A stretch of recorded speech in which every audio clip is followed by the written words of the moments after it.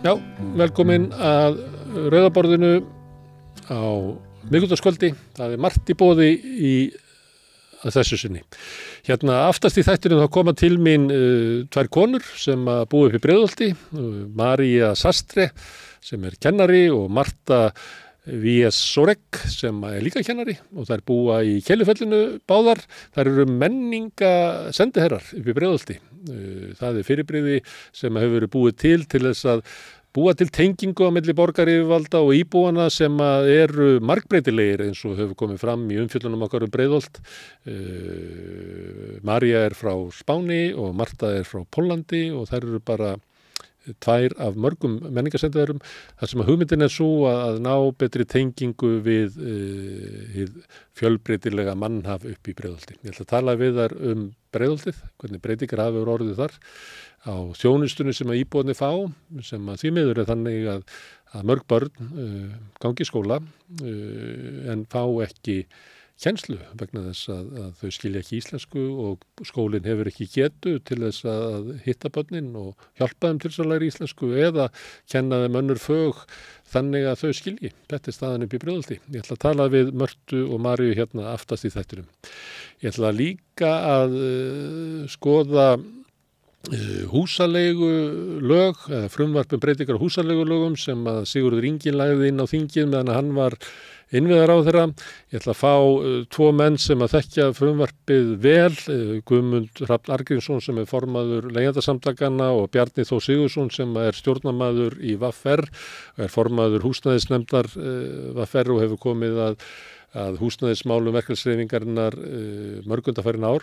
Ég ætla svona að fara yfir það hvaða bætur, svona réttarbætur eru fyrir leigjendur í þessu frumvarpi og hvaða réttarbætur eru kannski fyrir þá sem eru að bjóða upp á okurleigu út á hinum óhefta leigumarkaði. Það ræða aðeins þetta frumvarp, hvað það kemur, hverjir hafa haft mest áhrif á það. Það er mikilvægt að við reynum að skilja þessar lagabreytingar. Húsaleigulög snertir, er kannski það sem helst snertir kannski 40.000 heimili á Íslandi. Mikilvægt að leigjendur nái fram sínu réttarbótum. Kannski þetta slíkt, kannski þetta bara hænufett, kannski þetta svo lítið að tekur við alla að tala þetta. Sjáum til hvað kemur út úr samtali mínu við þá Bjarna og Guðmund. Hann kemur líka til mín, hann Bjarni Snæbjörnsson sem að setti upp leikrit sem að margir sáu, gekk lengi, góðan daginn faggi svona sína ferðasögu út úr skapnum og hvernig að vera samkynhneigður á Íslandi í heimi hinna gagnkynhneigðu. Hann frá Tálknafirði og kannski komu samfélagsbreytingarnar hægar þangar heldur en niður í miðbæ. Sjáum til hvað Bjarni segir, en hann var nefnilega að gefa út bók sem heitir Mennska sem eiginlega byggt á þessari sömu sögu, mikið byggt á bréfum sem hann skrifaði til móður sinnar á meðan hann var svona að feta slóðina út úr skapnum og hann heldur þetta úti líka podcasti þetta sama. Við höfum fjallað svolítið hérna í vetur svona brot úr sögu frelsisbaráttu homma og lesbía hérna í vetur og það verður forvitnilegt að heyra sögu Bjarna sem kom út úr skapnum svona aldamótin. Það eru forsetakosningar sem eru mjög ofarlega í huga fólks þar sem maður kemur og fólk vil ræða samfélagsmál. Við erum svona verið að leita ýmsa leiðir til þess að fjalla þetta. Ég ætla að fá núna gamalreynda blaðamenn til mín og suma fasta gesti hér á skjánum á samstöðinni. Björn Thorlags ætlar að vera með mér og Sigurður og Magnús Egilsson bróðir minn, hann kemur líka og Þóra Kristín Áskisdóttir. Þetta eru, ég ætla við séum ekki samanlagt með 150 ára reynslu í blaðamennsku og rúmlega það.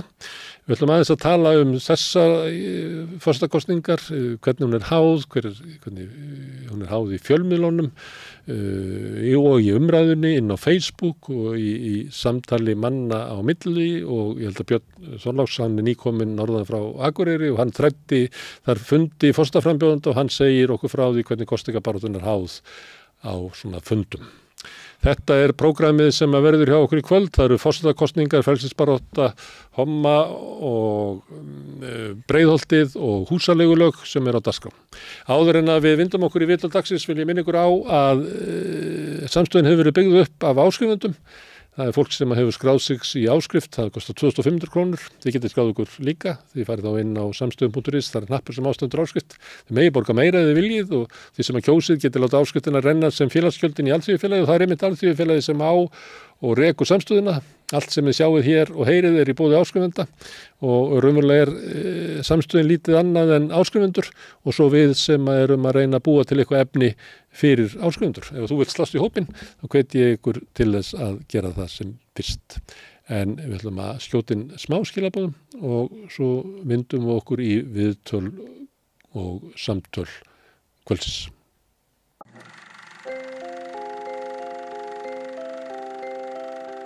Tíminn. Stundum virðist hann silast áfram.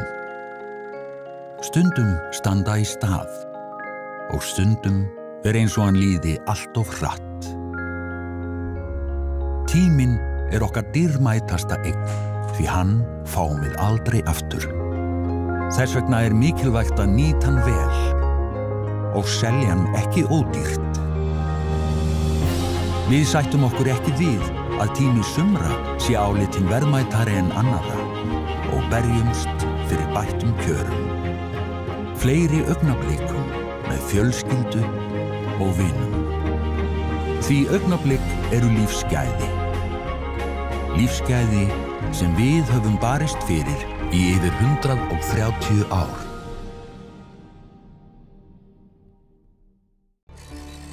Erfiðleikar heimila verkafólks hafa hríðversnað frá árinu 2021. 6 af hverjum 10 félögum í Eflingu eiga nú erfitt meðan á endum saman. Hvernig getum við réttlætt það? Efling stéttarfélag. Barátta fyrir betra lífi. Ertu á leið heim úr vinnu? Stilltu á FM 89,1. Já, heyrðu, það eru forsetakosningarnar, við erum að reyna að finna einhverja leið til þess að fjallum það hér við rauðaborðum, gert ýmislegt, kalla til hérna fjölskyldu til þess að ræða þessi mál og alls konar. Nú ætlum við að fá hérna, hvað heitir þetta, gamla blaðamenn, eða ekki? Sigurjón Magnús Egilsson, Þóra Kristín Ásgeirsdóttir, Björn Þorláks, verið velkomin. Takk fyrir það. Hvað tala blaðamenn öðru sem þetta stundum það á svona ritstjórnum getur orðið svona kaldhæðnislegt tal á ritstjórnum, svona bak við tjöldin. Já. Með það? Nei, við erum ekkit Nú erum við ekki á ritstjórnum. Ég held að vera að búa okkur á ritstjórnum, sko. en hérna, nei, kaldhæðnin er það nokkuð. Það ekkert öðruvísi talað hlutina á ritstjórnum heldur en út í bæ? Nei. Ég held að það sé rétt að það hafi oft verið svona kaldari tónn, meiri hæðni og menn hafi svona distanserað sig svolítið frá sirkus eins og forseta kosningum. Það er varnartaktík. Jú, mögulega. En ég held að margir, og þar á meðal blaðamenn sjálfir, séu ögn berskjaldaðri núna heldur en oft áður, vegna þess að við vitum bara ekkert hvernig þessar kosningar munu fara. Nei. Og það mun ekki komið í ljós bara að finna á kjördag. Sennilega ekki. Hugsa ég. Ég veit ekki. Fræðingarnir segja það. Það sé svo margir sem hafi ákveðið sig síðast bara í kjörklefunum. Að það sé það sé ekki hægt að spá. Nei.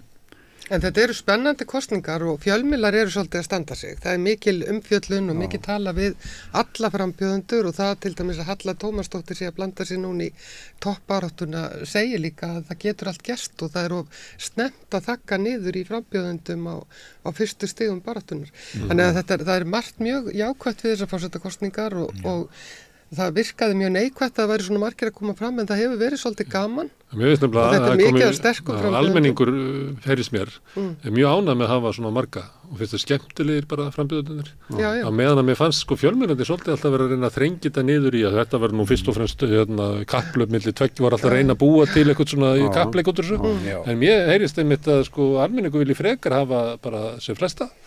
Já, þetta hefur verið skemmtilegt að þýleitinu til en það sem hefur verið leiðilegt við þessar forsetakosningar það er þetta neteinelti sem hefur verið í rauninni mjög áberandi fyrir þessar kosningar og mér finnst það eyðileggja þessa umræðu. Mér finnst það eyðileggja í rauninni að við erum með marga sterka frambjóðendur, við erum með að almenningur hefur mikinn áhuga sem kosningum, fjölmiðlar að standa sig, en á meðan eru einhverja svona herteldir að einhverjum súrum köllum sem að ganga internetið bara eins og klósettið heima hjá sér. og fara bara sem sagt ekki á þráðin hjá neinum nema bókstaflega til þess að sko bara drulla allt út í einhverjum leiðindum og óþverraskap. Ertu til að rökstiða aðeins betur hvað átt við? Nei, ég get ekki rökstiða hvernig það. Hvaða kallar eru þetta? Gegn hvaða frambjóðandum? Ég meina þetta umræðan hefur verið á þennan hátt, þetta hefur beinst mjög mikið gegn Katrínu Jakobsdóttur, en við höfum líka séð á tímabili fór þetta gegn Baldri og þá var þetta svona afmarkaður hópur, svona homofóbiskur hræddur hópur og við höfum séð að þetta hefur í rauninni að einhverju leyti snert flesta frambjóðendur en verst hefur þetta komið við Katrínu Jakobsdóttur og þar þykir þetta bara sjálfsagt mála af því að hún sé að koma úr stjórnmálum að þá megi fólk bara ef að hún eða hennar stuðningsmenn kveði sig hljóðs eitthvað staðar þá getur fólk bara sett upp í sig stólpípuna og láti bara vaða á samfélagsmiðla. Mér finnst þetta bara til skammar og þetta eyðileggur annars góðar kosningar. Þetta sást þetta þegar Villi Birgis upp á Skaga lýsti yfir stuðningi við Katrínu að þá voru komnið bara 14 metrar af fordæmingu bara með það sama. En hins vegar ég las aðeins að því svona bara þegar þú bentir mér á, ég lesi þessar athugasemdir venjulega ekki, sko. Ég nenni því ekki, sérstaklega ekki þegar að fara út í ykkur að drullu, þá bara nenni ég ekki að lesa þetta. En þetta var alveg svakalega hart þarna gegn Villa Birgis og hann er búinn að svara þessu aftur, sko. Hann bjóti nýjan þráð, sko, reyndi aftur. En þetta náttúrulega alveg, finnst ykkur þetta ekki til skammar? En sko, það er umræðan svona. Akkur skildum við ekki losna við þetta? Akkur getum við ekki rætt einhvern veginn að taka upp betri siði í umræðum á Íslandi? Við getum gert það, betri umræðu heldur en þetta. Við getum gert það. Við getum verið gagnrýnin, við getum verið hörð, við getum verið óánægð, en skiluru að hleypa svona umræðu áfram eins og einhverju dyggð, að það sé hreinlega dyggð að segja alltaf allt það ljótasta sem manni dettur í hug leið og manni dettur í hug og senda það bara út í kosmosið. Það er alveg ljóst að það er hellingar af fólki sem að upplifi sig bara svikin af Katrínu Jakobsdóttur. Já, það getur vel verið. Og við sjáum þetta, og þú talaði með þessi Facebook, að við sjáum þetta líka í könnunum, þar sem er spurt hvernig viltu alls ekki að sé forseti og þá trjónir hún algjörlega á toppnum, þannig að hún er í sínu framboði að fara á móti sko stærri hóp sem hefur meira á móti henni heldur en nokkur annar frambjóðandi. Ég vil frekar Smári að svona kosningar snúist verðleika fólks heldur en andverðleika og mér finnst að vera í rauninni mjög mikill ljóður á ráði þessa hóp sem eru. Kannski er þetta ekki vettvangur fyrir umdeilt fólk. Ég held sko, Smári, ég held að þessi umdeilanleiki, þetta eru mjög háværir kallahópar. Nei, ekki í samkvæmt könnunum, sko. Það verður 42% sem vilja alls ekki hún verið forseti. Já, það er af því að umræðinu hefur verið stýrt í þann farveg að þetta sé einhvers konar andverðleika kosningar. Ég man aldrei eftir meiri tilfinningu. Ég man aldrei eftir meiri tilfinningu hjá almenningi gagnvart forsetakosningum og nú.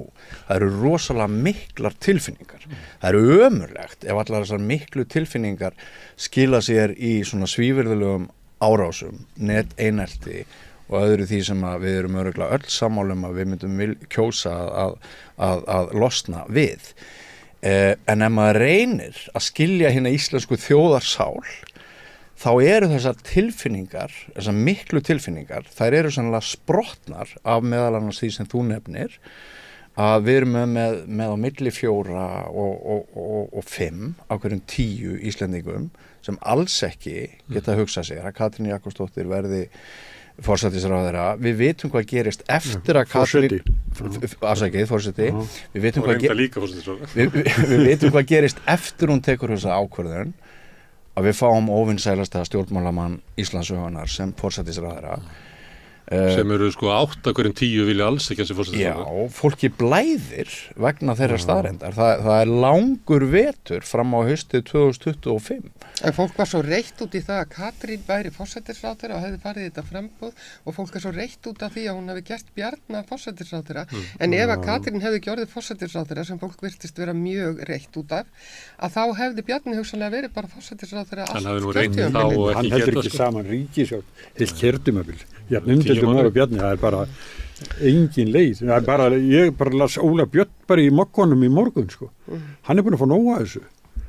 þessu ríkisstjórnarsamstarfi og hérna þannig að ég En Óli Björn hefur nú verið búin að fá nóg að þessu ríkisstjórnarsamstarfi held ég Nei, bara frá því að það var hann að segja þarna að það var að vera skamman fyrir að tala ekki nógu mikið segja ekki nógu mikið frá því sem hann að hugsa og ég held að hérna þetta sé bara ein svona birtingamynd af því að ég Bjarni, sko hann var áður með ríkisstjórn í hvað 11 mánuði ég hef enga trú að því hann geti haldið sama ríkisstjórn heilt kjörtímabil hérna umdeildur og hann og hvað hann með miklar flækjur í sínu lífi tengdur viðskiptalínu, tengdur þessum ríkustofnum, þetta bara En það ekki bara mjög jákvætt ef hann getur ekki haldið áfram þessari ríkisstjórn? Jú. Fyrir þá sem hafa gagnrýnt það sem mest. Það er betri heimur. Þarf að gráta það eitthvað sérstaklega? Það er betri heimur í það sem að Bjarni getur ekki haldið saman ríkisstjórn heldur heimur það sem að Bjarni getur haldið saman ríkisstjórn. Er það ekki bara? Jú.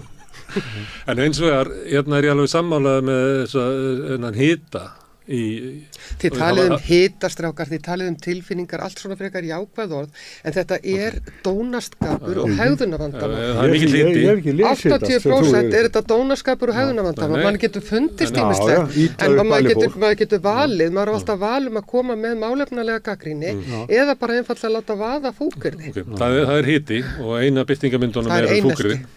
Eina birtingamyndunum er hérna og það var einhver hérna frammi daginn sem var að rifja upp 68, ég var ungu til að muna þær kosningar að frænka sín hefði hrækt á sig af því að Studdi Villarsson frambjóðanda og ég var að skoða Facebook núna helgina og var eitthvað að hugsa að ég ætti kannski að skrifa svona status þetta að þú veist, ætliði ekki að lifa af næstu 3 vikur sko, af því að hitt mér sko svona, það var orðið svo heitt sko og mikið læti í fólki og það eru 3 vikur eftir hvernig ætlaði að vera síðustu vikuna sko, verður fólk byrja að slást á götumóti þannig að það er rosaleg hérna, ég veit ekki það er rosaleg heift í fólki sem er látið vaða á það sem er eineltis targeti hverju sinni. Núna er það Katrín Jakobsdóttir, það getur orðið eitthvað annað á morgun.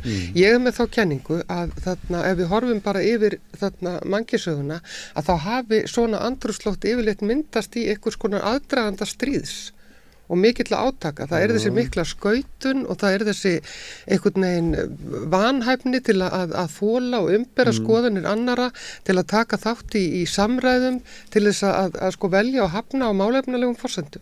Mokkin byrjaði, finnst mér, á því með Höllu Rund að gera allt svona vafasamt sem hún hafði gert og farið til útlanda, hitt eitthvað og hérna Karin Kjartansdóttir sem er upplýsingafulltrúi Orkustofnunar svo núna kosningastjórinn hjá henni og ég veist ekki svona þetta var bara dag eftir dag mokkonu sem var að tína upp eitthvað sparðatýning sko í hennar garð. Ef einhver frambjóðandi fór illa út úr Stefáni Einari og Kó í mokkanum, þá var það Katrín Jakobsdóttir vegna þess að þetta byrjaði á henni og þarna tókst að þvælana inn í ýmislegt og meðal annars að ná fram einhverju fyrirsögn sem kallaði á miklar umræður hjá netröllunum hvort hún var í barnamorðingi og það eimir enn eftir að því.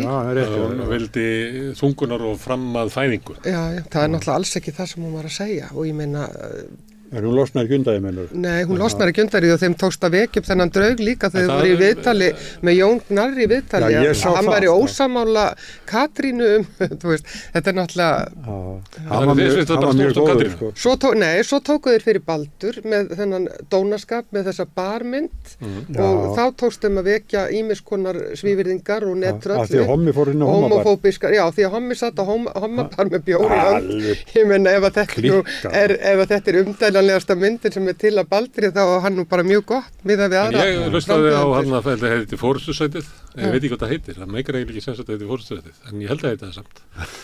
Í gær, þar sem Halla Rund var. Hún þurfti að svara fyrir þetta úr mokkanum hann að hvort hún hafi skrifað undir einhverja vilja yfirlýsingu í Argentínu sem að, þú veist, engum alveg skiptir eins og það var okkur sakabekk. Ég var í útvarpinu að labba heim og þá heyrði ég Stein Ólínu vera hjá Val Grettisinni í Síðdísútvarpinu að svara fyrir það sko hvað myndir þú gera ef verið byrt mynd af Katrínu Jakobsdóttur og kynlífsbar.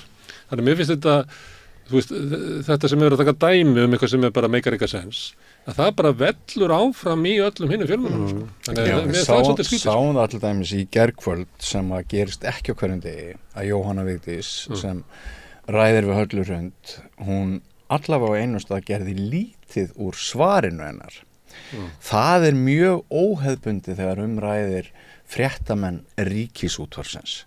Það var þegar hún var að spyrja hann uppvöxtinn, af hvernig hún væri svona mikið að tala sveitin og hún hefði verið í blokk og búið í blokk. Þessum Okki segir að hún hefði búið í einbýlishúsi, það í rauninni verið að reyna að koma þeirri hugsun að hjá almenningi að það sé hræstni í gangi.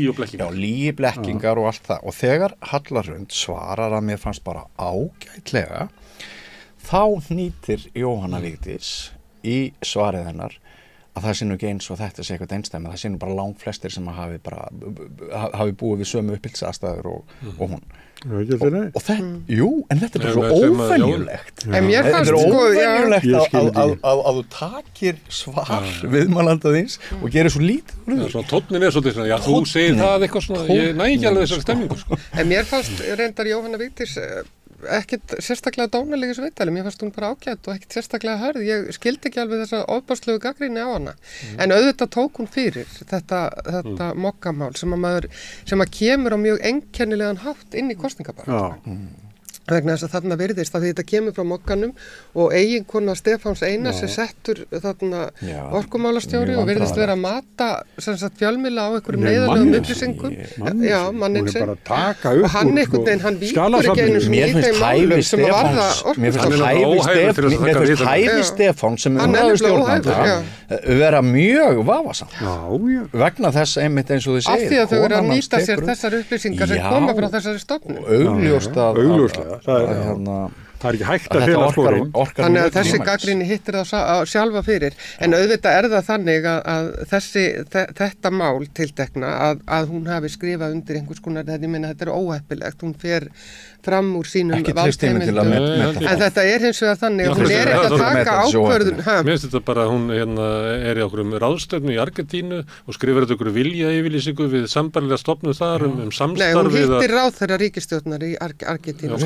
Nei, ég get ekki mætt að því að... Nei, hún hefði átt að hafa samráð það við utanríkisráðuneytið, bara samkvæmt þarna bara etikettunum. Ef orkumálastjóri í Argentínu var á Íslandi, hún myndi hitta ráðherra, hún myndi hitta forsetann, gott ekki bara biskupinn. Þannig ég bara sé ekki hvert málið. Hún bara ekki á að neita mæta ráðherra. Nei, hún hefði bara átt að hafa samráð það, en ég hins vegar, ég líti á þetta sem eitthvað algjört smámál innan að, ég meina, hún að koma í þetta embætti og hún gerir eitthvað sem að kannski, þú veist, þetta eitthvað svona, það hefði verið næst þarna átt þú að hafa samband, af því að hún ekki að skrifa undir viljayfirlýsingu neitt konkrétt, þetta bara viljayfirlýsingu. En ef við reynum aftur aðeins að velta fyrir okkur, akkur eru svona mikla tilfinningar, akkur eru svona mikil heift, þá ekki ágætt að því að það stutt síðan las ævisögu Gunnars Thoroddsen sem nú verandi forseti okkar Guðni TH skrifaði að ekki ágætt að velta frábær bók, ekki ágætt að velta því fyrir sér þar sem að þar segir svona til þess að við lærum að skilja okkur sjálf frá degi til dags að Íslendingar hafi alltaf kosið sér þann forseta sem fjærst stendur valdinu og núna erum við náttúrulega með frambjóðanda sem að stekkur blóðhrár beint úr forsætisráðuneytinu og kann það nú ekki að skýra líka hluta þessum tilfinningum að Íslendingar, ég stundum haldið því fram að þetta sé í rauninni einu skiptin sem Íslendingar kjósa bara eftir sinni eigin hjartans sannfæringu þegar þeir fara inn í kjörklefa vegna forsetakosninga. Ég held að mjög mörg okkar kjósa eftir pingjunni, eftir hagsmunum í alþingiskosningum vegna þess að vinnuveitandinn búin að setja einhvern hálfgerðan þrýsting á þá sem eru undirsettir og ég veit ekki hvað og við þekkjum nú hvernig þetta var áratugi aftur í tíman. En það birtist okkur, mörgum held ég, í aðdraganda þessara forsetakosninga að það þarna einn frambjóðandi sem að væga sagt hefur staðið ekki bara nálægt valdinu, heldur verið mögulega valdamesta manneskja Íslands í 7 ár og ég held að það skýri hluta þessara tilfinninga. Þetta náttúrulega taktíki sem andstæðingar Katrín að nota til þess að skilgreina hana. Þetta í rauninni bara það. Nei, ég held að þetta sé bara augljóst.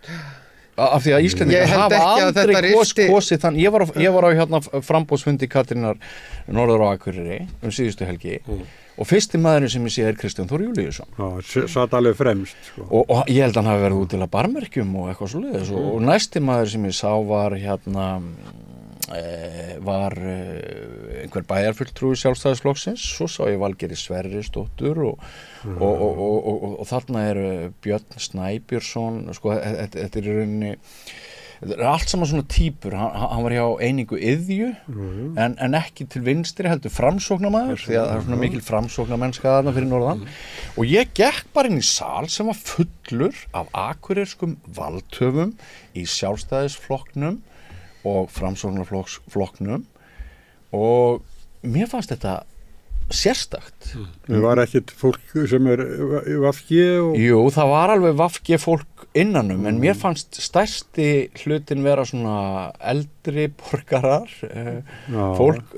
Töldu sig eiga partíð og settist á fyrsta bekk. Töldu sig eiga þetta partíð. Það svolítið svona tákrænt. Og ég held að það sé ekki hægt að skauta fram hjá þessu sem bara því að þetta sé einhver orðræða sem að þeir sem að hafi eitthvað gegn Katrínu. Þetta ákveðin galli Þóra Kristín.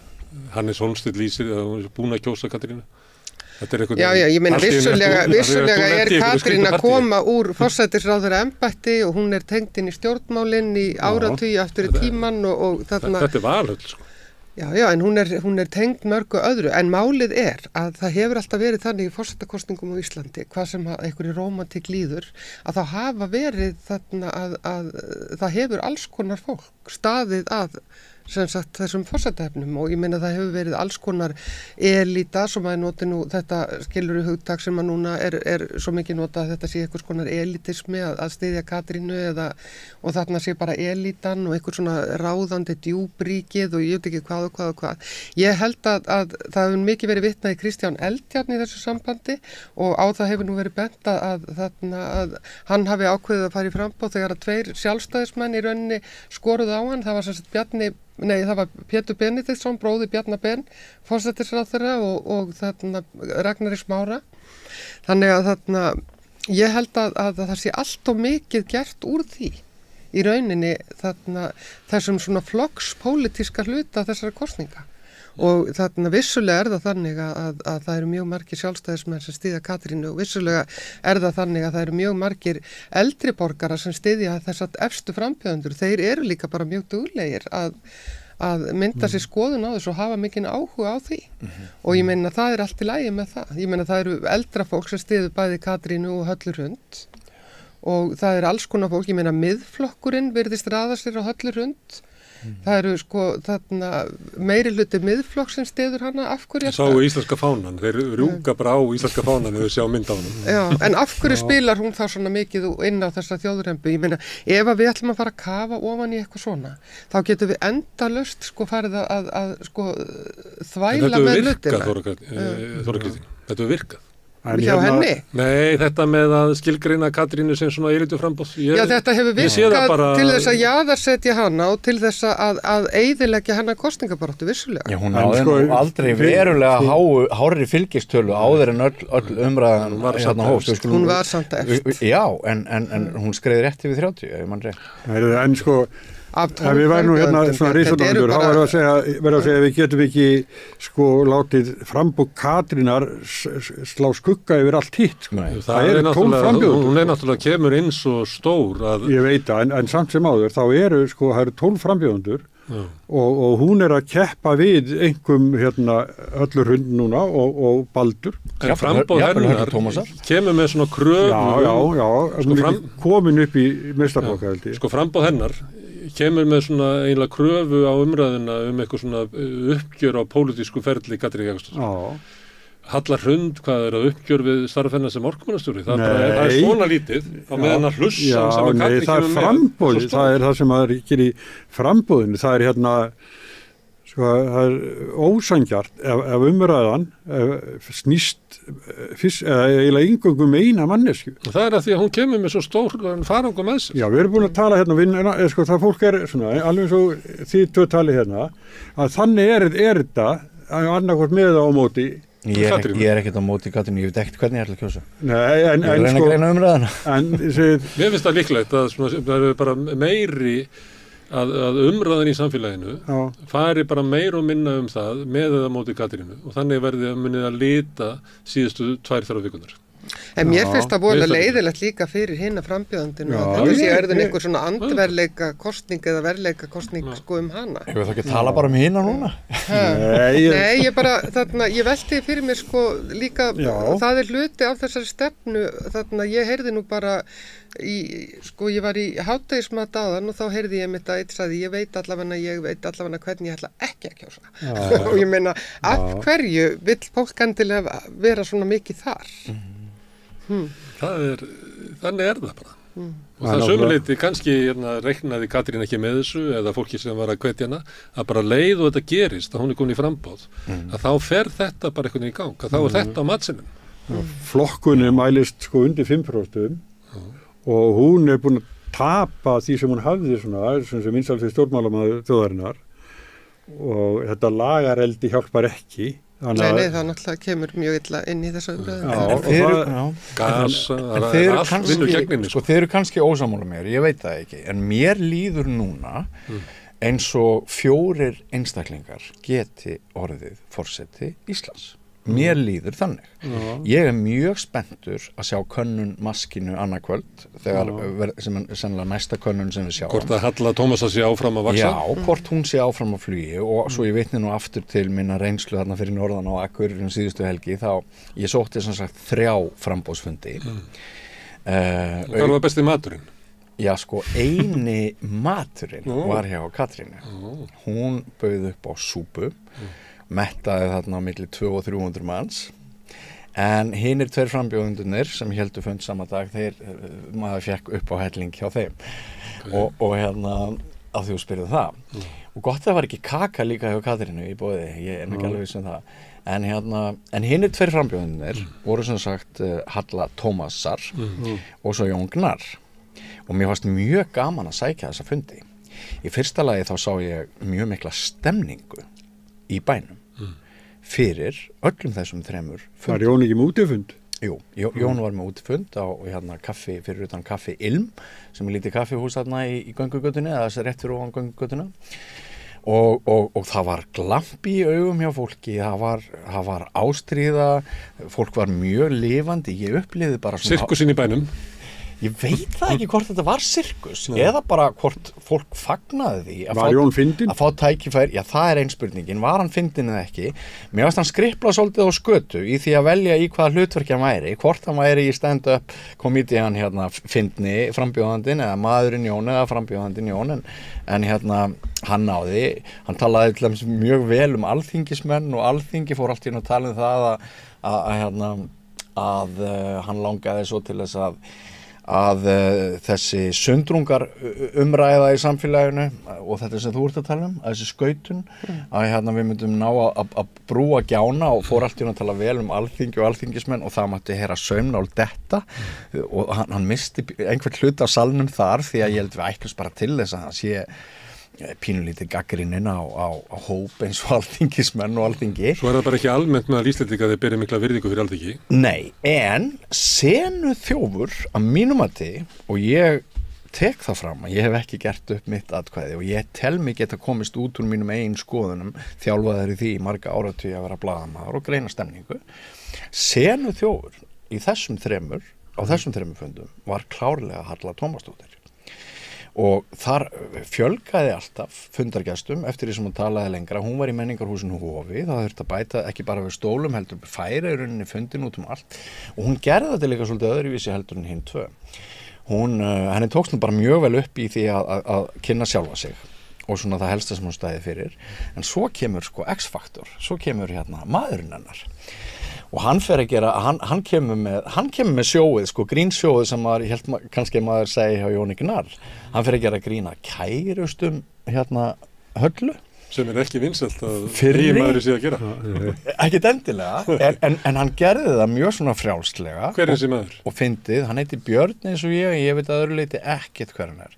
En hann allavega kom mjög vel fyrir og virtist mjög flinkur og maður upplýði sko, þetta var það langskemmtilegasta sem ég sjálfur orðið vitni af síðan þessi barátta hófst. Það var í fyrsta lagi að fylgjast með fólkinu, fylgjast með áhuganum, sjá ólíkar áherslur, frambjóðendana og ég er alveg sammálaður Þóra Kristín að ef við náum að komast aðeins upp úr sko þessum drunga og þó þessari beiskju og biturð og galli sem að sumstaðar flýtur þetta er stórkostlega skemmtilegt. Mér finnst það sem að maður fer sko fólk vil endilega ræði þetta út og suður það er gríðalegur áhugi. En það sem Höllu tekst núna, Höllu Tómasdóttur, það er að koma svolítið fersk inn í þetta út af því að hún hefur ekki verið þarna í þessari stemmingu, hún hefur ekkert lent þar inni sko. Nei. Þannig að hún getur stórgrætt á það, já hún hefur ekki verið að ráðast á aðra heldur. Hún var nú boðuð til viðtals við Stefán Einar talaðan. Já.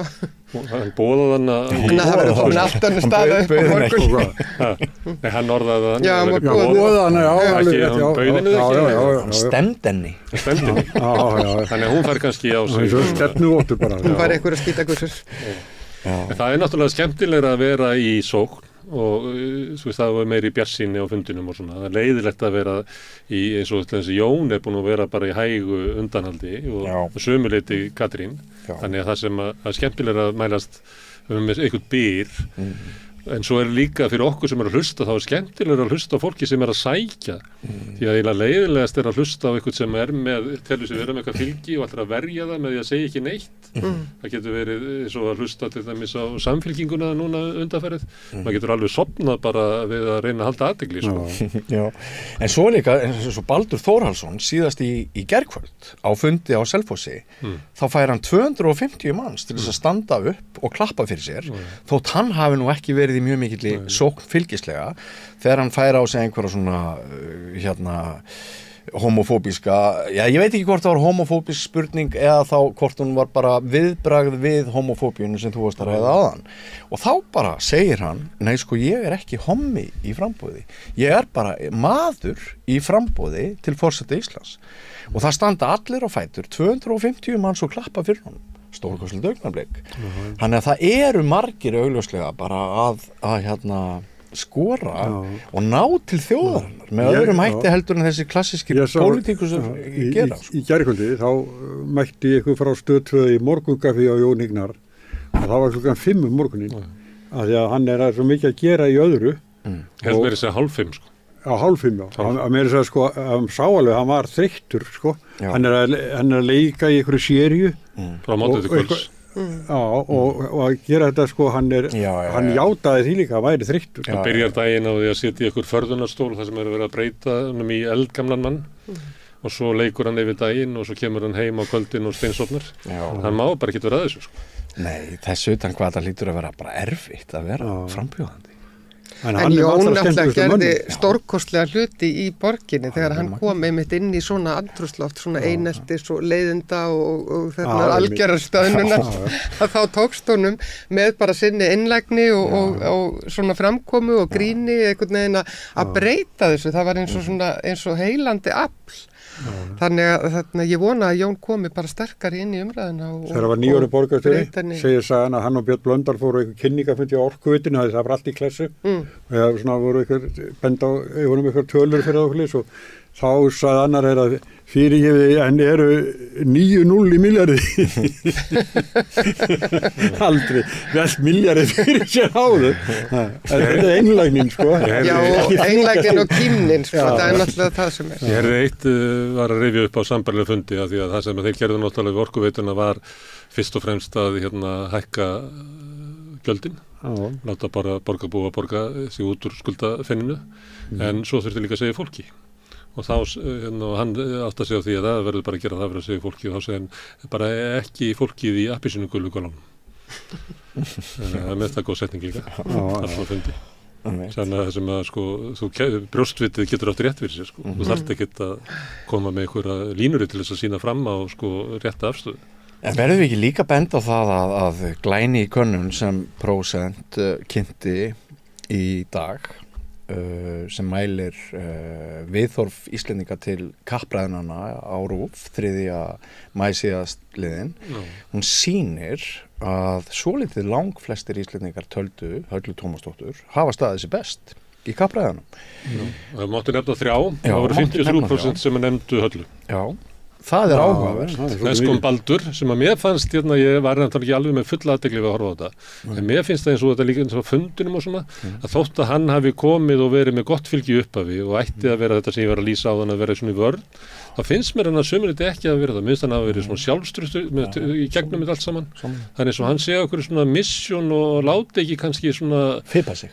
Hann hefur ekki mjög fallega kosningabaráttu en Baldur, komið vel út úr. Kannski eru bara með skárra fólki í kringu sig. Og málefnalega einhvern veginn. Kannski eru með skárra fólki í kringu sig. Kannski eru hinni með eitthvað svona lið sem alltaf fer á taugum yfir skoðanakönnunum, það er mikið álag fyrir frambjóðanda. Já, og er líka of mikið að stjórnast í frambjóðandu vegna þess að það versta sem að fólk gerir sjálfur sér og öðrum í svona frambóði, það er að vera ekki karakter. Og þegar maður sér fólk sem einhvern veginn er ekki í karakter, og ég verð að segja það til dæmis núna að bara með alla þessa frambjóðendur, að nú erum við með þarna alveg sko skelfilega atburði sem er að gerast í Miðausturlöndum. Við erum með sko hroðalegt þjóðamorð þar sem að við erum öll hérna á þessu litla skeri bara í rauninni bara með kökk í hálsinum allan daginn, bara maður kveikir á sjónvarpi og þarna ég heyri voðalega lítið þetta frá þessum frambjóðendum af því að þeir eru svo mikið að passa sig.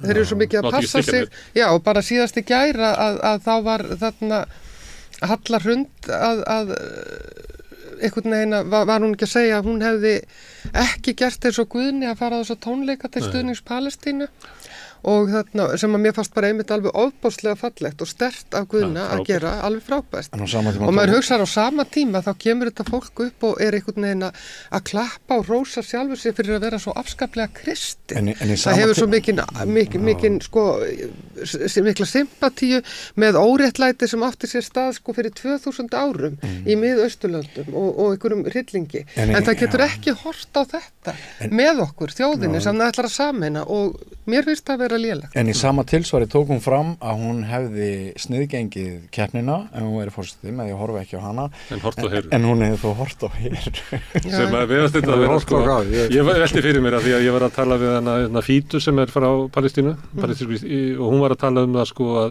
þessi umræð Eurovision hún var reyna að leggja til, getur ekki bara hætt henni getur ekki bara tekið þetta Eurovision kjartaði og rættu málið sem að er náttúrulega þjóðamorð á Gaza bara beint og þannig erum við að horfa á forsetaframbjóðanda og Spyril og niðurstaðan verður einhvern veginn svo að hún er verið að ná út einhverju siðferðislega afstöðu frammi fyrir þjóðamorði og þá var niðurstaðan svo að hún hefði hort á heruatriðið en ekki Eurovision og ekki, hvaða rugl er þetta komið í?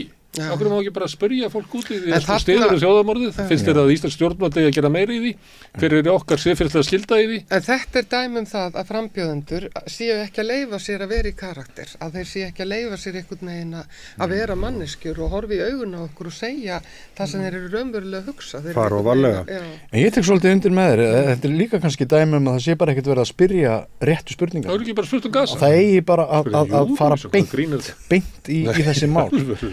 Það mætti alveg vera meira hérna það mætti kannski ganga harðar á frambjóðendur varðandi svona mál og minna einhver þarna að þeir hafi einhvern veginn tróðið í salatinu í einhverjum prótókollum í þarna eins og Halla Hrund með þennan fund þarna með Argentínu og eina sem sko ég sé í því máli að þarna hún hafi tróðið eitthvað í salatinu, gert eitthvað sem var ekki vaninn að gera og í öllum tilfellum þá hefur bara verið sagt ekki gera þetta aftur en af því að það er náttúrulega mjög mikill pirringur út í Höllu Hrund var pirringur út í hana sem orkumálastjóra af því hún var skeleg, af því hún talaði mannamál og að þá átti nú að leggja þessa stofnu niður og eitthvað svona að þetta sé hreinlega að því og sem að konan hans Stefáns Einars hafi laumað Morgunblaðinu eða einhver annar í Orkustofnun Herðu, en Halla Hrund, hún er náttúrulega merkilegu frambjóðandi hún kemur svona out of the blue hún er blue, hún er alltaf blá eða vil vera bláklædd og fólk er svolítið að velja sér liti við fundist það og hún bara rýkur upp og það er eitthvað svona sem að kannski út af þessum illindum í umræðum okkar að kannski erum við bara orðin svona menning að við treystum engu nema helst barni að vera Greta frá Svíþjóð þar sem að Við vildum ekki hlusta á sko vísindamennina sem komist að þessu, en þegar Barth sagði þetta, að þá hlustum við, af því að við erum svo, þetta eitthvað svo mikil grimmd í samfélaginu, að leiðu þetta orðin sko bara komið einhverja reynslu og eitthvað svona, við þolum, þess sem alltaf að leita einhverjum heilaleika, þolum ekki briskleika mannsins, þolum ekki svona ástand í okkur, að við erum alltaf að reyta eitthvað svona hreinu. Þannig að hún kemur svolítið þarna inn, það sem að við erum með, eiginlega öll eru svona, nefn kannski ekki Baldur kannski, en ég meina Katrín er svona, kemur úr öðrum átökum, Jón var ekki fyrir 14 ára sem hann var í eitthvað svona svipuðu og þú veist, þannig að hún kemur þarna inn og þá einhvern veginn sópar hún að þessi fylgi sem kannski ekki það sem hún hefur verið, heldur frekar svona það sem hún gæti verið. Svona eitthvað svona hreinleiki. Já, hún verður svona fulltrúið þarna. Vorið. Já, þetta eins og þegar það var mesta reiðin og skautunin hérna eftir hrun, muniði afturhvarfið í lopapeysuna og blóðmörinn og þetta svona, Hallarhund hefur svolítið svona, eða hennar þarna kostningamaskina hefur svolítið spilað á þessa taugar, þessa svona þjóðernisromantík og þarna, þessa öryggisvík. Já, líka þetta með að við erum að fá eitthvað sem hefur ekki tengst neinu, ekki komið að neinu, ekki gert neitt og þá endar náttúrulega bara þú ert komið með 7 ára barn. En á sama tíma þá erum við að gera kröfum eða sama fólk alltaf að segja sko að forseti eigi að setja mál í auknum mæli til þjóðarinnar, hann eigi að vera gildandi og það sé mikilvægt að hann sé svona, en hann má ekki vera manneski sem hefur haft neina skoðun eða sett sig inn í nokkuð skapaðan hlut. En Hallgrímur Helgason náttúrulega rammaði þetta alltaf hnittilega inn sem er svona, gaf þessu önnur orð en þetta sem þú ert að lýsa, en er samt í rauninni að tala um sama hlutin. Þegar hann sagði að íslenska ástarlífsleiðin væri skyndikynni og okkar leið til þess að sýna ást okkar á einhverju, hún væri oftast í gegnum skyndikynni. Og sveitabell eða bar. Og hann vildi meina það að skyndikynni Íslendinga við Höllu Hrund, hvað þetta gerist hratt, að hérna fæst okkar vissu í rauninni mikið hana, hver hún var eða fyrir hvað hún stóð fyrir, en einmitt eins og nefnir bara allt í einu, búm, siglir hún með heiminskautum og Hallgrímur Helgason segir að þessi skyndikynni, þessi gamla menning hérna í okkar sögu, að við séum bara hrifin af skyndikynnum, en kannski tengist það líka því að við trúum á kraftaverkið, við trúum á hið óvænta, við viljum, eins og þú ert að tala sakleysi, hið barslega, þetta er svona elskum ekki það sem nú geysist Halla Tómasdóttir inn klukkan korter í 3 Já og hvað gerist þá? Það gæti alveg gerst í skyndikynnum. Þetta getur verið að þetta er svona að elska ekki það sem heldur elska það sem gæti orði. Þetta er náttúrulega, getur verið háskalegt að lifa eftir þessu alltaf, og það er líka sá sem í vandræðum, hann oft svona kusum við ekki Guðna hann hefur alltaf svolítið. Var það ekki? Kusum við ekki Guðna TH pínulítið út frá þessu? Við vissum svo sem ekkert neitt óbáslega mikið mann, en við kynntumst honum mjög hratt. Ég var búin að kynnast honum, ég var ekki nokkrum vafa sko. Ég hafði unnið með honum og það er ekki spurning í mínum huga að ég hvað Guðna bara alveg sama hvað sko. En maður hefur svona talað við fólk sem í svona vandræðum kannski og þá hefur oft svo mikla trú á þessu sem nýbyrjaður, einhvern veginn hérna, allt í steik í fyrirtækinu, en hann að Jói sem að byrjaði fyrradag, ég hefur rosa trú á honum, það kannist ekki við þetta. Þetta er svona, veit ekki hvort það sé enginn á þjóðinni. Það er svo margt að þessum 12 sem við gætum öll bara trist til að vera forseti Íslands. Það eru margir hæfur umsækjendur hérna, þannig að það er ekki Já, það er í rauninni mjög mikið mannval þarna. Þannig erum við með 2 frábæra listamenn, Steinu Ólínu og Jón Gnarr, og við erum með þarna Katrínu Jakobsdóttur með hennar sko dýrmætu reynslu og þarna og frábæra persónuleika. Við erum með Höllu Hrund sem að sýndi fyrir Orkustofnun að hún er með bein í nefinu og flott. Við erum með Höllu Tómasdóttur sem er núna einhvern veginn að rúlla öllum upp. Við erum með þarna mjög marga frambjóðendur sem eru þarna, og Baldur sem er alveg þarna yndisleg persóna, og ég meina við erum með, það er þess vegna sem þetta ætti að geta verið svona lýðræðisveisla sem við erum stolt af að vera með í, en ekki svona níð og skítkast og eitthvað svona óaldalíf. Ferðu á fótboltaleiki?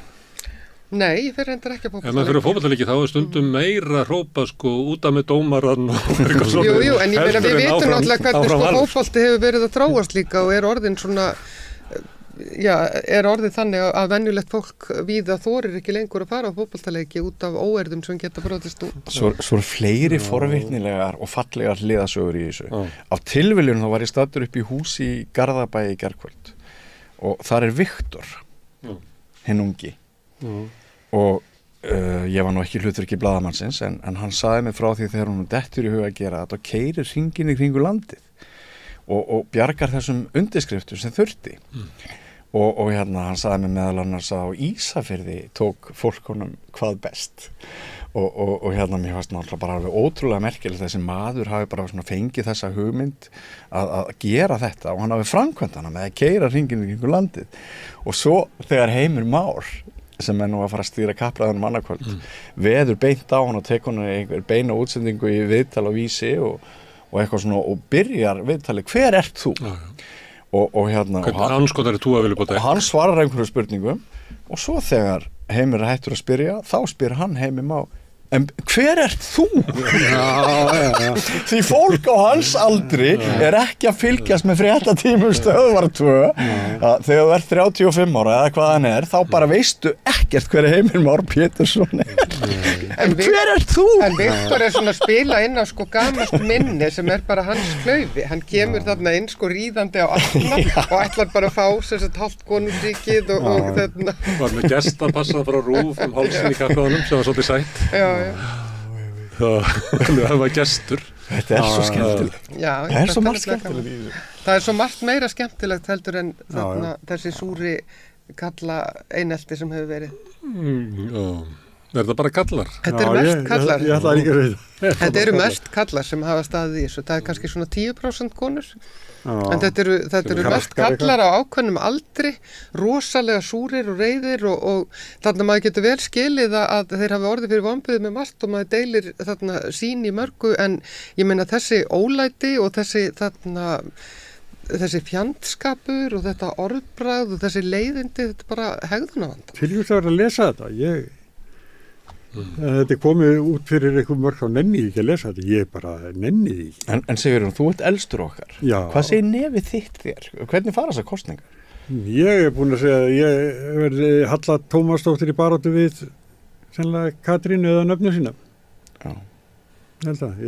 Það gæti verið að Katrín Jakobsdóttir dytti af eiginlega vagninum svona bara í næstu viku. Það geta alveg gert. Svo gæti vel verið að skoðanakannanir muni mæla Katrínu ekki efsta og jafnvel vantið svolítið upp á það rétt fyrir kosningar en samt verðum forseti. Ákveður byggið það. Gamlingjarnir fyrir norðan sem voru á framboðsfundinum þeir voru að segja, þeir voru svona að gera grínaði og hún líka Katrín sko hún voru að segja ég verð að viðurkenna það að við erum svo sem engin unglömp hérna sagði Katrín leitið við salin og svo fór hann eitthvað að tala um að hún væri að fara á TikTok til þess að reyna að yngja aðeins upp hérna liðið sem hún er að reyna að sækja hérna fylgi við en einn gamlingi sagði við annan og það var svolítið fallegt við skilum okkur á kjörstað og maður veit ekkert hvort sko sá sem svarar eða sú sem svarar hérna skoðanakönnun að hún hafi einhverja meiningu maður veit ekkert að hvað miklu leyti fólk mun skila sér á kjörstað en við vitum að gamlingarnir munu skila sér á kjörstað þannig að kannski verður bara töluvert niðurstöðu það þarf að vera svolítið mikil sveifla í þessu ég man einhvern tímann hafði ég fyrir því að þetta er alltaf satt píratana sko og þegar maður svona aldursreiknar sko hérna mætingur á kjörstað þá er þetta aldrei svo rosaleg sveifla sko með svona hérna oft ofmetin í umræðinni það sem ég held að sé eins og líklega að gerist er að fólk oft hérna heldur það að þeir sem er eftir að ákveða sig séu kannski líkari í sveiflunni, það er ekki alltaf sko. Stundum gerist það að þeir sem eftir að ákveða sig séu líkari bara síðustu kosningum.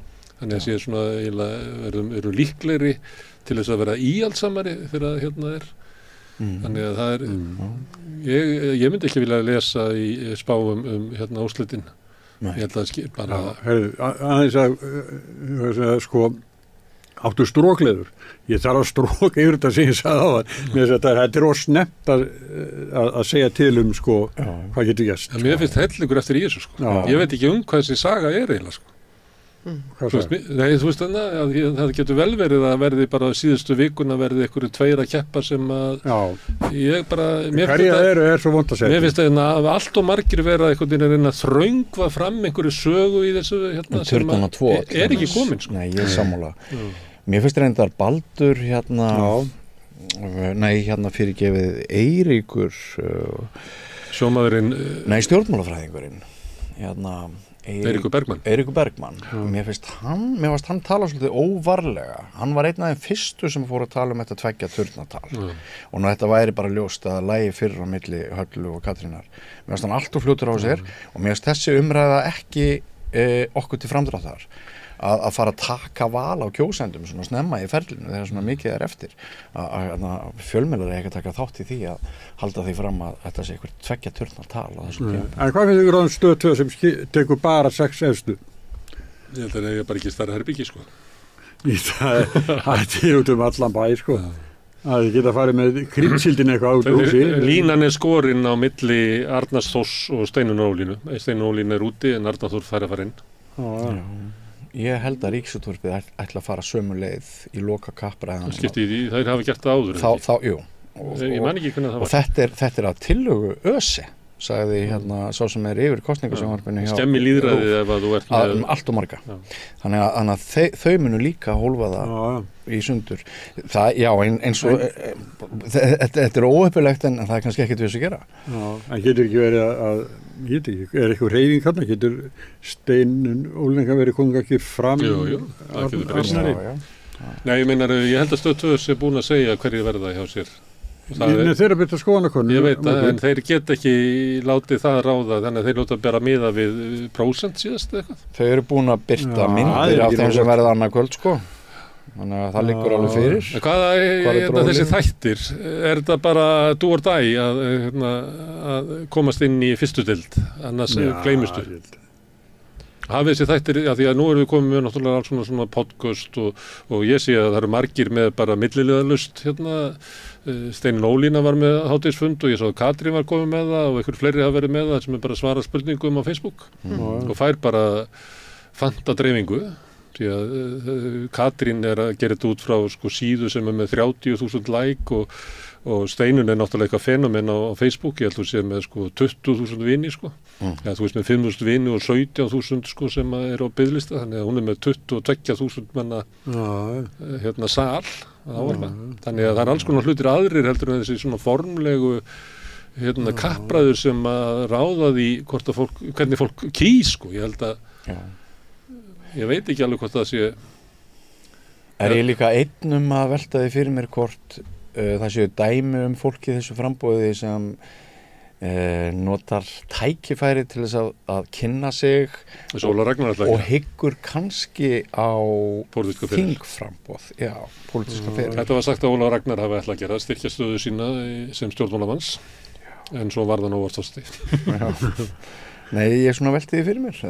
Maður geti alveg séð fyrir sér að 2 eða 3 þarna í þessum hópi banki upp á hjá Samfylkingunni. Baldur Þórhals, Hallar Hund hefur verið talað sem hérna orku og umhverfismálar á þeirra efni Kristrúnar Frostadóttur.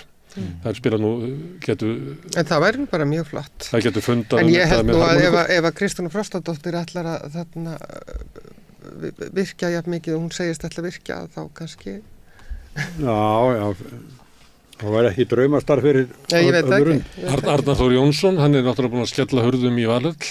Hann fyrir í miðflokki þá. Hann fyrir í miðflokki líklega. Já, hann getur vel farið í miðflokkin. Hann er búin að segja mokkanum. Af því við vorum að velta. Hann er búin að segja mokkanum. Já, akkurat. Það gekk fram á honum núna í vikunni, hann sagði upp mokkanum. Já. En ég fletti þessu upp af því við vorum að veltaði fyrir okkur hver myndi draga inn síðasti maður í kappræðunar hjá Stöð 2 annað kvöld og það er Arnar, hann er sem sagt hann er eftir hinnum sem við vitum hver er hann dregur. Línan er á milli Arnars og Steinunn Ólína fær ekki verið með. Akkurat.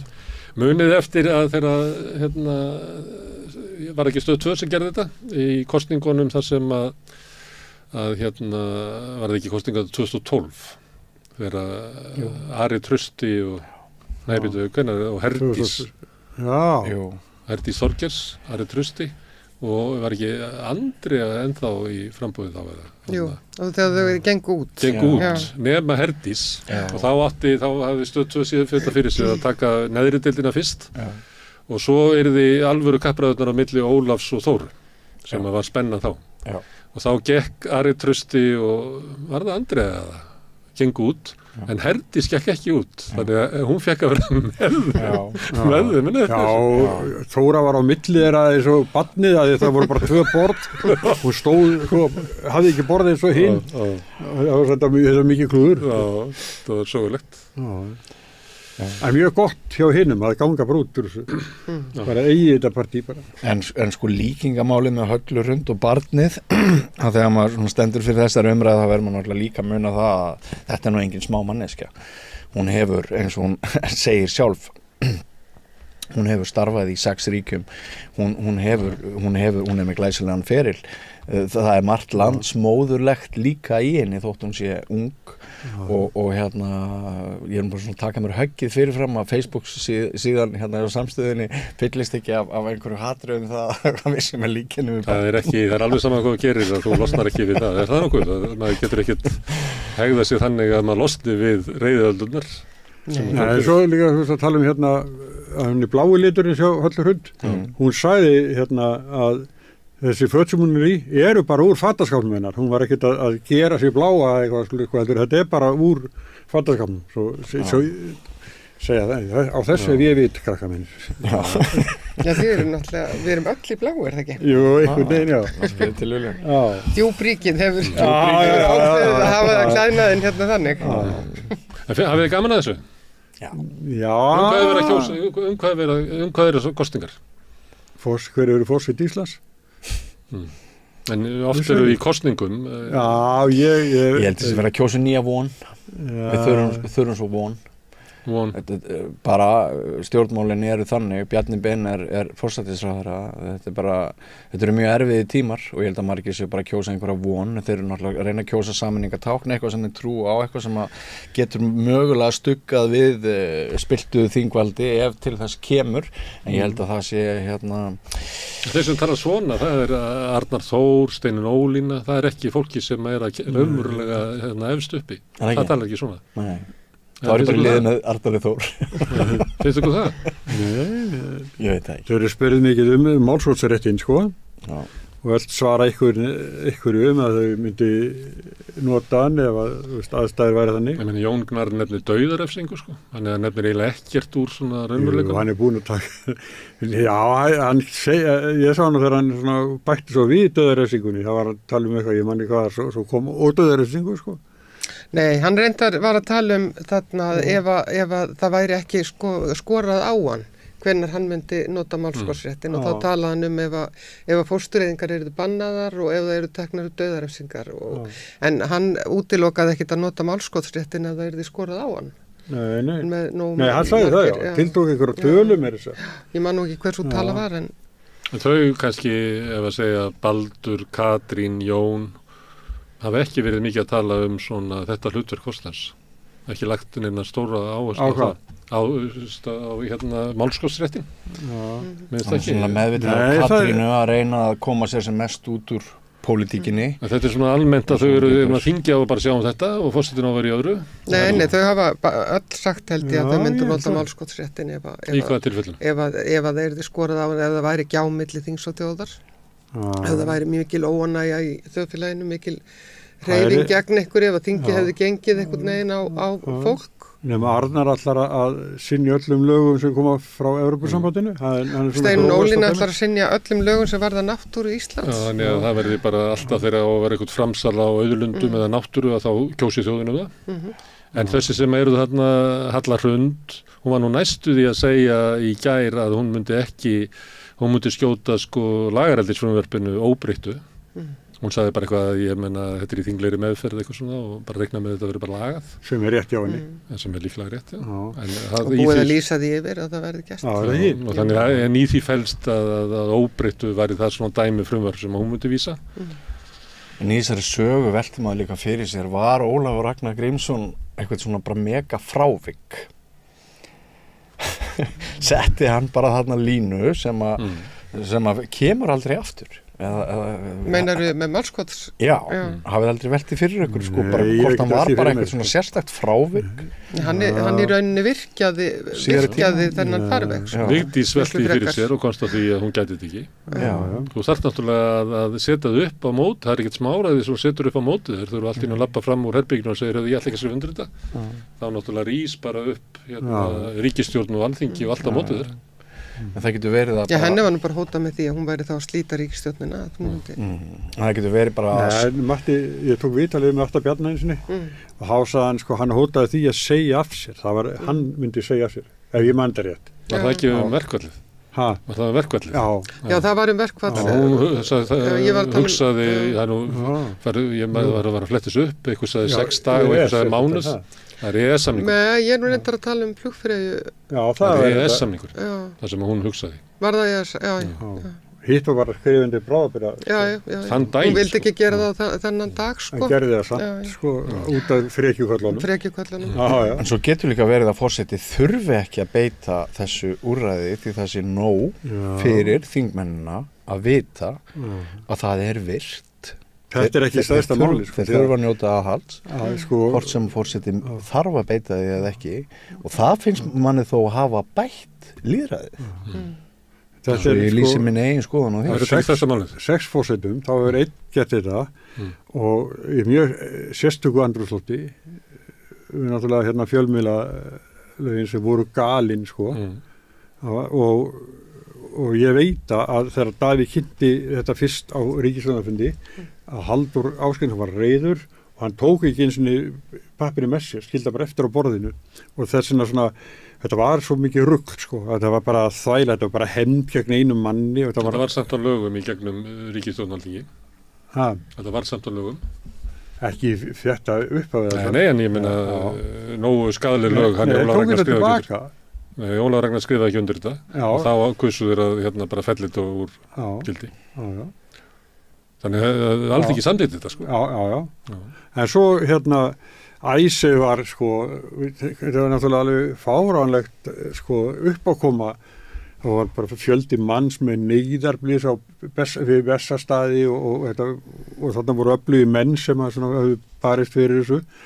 En þetta var stór mál og mjög erfiðum tímum áttu við að taka að okkur að borga æsi og þetta var mjög erfitt og þannig að það hvenær gerist svoleiðis aftur Og ég meina líka þegar Ólafur Ragnar skrifaði undir hann skrifaði undir fyrstu samninginn fyrstu lögin og með fyrirvörum sem að bara Bretar og Hollendingar settu sig ekki við þannig að hann, ef maður að hugsa svo hann hafi haft kjarkinn til þess að standa upp á móti Alþingi og ríkisstjórn að það var ekki meira en það að hann reyndi að fyrsta undirskriftin var það sem að var að reyna að taka tilliti til blísfararinnar en líka hafa ríkisstjórnir góða og þannig að þetta er meira en að segja það ætlaði bara að neita skrifundu lög og ég myndi alveg vera til að velta því fyrir mig er ekki bara karakter Ólafs Ragnar sem að kveikta á þessu og ég sé ekki stríðsmaður karakterið Vigdísar kveikti ekki á þessu en ég held eins og ef þú myndir spyrja almenningan úti ég myndi held að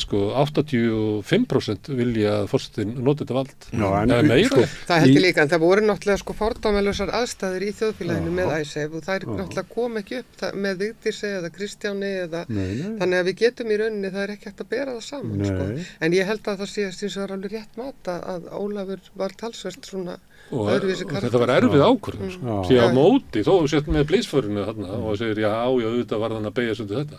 Hinum minn varstu með fólk sem var að segja að þú getur Ísland verður Kúba norðursins ef við gerum þetta. Því að það mun bara vera kift undan okkur fótunum og við verum að fátagnastu aldinnar. Þannig að þetta var töff ákvörðun Að svona kom upp aftur er eitthvað svipað, er mjög ólíklegt og það getur verið eitthvað það er mikið minna mál en þannig að þegar það er umröðu þættir við forsetefnin og megin hluti tímans fer í málskotturéttin það er bara ekki þetta er svo sjálfgeft undantekning og þannig að það mér er gert of mikið úr þessu en öll myndu við hvert og eitt ef við værum forseti og kæmi upp eitthvað sem okkur þætti bara óskapnaður og þjóðin bara væri hörð á móti þá ef þú komin á hennar stað þá verður að hafa kjark til að Jú, en það standa með gerist þjóðinni. aldrei þannig að það sé alveg ljóst hver ákvörðun á að vera, það sem ég er að segja. Það var ekki þannig í ASF og það var ekki þannig í fjölmiðlafrumvarpinu.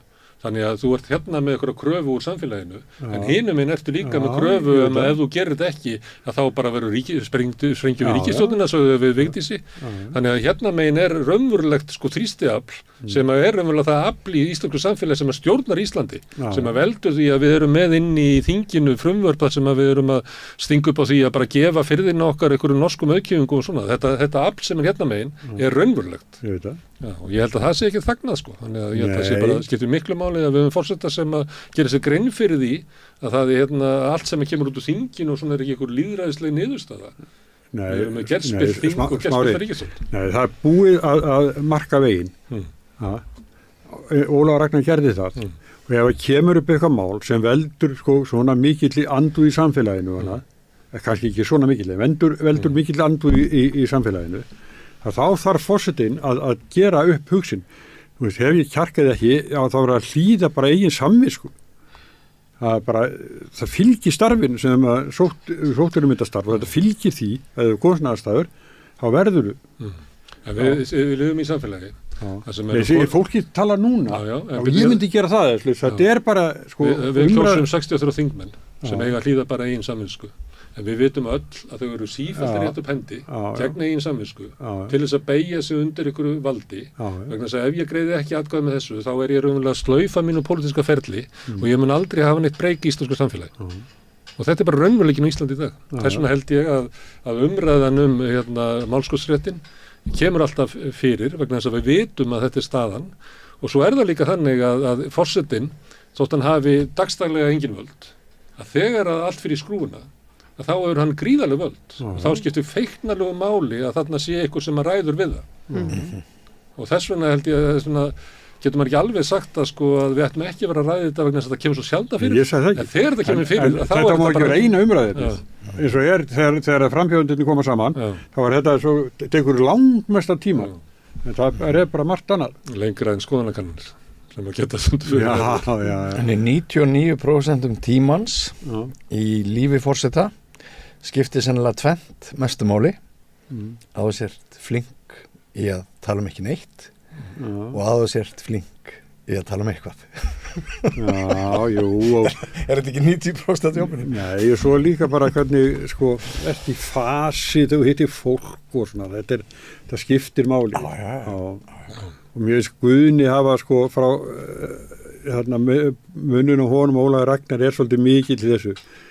Guðni er mikið frjálslegri maður og Guðni var þessi alþýðlegi forseti sem var þarna og það er náttúrulega Guðni að þakka að allir í þjóðinni fannst að hún geti orðið forseti þegar hann hætti af því hann bjóð til þannig embætti að okkur fannst einhvern veginn að hver sem geti geti. Okkur fannst líka hlýlegt að hann hefur á köflum verið svona socially awkward eða félagslega vandræðalegur það er ekki alltaf sem hann sko hittir alveg beint í mark en það er svo mannlegt, maður tengir það svo við sjálfan sig og okkur flest að það er alltaf einhver svona mannlegur hlýleiki sem að maður finnur til Guðna vegna þess að hann er ekki fullkominn. Það er eitt einkenni af forsetakosningunum að þegar við erum ekki með aðra umferð að þá eru forsetakosnir með minni hluta atkvæða nema Kristján Eldjárn en síðan bara leiðu við búið að kjósa og þá er almenningur yfirleitt bara rífandi ánægður með forsetan og þannig var það allt þar til að í hruninu að fólk misti áhugann á Ólafur Ragnari og hann náði ekki að byggja þau upp aftur en vanalega er það þannig að þó svo að fáir séu kannski 33% sem Guðs og Vigdísi sem að, ég meina, hún hefði ekki nátt kjöri eða verið önnur atkvæðagreiðsla en svo þegar það er búið að kjósa að þá er almenningur góð við sinn forseta sko, góður við sinn forseta gefur honum svona rými og er sáttur við hann sko. Þannig að öllum tekist það þannig að líka sko almenningur það er ekki bara að Guðni hafi verið góður hann fekk hver 44% en svo bara kortur í setna þá voru við 90% ánægð með hann en það var líka þannig Vigdísi og þannig Kristján og þannig Ásgeir og veit ekki til Svein, það var ekki búið að finna skoðan konan þá. Herðu, gaman að fá okkur hérna gömlu blaðamenn. Takk fyrir að bjóða okkur á þinn fund. Já, takk fyrir það. Sigurjón, Þóra Kristín og Björn, kærðakir. En ég ætla að sitja hérna áfram, ég ætla að halda áfram að reyna að skilja þetta samfélag. Mér gengur það ekki vel, en það er skemmtileg leið. Næsti kafli er eitt augnablik. Fjárhagserfiðleikar eru afgerandi meiri hjá eflingarfólki en öðrum á vinnumarkaðnum. Hvernig getum við réttlætt það? Efling stéttarfélag. Barátta fyrir betra lífi. Samstöðin í eigu hlustenda, áhorfenda og lesenda. Já, í COVID var frumsýnt leikrit sem hét Góðan daginn, Þaggi. Og það gekk ekki kannski endalaust, en gekk lengi. Og nú komin eiginlega bók sama efni, Bjarni Snæbjörnsson. Þú settur upp leikritið og skrifaði bókina. Rétt. Og þú leggst í þessu. Það er rétt. Og skrifaði bókina. Hún þig. Já. Þannig þú búin að vera í þessu bara í, 3-4 ár? Já, má segja, ég sé búin að velta mér svolítið upp úr sjálfum mér í síðustu 7 árin eða svo. Já, og það ástæða fyrir því að fólk mætti og horfði á þig segja frá þér. Já, einmitt. Þetta var, ég var nú ekki alveg einn, bara gott að halda þetta til haga. Það Greta Kristín Ómarsdóttir skrifaði verkið með mér og leikstýrði og Axel Ingi Árnason gerði tónlistina. Það var einsmanns söngleikur sem frumsýndum á hinsegindögum 2021 og sýndum í 2 ár einhverjar yfir 140 sýningar. Fórum til Edinborg Fringe og svona síðasta sumar. Það eitthvað sem að tengi svona COVID og svona innleggjum eða ekki? Ekki verið svona meira því þá eða kannski henda þetta bara þar eða náttúrulega henda því vegna þess að leikarinn voru ekki að smita hvernig annan. Akkurat, að vissu leyti. En svo einhver leyti bara ástandið af fólki að fólk vildi vera að spegla sig í öðru fólki þarna á þessu tíma. Já, og við kannski sem erum að skrifa og búið til leikhús, við bara fengum tíma til þess að setjast aðeins við tölvun okkar ein heima og halda áfram að velta okkur upp úr sjálfum mér eins og ég gerði. En hvað, ég sá þetta ekki sko. Nei. Ég var nefnilega, ég fer í leikhús núna, svolítið mikið við leikhús í vetur við Rauðabrauð. Já. Mér finnst eiginlega mest gaman að bara sjá eiginlega allt, eða ekkert. Mér finnst alveg glata þannig þegar maður á að fara það sem mann bent á og eitthvað svona. Já, ég skilji. Þetta var á tímabili þar sem ég var ekki í leikhúsi. Ég skilji. En segðu mér hvað þetta, ferðalag þitt út úr skápnum?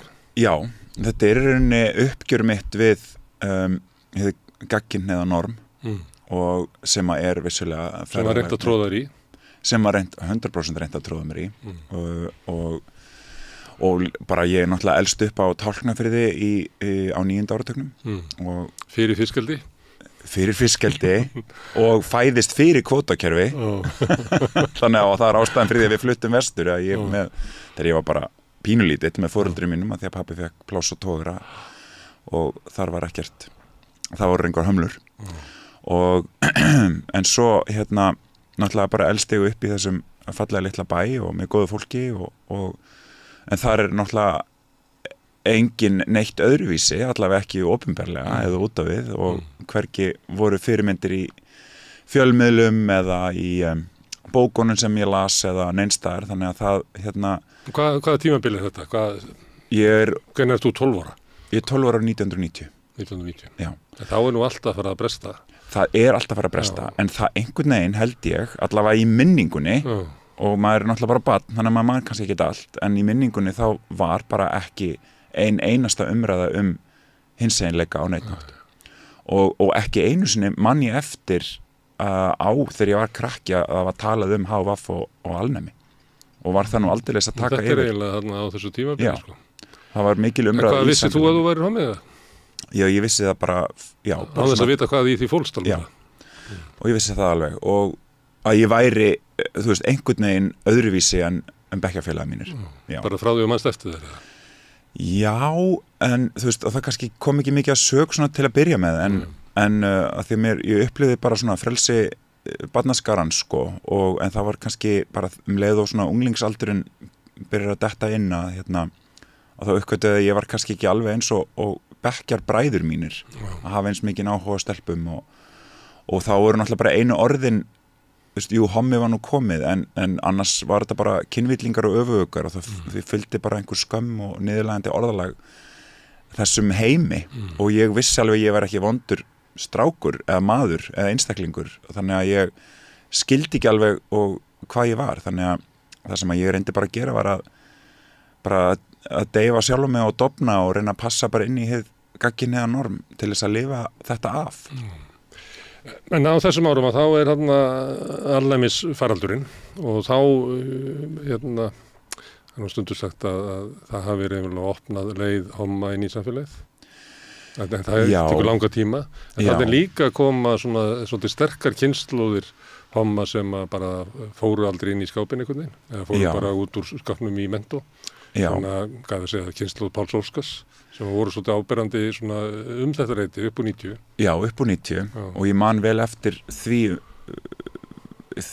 eftir Páli Óskari þegar ég var orðin kannski 15-16 ára, þú veist, þá byrjar hann að koma út en talandi alnæmi, það var náttúrulega, og ég aðeins búin að kynna mér þetta er svo áhugaverð saga og þetta er náttúrulega bara hluti af mínu menningarheimi að vissulega þröngvaðist samfélagið allt til þess að taka mál homma þá og bara til endurskoðunar og skoðunar bara og auðvitað fyrst var þessu bara afneitað og skelfileg staðrind var bara svo að hommar fengu bara daga uppi og deyja drottni sínum einir og afskiptir og afmennskaðir og það var ekki bara hér á Íslandi heldur út allan heim og það var svo yfirgengilegt að á einhverju stað þá bara gekk þetta ekki lengur. Það varð að hleypa þeim inn aftur. Já, og það bara þurfti að að taka bara sjúkdóminn föstum tökum og að því að auðvitað smituðust ekkert bara hommar og þannig að það þurfti að gera það og fræða fólk bara örugt kynlíf og fá alla leið með sér þannig að en það sem að og vissulega skapaði þetta miklu umræðu og ég er ekki sérfræðingur en ég veit líka að þó að það hafi ýmislegt gerst eftir á og allt í einu varð bara samtalið orðið að veruleika hinsegin fólk, homma og hinsegin fólk í samfélaginu, þú veist, aðalega homma og lesbíur og á þeim tíma þá var þetta náttúrulega bara alveg ömurlegt tímabil og erfitt fyrir alla aðstandendur. Það mun örugglega verða mikið skrifað það. Þetta þarf að gera upp samtölu við fólk að þetta er dæmi halva óuppgerða sögu ennþá. Þetta er mjög óuppgerð saga og það er mikill sársauki þarna og bara erfitt, þetta var erfitt tímabil og þó að það hafi ýmislegt gerst í kjölfarið þá sem að náttúrulega opnaði og það var kannski ekki bara þú veist bara alnæmi sem að kom til heldur bara margt annað en þá á eftir að gera upp þessa sögu og í rauninni afmennskunina sem að var í gangi á þessum tíma hérna á Íslandi allavega. En ég að þrönga upp á þessari stóru sögu að því að ég er að hugsa að koma út úr skápnum aldamótin. Það var náttúrulega allt annað en 1990 og Guð hjálpi mér, það var líka allt annað heldur en 1980 þannig að þessi saga gerir svo hratt. Já, hún gerist hratt. En kannski komst hún ekki til Tálknafjarðar. Í rauninni ekki. Kannski ert þú bara 1980 hommi hérna á Tálknafirði. En ég náttúrulega flytta heim 16 ára, 94 til að fara í framhaldsskóla í Reykjavík og það náttúrulega opnaðist ýmislegt bara í mínum sjóldendahring og þú veist þó að ég hafi og til dæmis bara fyrsta ári í framhaldsskóla þá fór ég á hinsegin fræðslu hjá Páli Óskari og veit ekki hvaðan ég sótti hugrekki til þess það var eitthvað kvöld og ég bjó í Hafnarfirði hjá afa ömmu þannig ég þurfti að taka strætó sérstaklega allavega inn í MR búin að vera á skóladegi, fór aftur heim og fór svo aftur kvöldi til þess að sækja mig fræðslu og ég náttúrulega var ennþá bullandi mikið í skápnum og taldi mér trúum að mér þetta bara áhugavert umræðefni og ég ætlaði bara aðeins að kynna mér þennan heim sem að ég vissi ekkert Interessant. En interessant, akkurat en að sjálfsögðu skipti þetta með gríðalegu máli og bara að sjá hann í allir sinni gleði og hyspusleysi og hann að tala hvernig þetta er nú í einum stóra heimi og hvernig við vorum ekki að gera marga hluti þá var 94, 5 og þann vetur þannig að þá kynntist ég til dæmis fyrsta sinn hugtækinu hinsegin dag, Pride sýndu myndbönd af því hvernig þetta var að gerast í til dæmis Sydney í Ástralíu og alls konar þannig að þetta voru nokkrir mikilvægir pólar fyrir mig til þess að átta mig á að það væri nú kannski bara allt í lagi að vera ég en svo kemur í ljós og svo náttúrulega bara líður tíminn svona ef ég reyna að spóla fram til dagsins í dag og ég finn og ég enda því að fara til Ástralíu til Sydney til dæmis og Canberra tvítugt til þess að bara út af þessu? Já, ég var bara að flýja og gefa Það verið að því að smá sjá Örugglega Já, það oft þannig sko Örugglega, það var bara einhver útafíða sem að blasti við mér þannig og já, ég var svona komið til skápnum og búin að skrifa foreldrum mínum bréf og eitthvað smá samtal við þau það og svo fór ég bara út til útlanda og ætlaði að gefa þeim tíma til þess að átta sig og bara svona aðeins að venjast til í húsinunni en þar skrifa ég sko og hafði áður skrifa margar dagbækur og skrifa mörg bréf til mömmu á þessu tímabili út í Ástralíu sem að og svo kem ég heim og svo bara fer ég í háskólan og svo einhvern veginn er ég komin út úr skápnum og þú veist, það var alltaf alveg óbærilega erfitt og ég skildi það aldrei og ég var alltaf að reyna svona skrifa í dagbækurnar af hverju með þætti þetta svona erfitt og ég bara vildi skilja það af hverju ég í svona mikilli angist og skömm og togstreitu innra með mér og þú veist, ég notaði kannski ekki nákvæmlega þessi orðalög og viljið ekki vera það sem þú ert já og bara af hverju þetta svona erfitt af hverju ég að skammast mín, af hverju þori ég ekki að vera ég það var alltaf þetta sko og og svo bara geimi ég þessar dagbækur og svo fer ég í háskólan og svo kemst ég inn í leikaranámi þannig að 2000 og ég kem út þarna 2000 ég fer inn í leikaranámi 2003 í listaháskólanum og búin við háskólanum í 2 ár og svo bara byrja bara lífið og ég gleymi þessum dagbókum og svo finn ég aftur fyrir nokkrum árum þegar ég að taka til og flytja og skilja og fer eitthvað að glugga í þetta þá blasir við mér þessi mjög fyndni ungi maður og sem er fullur af togstreitu og sjálfshatri og ég bara spyr Gretu Kristínu vinkona mína hvort hún væri til að búa til einsmanns söngleik upp úr þessu efni og bókin er henni byggð á sama efni en er ekkit eins og söngleikurinn þótt náttúrulega að eins að því leiti þetta mig líka og sama efni og svona svipað sögur en bara það miklu meira til miklu meira efni sem að kemur til og það meira frelsi og meira púður sem að ég set í það sko. En á hverju þessi togstreita sumt svona bara í homakúltúr svolítið svona eins og þessi litað af bara feginleikanum að komast út úr skápnum. Já. Þetta eiginlega svona stundum í öðru tilfelli það svona bleiku ský þannig að þetta svona óraunsæ frelsistilfinning sem að allir þessi litir og þessi þessi útvortist tjáningöldsumul virðist vera sko tjáning þess sem bara ógeðslega fegin að vera laus út úr skápnum. Já. En þú varst ekki fyrir þessum feginleika. Þú varst alltaf að reyna einhvern veginn að Nei. Sko, ég var ósáttur við þennan fugl sem var að springa út. Já, sko, þetta og það bara eins og lífið og við sem erum kannski aðeins eldri vitum það að það hægt að halda mörgum hlutum á sama tíma og upplifa marga hluti á sama tíma og hluti af því af komuðu skápnum var að sjálfsögðu feginleiki að þurfa ekki að vera allt hvað að ljúga endalaust af fólkinu mínu og ekki að það sé hægt að gera ráð fyrir því að ég sé gagginniður. Það var bara svona endalausa áreitnin. Lýstu henni fyrir bara, þú veist ég tek ekki eftir henni þegar að vera tróða mér í það. Til dæmis bara að þú veist þegar maður barn og unglingur að það sé bara alltaf spurt þegar þú eignast kærustu þegar þú eignast konu og börn og þess að það sé eina leiðin til gilds lífs og þú veist og það til dæmis bara dæmum áreitni og auðvitað líka bara augljóst einelti og bara svona áreiti varðandi bara hvernig maður haga sér að talar þótt að þú veist, ég sé með þennan málróm þú veist, bara fekk ofta heyra það að ég var með svo stelpulega rödd þú veist, þótt ég væri með djúbrátaður en þú veist, ég talaði svo stelpulega áherslunar já, einhverjar áherslur eða einhver svona mýkt í raddblæ eða eitthvað svoleiðis og bara hvernig ég nota orðin mín bara á þetta svo dásamlegt og bara þessi maður eða þessi konur alveg yndisleg og eitthvað svona, þetta bara eitthvað sem að ég vildi tjá mig svona en það var einhvern veginn sett niður í hvert einasta skipti. Og þetta sé bara örlítill bragðbrigðamöðunur, örlítlar áherslur þá erum við öll með rosa ratar hérna úti og bara tifar ef það kemur smá frávik. Ef þú ætlar að svíkja kallkynnið, Akkurat, svíkja heteronormatífuna sem hann búið að skella mér inn í og ég átti bara eitthvað eina og það er engum einum að kenna, heldur þetta bara eitthvað svona samfélagi sem bara svona bara lokar mann einhvern veginn meira og meira inn í einhverju boksi og og það að koma út náttúrulega frelsi frá þessu, allt í einu bara fæ ég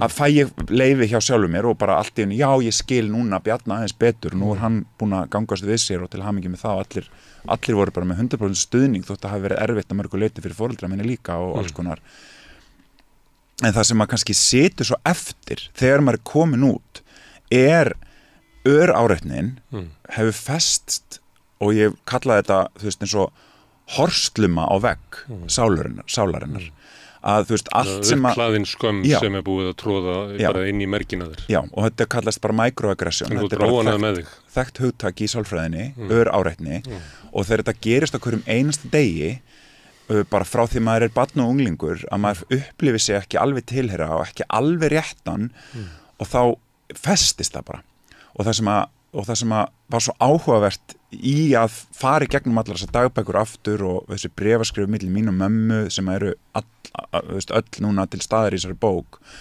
að við erum bæði að díla við þessa skömm en við skiljum hann ekki við skiljum það ekki hvaðan það kemur og þegar ég legg að stað í ferðalagi búið til sýninguna þá held ég bara að ég sé að fara að búa til eitthvað tussu sjó ég ætla bara að fara í drag og vera óslega fyndin og hafa óslega gaman að lífinu og vera bara sjúklega vinsæll uppistandari eða eitthvað svoleiðis og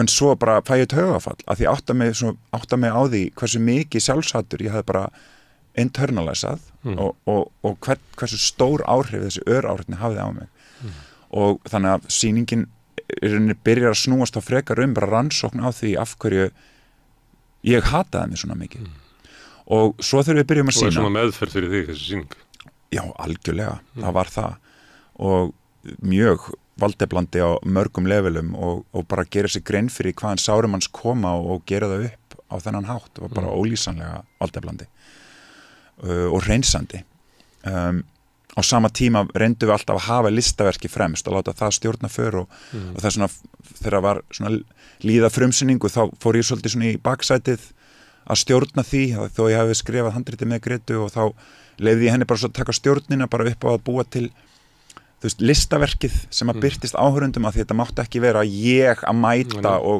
trámadömpa þú vilt ekki ryðjast þannig fram nei, heldur þurfti listaverkið að standa fyrir sig en nú kemur bókin og þá engin já, nú kemur bókin og ég ætla að segja að Greta Kristín aftur með mér, hún einn af ritstjórum og Æsa Guðrún hjá forlaginu líka, Bjarnadóttir og og það gaman að segja frá því að þetta var sem sagt stutt eftir frumsýningu 2021 sem ég fæ e-mail frá Sigþrúði hjá forlaginu og hún spyr mig hvort ég væri til í að búa til bókur upp úr þessu efni og ég segi já að því ég búin að vera að hugsa það og svo spyr ég fljótlega Gretu hvort hún væri til í að vera ritstjóri með mér að bókinni og hún var bara hugsaði þessu hún var bara eitthvað get ég farið annan hring með sjálfshattir hans Bjarna og sjálfsvinnun hans bara get ég lagt það á mig að taka nokkur ári viðbót af þessu sem betur fyrir sagði hún já af því hún bara einn klárasta kona sem ég þekki og hefði aldrei viljað gera þetta án hennar en bókin líka kannski munurinn á og það stór munur, augljóslega miklu meira efni í bókinni og fleiri sögur og ég geri líka upp í rauninni góðan daginn faggi ferlið bara það að sýna þessa sýningu og búa hana til fara út á land og sýna hana í samstarfi Þjóðleikhúsið við unglinga út allt land og einnig í Reykjavík líka og hvaða áhrif það hafði á mig að finna mikilvægi erindisverksins og ekkert endilega bara hinseinleikan, heldur bara öráreitni og sjálfshattur og hvernig það manifestast í líkamannum á ólíkan hátt og það var eiginlega bara ólýsanlegt hvernig að fá skilaboð frá random fólki sem hafði komið sér sýningar og alls ekkert öll hinsegin en bara hafði lent í einhverju jaðarsetningu sem börn og eru ennþá að því og bara finnast þau loksins á einhvern hátt tilheyra af því að þau tengdu við þetta. Fórstu til Tálknafjarðar? Ég fór til Tálknafjarðar og syndi mér segja í 2 mismunandi skipti við fórum í forsýndumar fyrir frumsýningu 3 vikum, það var svona hluta af sköpunarferlinu að fara og eiga samtal líka við fólki þar sem hafði náttúrulega bara þekkt mig alla ævi. Það var alveg ótrúlega erfitt fyrir mig og gefandi líka að einhvern veginn að skila skömminni en eins og ég sagði hann, sama tíma það engum að kenna því að það voru allir bara að gera sitt besta og allir liður bara í sama heimi á 9. og 10. áratögnum skilurðu. Það svona skilyrtir og bæðið hvernig þau öktu gagnvart þér en líka hvernig þú aktaðir gagnvart þeim. Þetta er allt skilyrt. Allt skilyrt, sko. En þannig að þú sér mikið tilgangi þessu, þú hefði viljað að þessi sýning hefði komið til Tálknafjarðar þegar þú varst 12 ára. Ó já, það hefði gefið mig mikið og það var alltaf bara, þótt að hafi verið mjög erfitt að fara þetta ferðalagi kringum landið og sýna sýninguna einustu til 2 á dag í, þú veist, mánuð bara og ferðast líka, það var mjög strempið og þú veist, ég elska unglinga og ég er líka kennari og kenniði mikið en þá eru þeir mjög passífir áhorfendur þannig maður kannski í einhverjum fallegum litlum bæ á Norðurlandi og maður er að rífa úr sér hjartað og segja brandara í klukkutíma en það er kannski einn hlátur í einni mannesku einu sinni eða eitthvað svona maður svo vanur sko fullorðna fólkinu sem að lefi sér meira kannski. Akkur eru unglingarnir svona, eru þeir að bíða eftir því hvernig hópurinn tekur á þessu? Kannski einhverju leyti og kannski líka bara vita ekki hvort þau megi hlæja eða og sum kannski tengja við eitthvað bara hvort sem það sjálfsögðu eða í aðsetningu en við vorum alltaf með fókusinu á þessum eina einstakling út í sal sem að mögulega er hinsegin og við vorum kannski bara að mæta sem mikilvægar fyrirmyndir og tala hluti sem skipta máli og þá er þetta allt þessi verið að lokum sko. Einhver leyti er þetta byggt á bréfinu til mömmuðinnar. Já. Og hvað þá ertu að réttlæta þig fyrir mömmu. Já. Og kannski ekki það, ég myndi ekki að nota það orðalag, það er freka bara einhvern veginn að eiga samtalið áfram af því að ég hafði sko komið út þarna í nóvember 99 gagnvart pabba mömmu, skrifaði þeim bréf voru á Tálknafirði, fór til Reykjavíkur og lagði bréfið undir kottan í mömmu af því þorði ekki að vera með þeim þegar þau fengu fréttirnar og svo kom ég aftur vestur og við áttum bara kærleiksríkt og gott samtal og ég var svona með mjög svo létt að ég veit ekkert af hverju en ég sagði þeim að ég væri mögulega tvíkynhneigður en ég vissi alveg ég væri það ekki.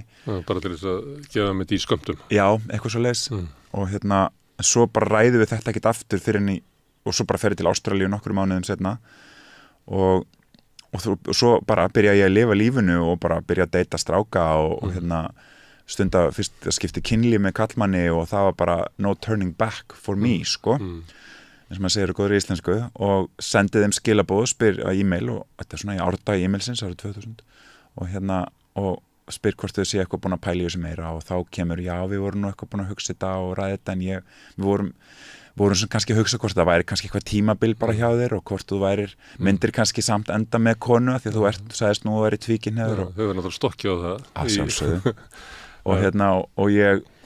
og ég man eftir þegar ég fekk þetta svar, ég var svo reiður af því að ég hafði þá komist svolítið lengra úti og reiður og bara ekkert endilega réttlátt reiði en á einhverju leiti líka bara eitthvað, en ég hafði bara fattaði ekki þá að ég var komið miklu lengra þegar ég var búin að vera að lifa lífinu mínu sem í sannleika loksins og það var svo mikið léttir og ég hafði ekki hleypt þeim inn í það þannig ég bara sagði allt, ég sagði ég er búin að sofa manni, það var geggjað ég er að deyta, það er ógeðslega gaman þið verður bara að díla við þetta og svo tóku við rosa bara svona alls konar bréfaskipti sem var bara bara eitthvað hún að mamma svona segja já ég er að skilja og hvað er þetta og svo kom ég ljós og hún vissi ekkit almennilega hvað samkynhneigð var og þá náttúrulega bara fattaði ég þarf að mennta hana þú veist, að því að ég vissi það og þú veist þannig að ég var bara að laðast að öðrum kallmönnum og það vill til að ég er kallmaður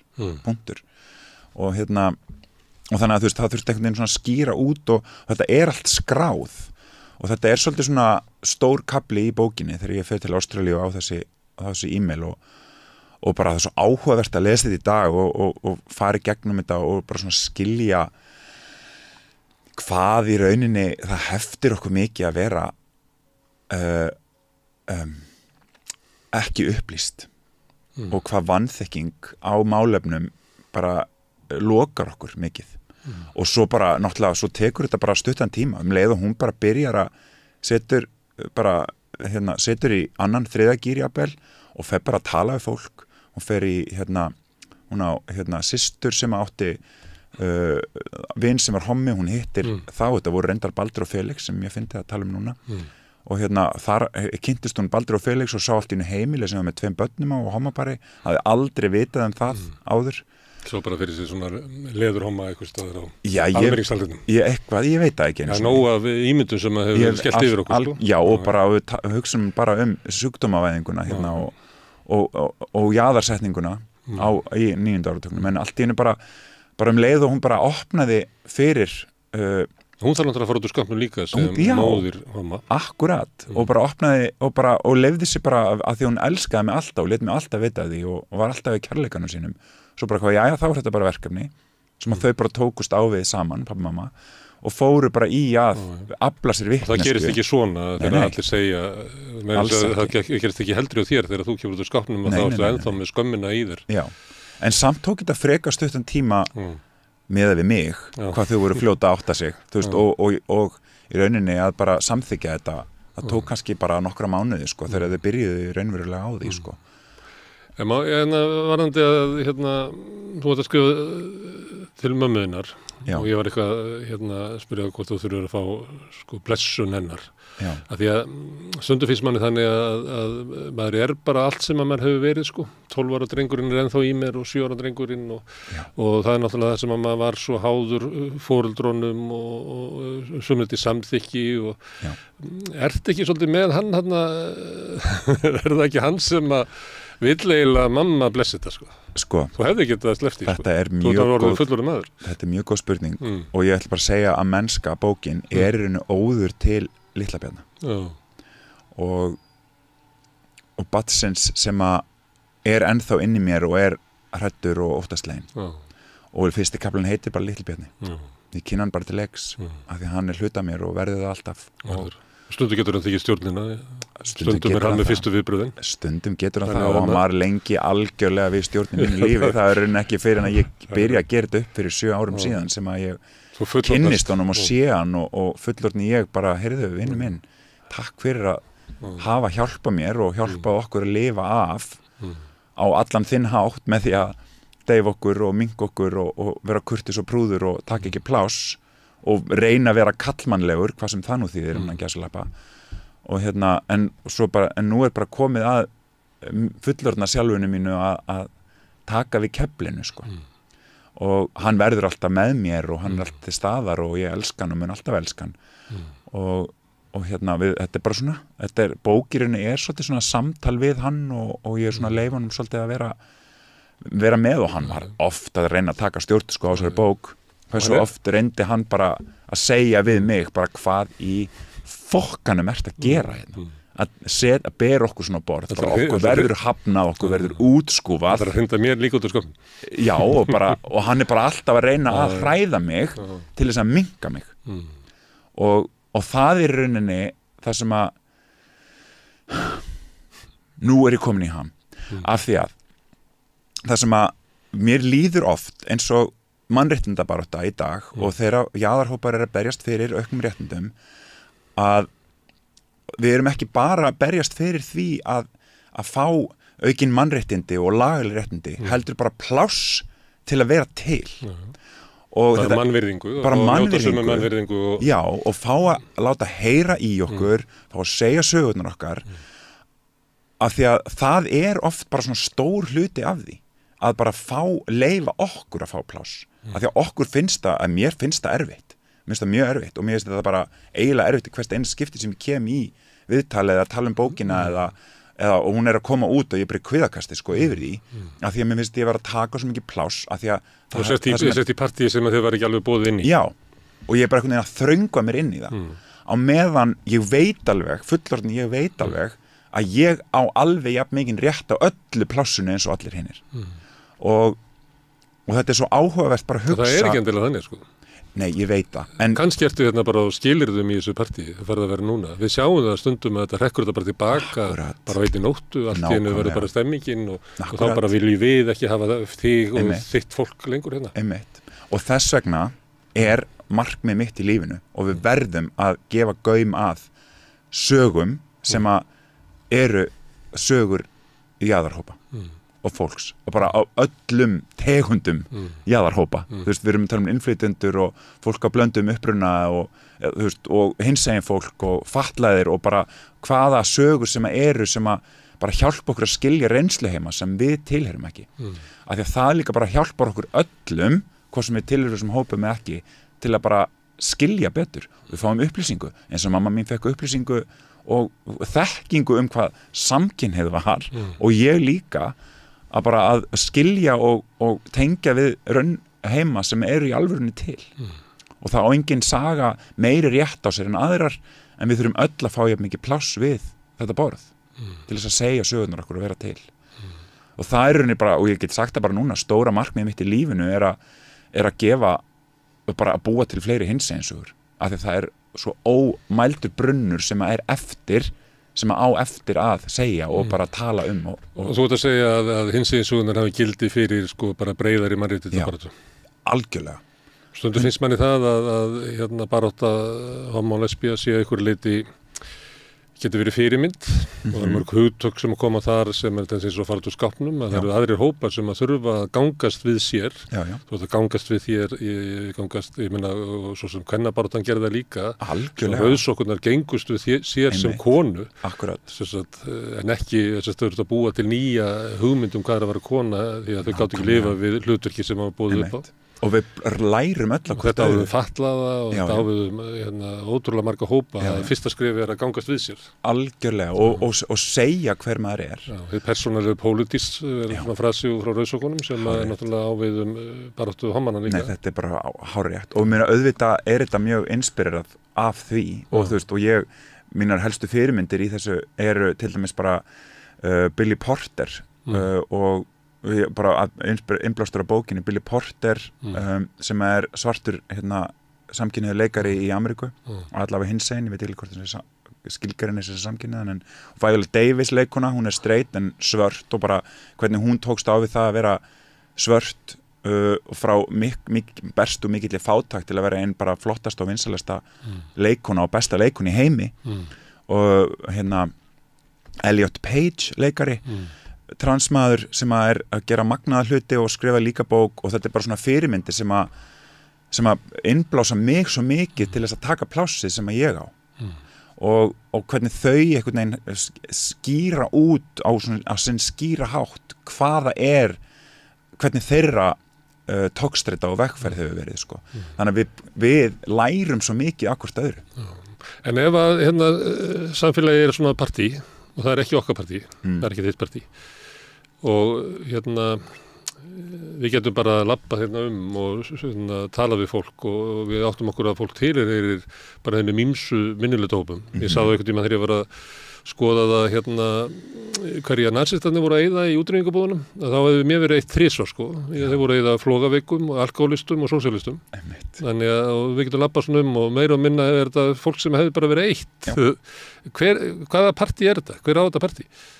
Hver er hópur sem stjórnar því lætur þig og fleiri vita að þetta er ekki alveg þitt partí? Sko, í grunninn er það hinn hvíti gagginniði sískynja kallmaður. Já, það er þannig og það er bara í sögulegu samhengi er það þannig og þú veist og það er ótrúlegt hvernig þetta er svo flókið en það er bara leið og við þurfum átt okkur á því leið og einhver segir og reynir að skamma aðra eða smána aðra til með valdi til þess að fá sinni fram þá er á hættulegum stað hvað sem það er og þú veist og það er bara eins og þú veist nýlendustefna kolonialismi þú veist gerði bara út á það að græða peninga og valdniða fólk neppa í þrældóm og setja konurinn á heimilið og bara passa að þú veist á hvíti gagginni eða sískynja ófattaði kallmaðurinn fengi bara að halda svona völdum og þetta er bara kerfi sem að við hefum erft og ég ræði þetta líka í bókinni og við bara erum að En hlutastlega það bara svo fáir sem að bara upplifa sem bara rétt borið til valda. Þetta mitt sjó. Ég veit. Það bara nærið allavega 1%. Ég veit það, en samt verðum við svo samduna. Eins og ég var þátt í þessu leik.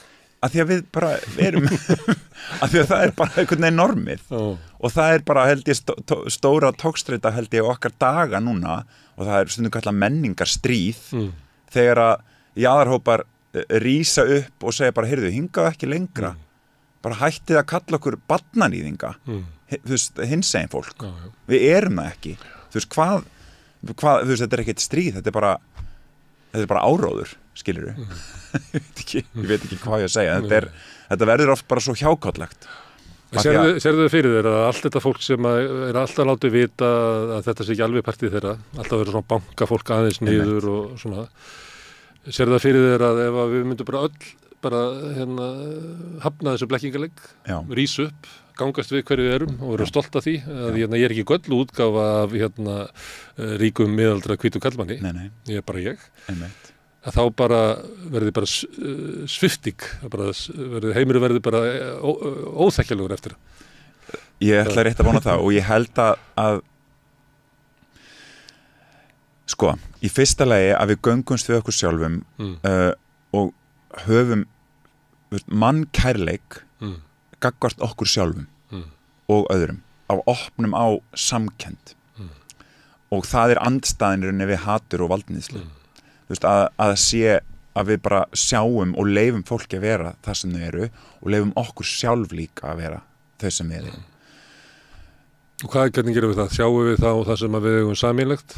Já, algjörlega og það sem er ólíkt við þig og það verður nánd það sem er ólíkt í þínu lífi og ég teki ekki við og ég bara við bara hafa það þannig Já, og það bara skapast nánd Ég þarf ekki að taka afstöð til þess Fyrir ekki, ég skil ekki Ég þarf ekki að taka afstöð til þess Hvers? Ef það sem er líkt með okkur að það er samkenndin svo er eitthvað sem er öðruvísi á þér heldur mér Akkurat og þá er það þannig hvað ég gera við það og ég þarf ekki að taka afstöð til þess það bara treysti þér fyrir því það bara og þetta er alltaf bara leiðun alltaf og það kemur valdníðsla inn eða einhvað ofbeldi skilur við þá þurfum við náttúrulega bara þá erum við ekki á réttum stað en það er alltaf bara spurning held ég að finna samkennd og mildi og kærleika sjálfu sér og öðrum bara leyfa fólki að vera og leyfa okkur sjálfum að vera Ef maður horfir á þetta þaðan frá að þá er náttúrulega bæði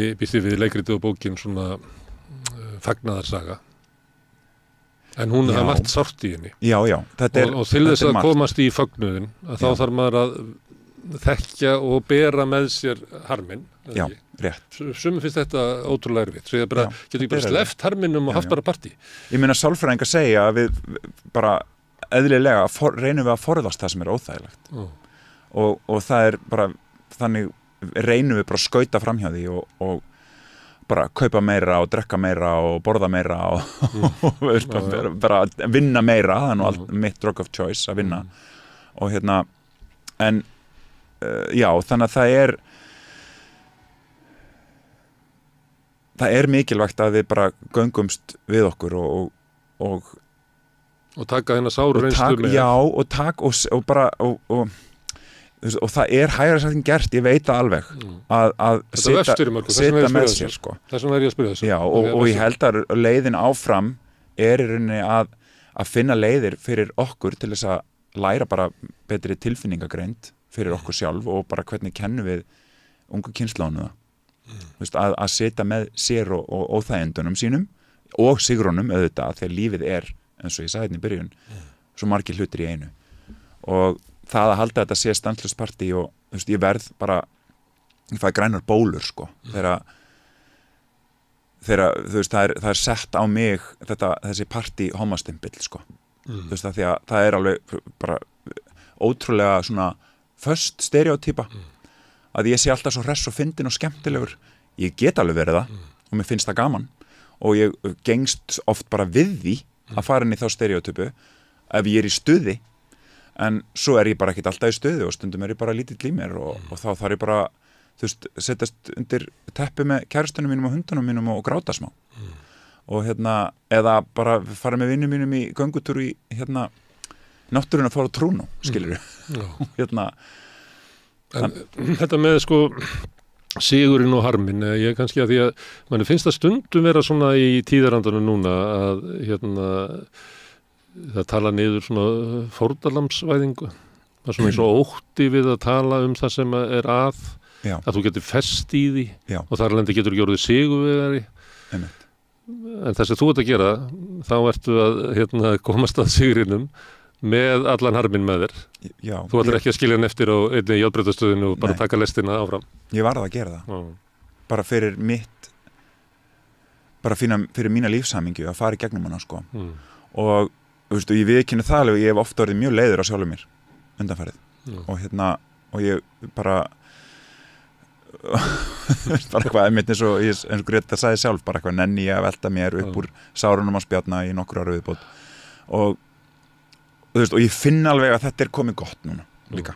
Þetta er flott og ég mjög stoltur af þessari bók og ég bara hugsa mig persónulega, ég vil bara bókin núna öðli sitt líf og verði sín sjálfstæða eining og ég alltaf tilbúin í samtal og en svo þarf ég bara að halda mér við og líka bara hugsa hvað ég vil gera næst sem listamaður. Það bara, lífið heldur áfram og ég þarf líka að halda áfram Ef þetta verið tölvuleikur þá ertu búið með þetta borð. Ætli það ekki. Ég er búin að vinna þennan vondakall allavega. Endakall. Og jú, hans er alveg alltaf með mér, og það er alltaf allt í einu í gangi, en það og ég þurfti bara að leyfa mér að vera fórnarlamb í smástund og ég þurfti bara að fara inn í það til þess að heila það og það verður lífsverkefni mitt líka. Mér finnst þess að sé fyrst og fremst hommar síður svona lesbíur og hinsegin og kynsegin. Mér finnst svona eins og hommar síður svolítið eins og síðan að endurskrifa sögu sína. Já. Þú ert svona komið úr skápnum aldamótin, sástu leikritið þarna hjá Árna Pétri? Já, og La Bloca. Já, ég sá það. Það er svona uppgjör og bara eiginlega saga. Og þar kemur margt fram sem að koma mér á óvart sko.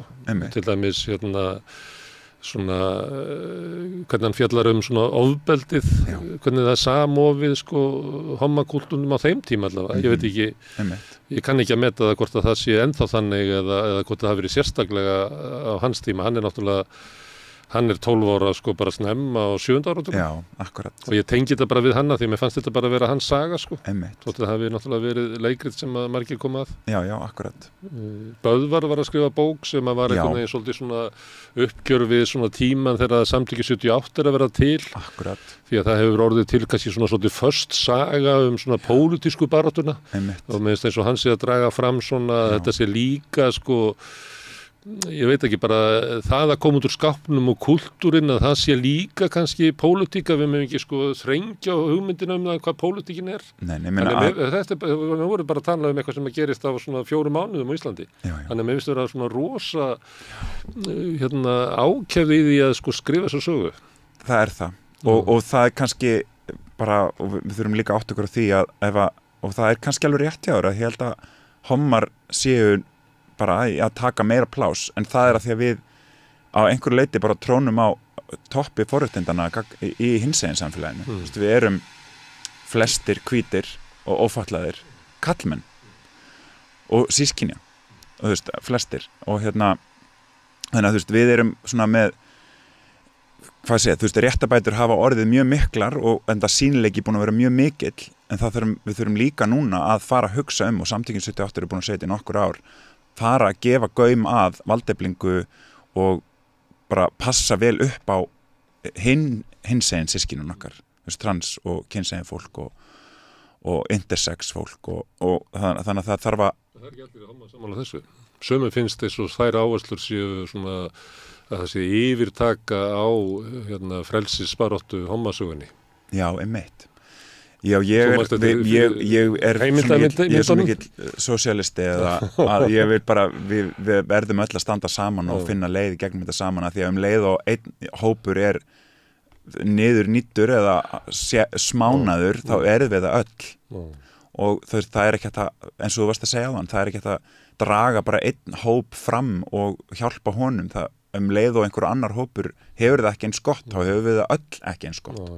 Þannig að við þurfum að passa upp á hvort annað, sko. Og bara fleiri fyrirmyndir og þú veist, skrifa fleiri leikrit, bíómyndir, sjónvarpsþætti, bækur alla flóru hinsegin fólks. Og þú veist, og ég bara að gera það með því að þú veist, bara tala homma núna því að ég hommi, en það væri svo og ég bara hlakka svo til þegar að kemur bók eða leikrit sem skrifað af til dæmis transmannesku á Íslandi. Það algjörlega þörf á því. Það mjög spennandi að bara... Og svo þetta löng leið að þetta getur verið í litlu leikhús einhvers staðar og á hinsegin dögum og svo fyrir þetta langa leið, en svo kannski erum við með svona meginströmm samtal hvernig við ætlum að móta samfélagið og þá þetta einhvern veginn ekki komið þangað, sko. Það umræðan, það ekki stýrt út frá því að við séum fjölmargir hópar og minniluta hópar og við séum svona samfélag. Heldur svolítið látið eins og við séum á einni leið og þeir sem taka ákvörðunina eru bara sama leið og var alltaf. Einmitt. Það feðraveldið það? Nennir að spyrja mig aftur. Það tökum svona umræða sem við eigum hér í samstöðinni hérna. Þú byrjar að setja leikritið upp á hinsegin dögum í litlu leikhúsi. Þannig að samfélagið sætti sig við það að þetta sé rætt með þessum hætti. Ég skil. Í einhverjum minni sölum hérna. En hérna í stóra salnum hérna uppi, þar sem að samfélagsumræðan fer fram, að hún ennþá á grundvelli sko okkar. Þannig að já, þetta að vissu leyti feðraveldið, vissulega, og þú veist, að það bara áhugavert, þú veist, og það alltaf bara pólitískar ákvarðanir og þú veist, bara hvaða leikrit eru sett upp og hvaða leikrit eru ekki sett upp. Og ég meina við fengum alveg að heyra þegar við vorum að vinna góðan daginn faggi, þú veist, frá ýmsum, bara við sóttum styrki og fengum ekki neitt og töluðum við leikhússtjóra og við fengum bara að heyra einu sinni bara, þarf eitthvað að segja þessa sögu, þetta ekki bara komið? Og það nú, og svo kom í ljós að það var bara aldeilis ekki, þetta var alveg fyrir þetta bakslag sem núna í gangi og var kannski mest í gangi fyrra. En þú veist, það bara, ég held að til þess að halda áfram og verðum við bara öll að gera ykkur einn fyrir því og ég líka, að við erum öll bara einhver leiti leiksoppar kerfisins sem við erum alveg upp í, sem feðraveldiskerfið og kynjatvíhyggjan og það átak að vinda ofan af því og taka ákvarðanir sem eru ekki til að þjónusta feðraveldið. Skilurðu mig? Þannig að þegar við ákveðum að bara nú tökum við einhverja ákvörðun sem að gagnast fleirum og þá þarf bara það að vera, ég þarf bara endur pínu forrita hvernig ég hugsa. Ég þarf bara já, en við erum alltaf búin að gera svona, nú þurfum við bara að vinda ofan af því. Og gott dæmi þetta til dæmis hvernig sko hlutur kvenna hefur verið leiðréttur í leikhúsum á Íslandi bara síðustu ár. Þú veist, það bara verið að passa rosalega vel upp á það því að var bara tekin, bara allt í nú var meðvitund hversu fáir konur voru að leikstýra, hversu fáir konur voru að fá hlutverk fyrir konur. Þetta var bara þegar ég verið í leiklisskólanum fyrir 15 árum, það var það bara þannig bara já, það eru miklu færri konur að leika af því það eru svo fá hlutverk fyrir konur og það bara í svona sögulegu samingi miklu fleiri verk skrifuð af kallmönnum og þá skrifa þeir kallmenn og ef þeir voru að skrifa konur þá voru þær bara einhvern veginn svona leiksoppar kallmanna sinna og þú veist, voru bara einhverjar myndir af konum sem að kallmenn fyrst að sjá. Konur séðar með augum kalla. Akkurat. Og núna bara búið að vera að vinna gaggjart í því að auka hlut kvenna sem betur fer og bara geggjaðir einleikir í gangi núna í Þjóðleikhúsinu til dæmis, Saknarilmur og Orð gegn orði og bara rosa flott vinna í gangi. Þannig að það þú veist, þarna erum við komin áfram og sagan sýnir sér að þetta alveg hægt þegar við þóttu við erfum eitthvað kerfi, eitthvað svona kerfislega hugsun, þá getum við bara meðvitað, ef við tökum meðvitað skref, þá getum við undið ofan að því og við getum bara refókusað og fundið leiðir til þess að gefa öllum jafn mikið vægi. Já, og svona gefið fleirum hugmyndum að þessi heimur sem að við erum í að þau séu velkomin. og þau fá tilheyra. En ég gleymdi einu af því að þetta náttúrulega leikrit og svo þetta bók, en þú ert líka með podcast. Já, af því við erum í podcasti, sko. Já, akkurat. Takk fyrir að nefna það. Já, ég var að byrja hlaðvarp og sem að heitir Mennska og þetta nálgast allstaði núna og hvað, ertu þá að messa þar? Eða ertu já, ég er bara að predika.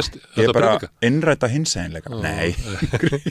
Svum podcastur þannig, að fólk bara talar, bara í mónunum? Nei, ég er ekki að gera það. Nei. Ég er í rauninni bara að taka samtalið áfram, að því mér er erfitt að skila þessari bók og bara í janúar og svo bara býði 3 mánuði og svo er hún bara til og ég get ekki breytt neinu að því að það góði við leikhúsið að maður er alltaf með og ég er svona hlut af uppgjörunu sko og listinni en það mér langaði bara að halda áfram samtalinu og bara dýfka þessa hluti ennþá meira því að mér finnst sko ef maður ætlar að tala mennsku þú veist það náttúrulega óendanlegt hvað hægt að tala og mér langaði bara að halda áfram og bæta við einum lit í hverju viku og tala við áhugavert fólk sem að gera heiminn að betri stað.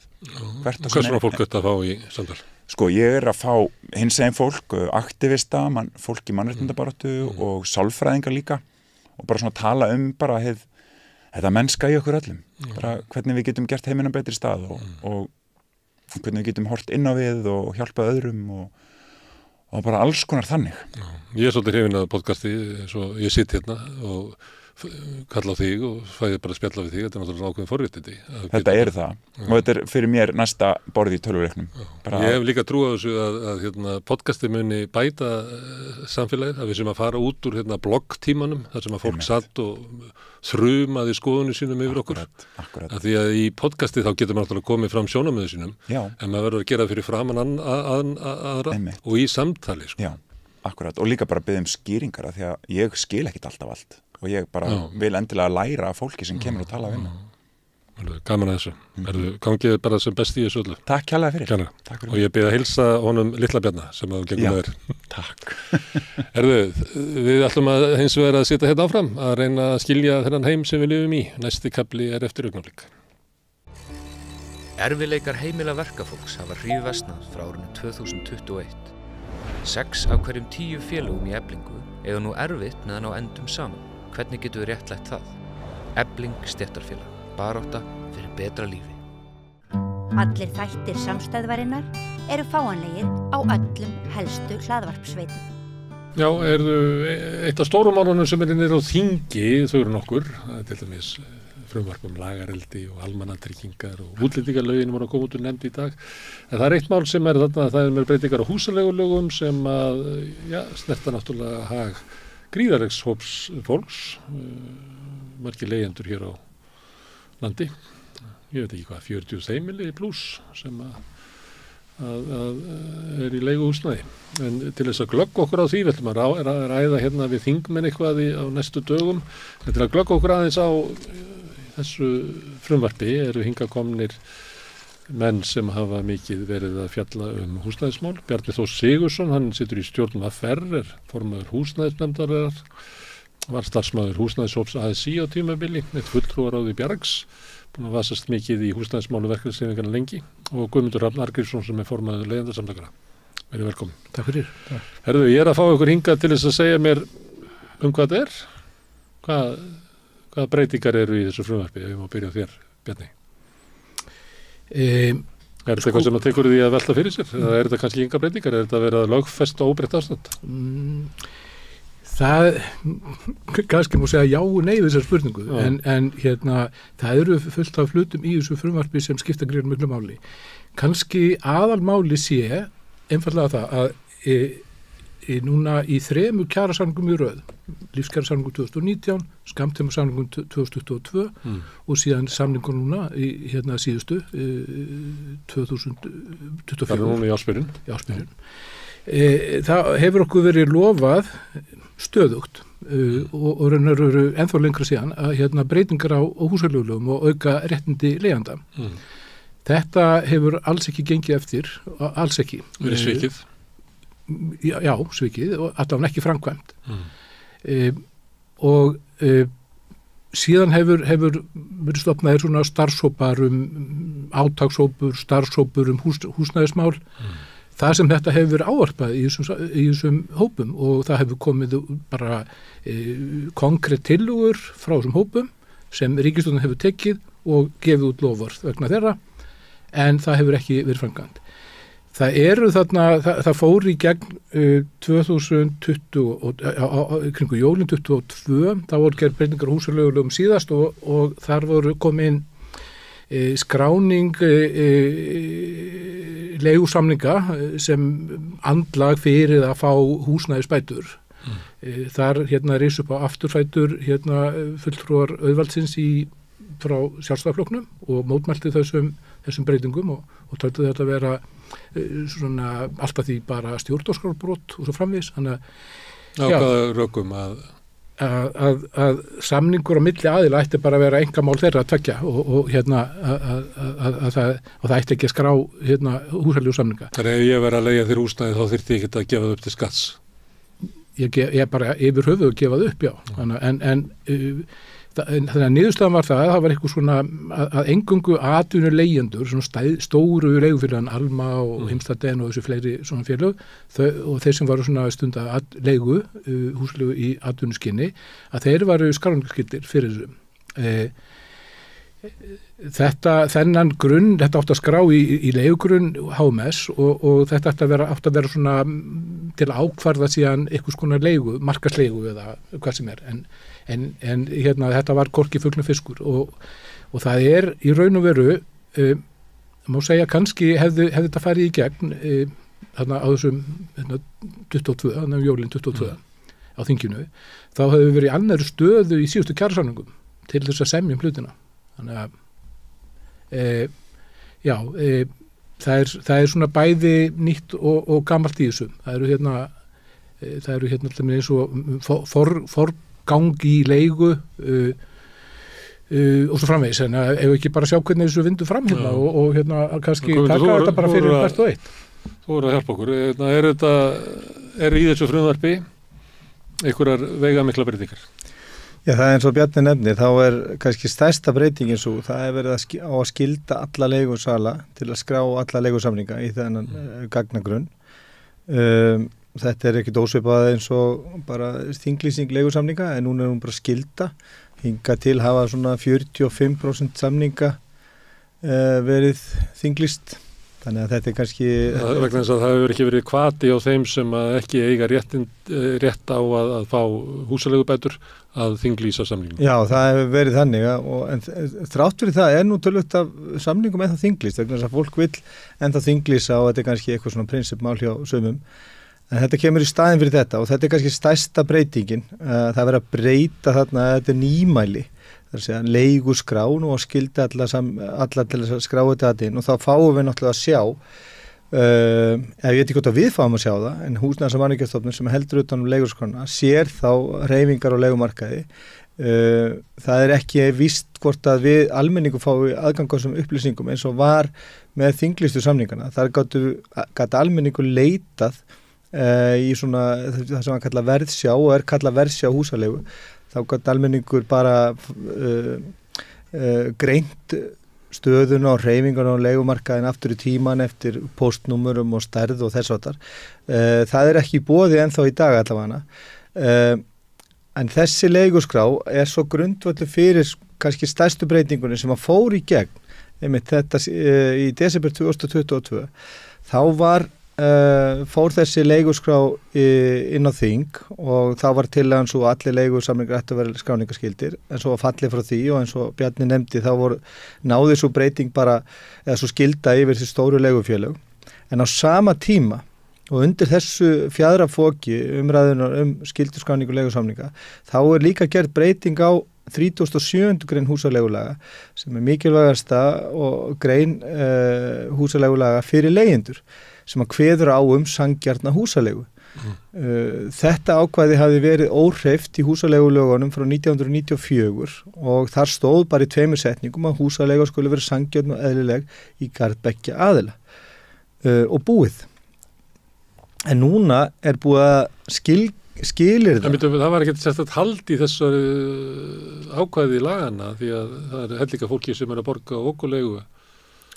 Þannig var ekki haldið að þetta hafi staði í lögunum að leiga ætti að vera sanngjarnt. En það bara spurning hvernig þú nálgast það verkefni vegna þess að sanngirnishugtakið það kemur fyrir í 102 greinum íslensk réttar og það hafa fallið mjög margir dómar sanngirni, sanngjarna endurgjald til dæmis í íslensku dómaframkvæmd undanförnum árum. Þannig að það var alveg tilefni til þess að láta meta hvað sanngjarn húsaleiga. En í dag semst búið að hlekkja þetta sanngirnishugtak við markaðsleigu óháð aðstæðum á markaði og það það sem við gerum athugasemdir við og núna í þessu frumvarpi á að ekki bara skilir það hugtakið sanngirni við markaðslegu heldur á líka skilgreina hver markaðslegan Markaðslegan á að vera reiknað mengi eingöngu dýrusamningun á leigumarkaði. Það segir í greinargerð með Það ekki bjarg og ekki... Við vitum ekki nákvæmlega hvernig þetta verður skilgreint, en það Ekki samkvæmt lögun, það er ekki gert ráð fyrir ímið í lögun og það er þess að tiltekið að samningar svona leigusamningar í félagslegu húsnæði, ég ætla nú bara að setja svona loft gæsarleppir í kringu það, eigi að vera undanskildir og það auðvitað bara að mörgluð ósangjart. Fyrsta lagi er spurning, er húsalega hjá Bjargi, er það félagslega leiga? Þetta auðvitað fólk bara á vinnumarkaði sem að bara, en borgar leigu í félagi sem byggir hús og reiknar leigun út frá kostnaði, byggingkostnaði og restarkostnaði. En það að undan skilja leiguna með þessum hætti, það þetta eins og Guðmundur segir, skekkjur auðvitað markaðinn.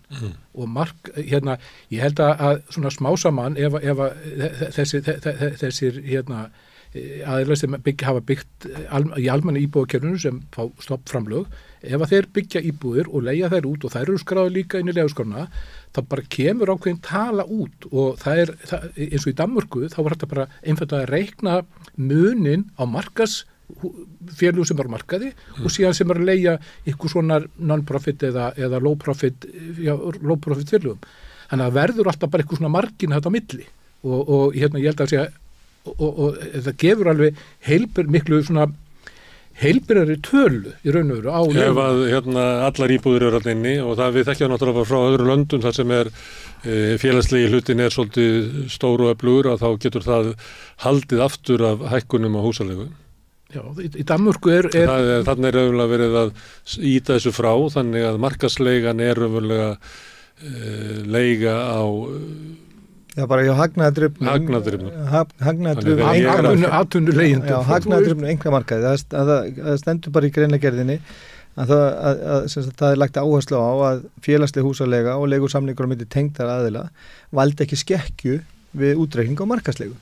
Þarna bara verið að búa til sérstaktmengi yfir dýrasta hluta leigumarkaðarins og hann á að framkvæmda markaðslegu.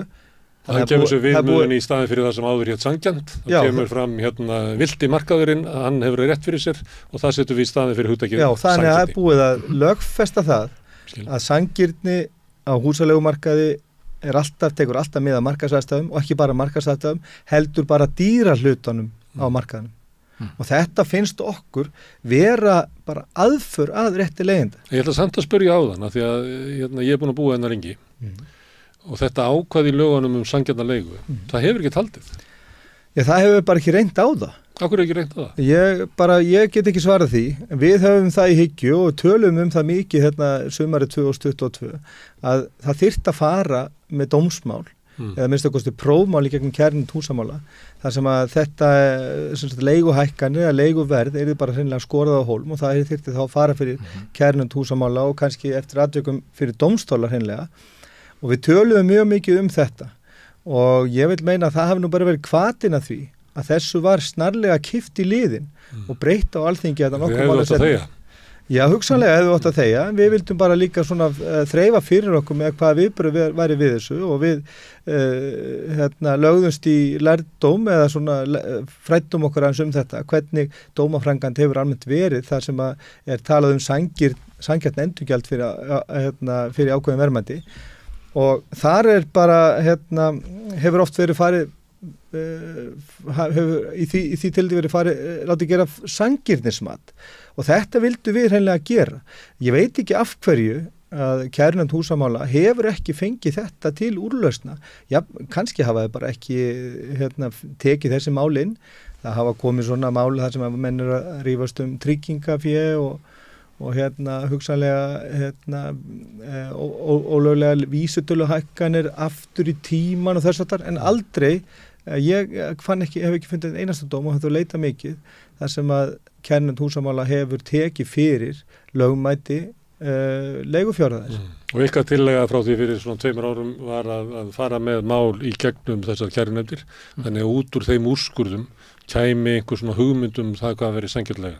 Það getur orðið viðmiðunin í staðin fyrir það sem tilæðinu núna, að það bara það sem að Alma og Heimavellir og félagar rukka, að það rétta verð. Já, vegna þess að líka, það var nú í gildi í áratugi og það gildi nú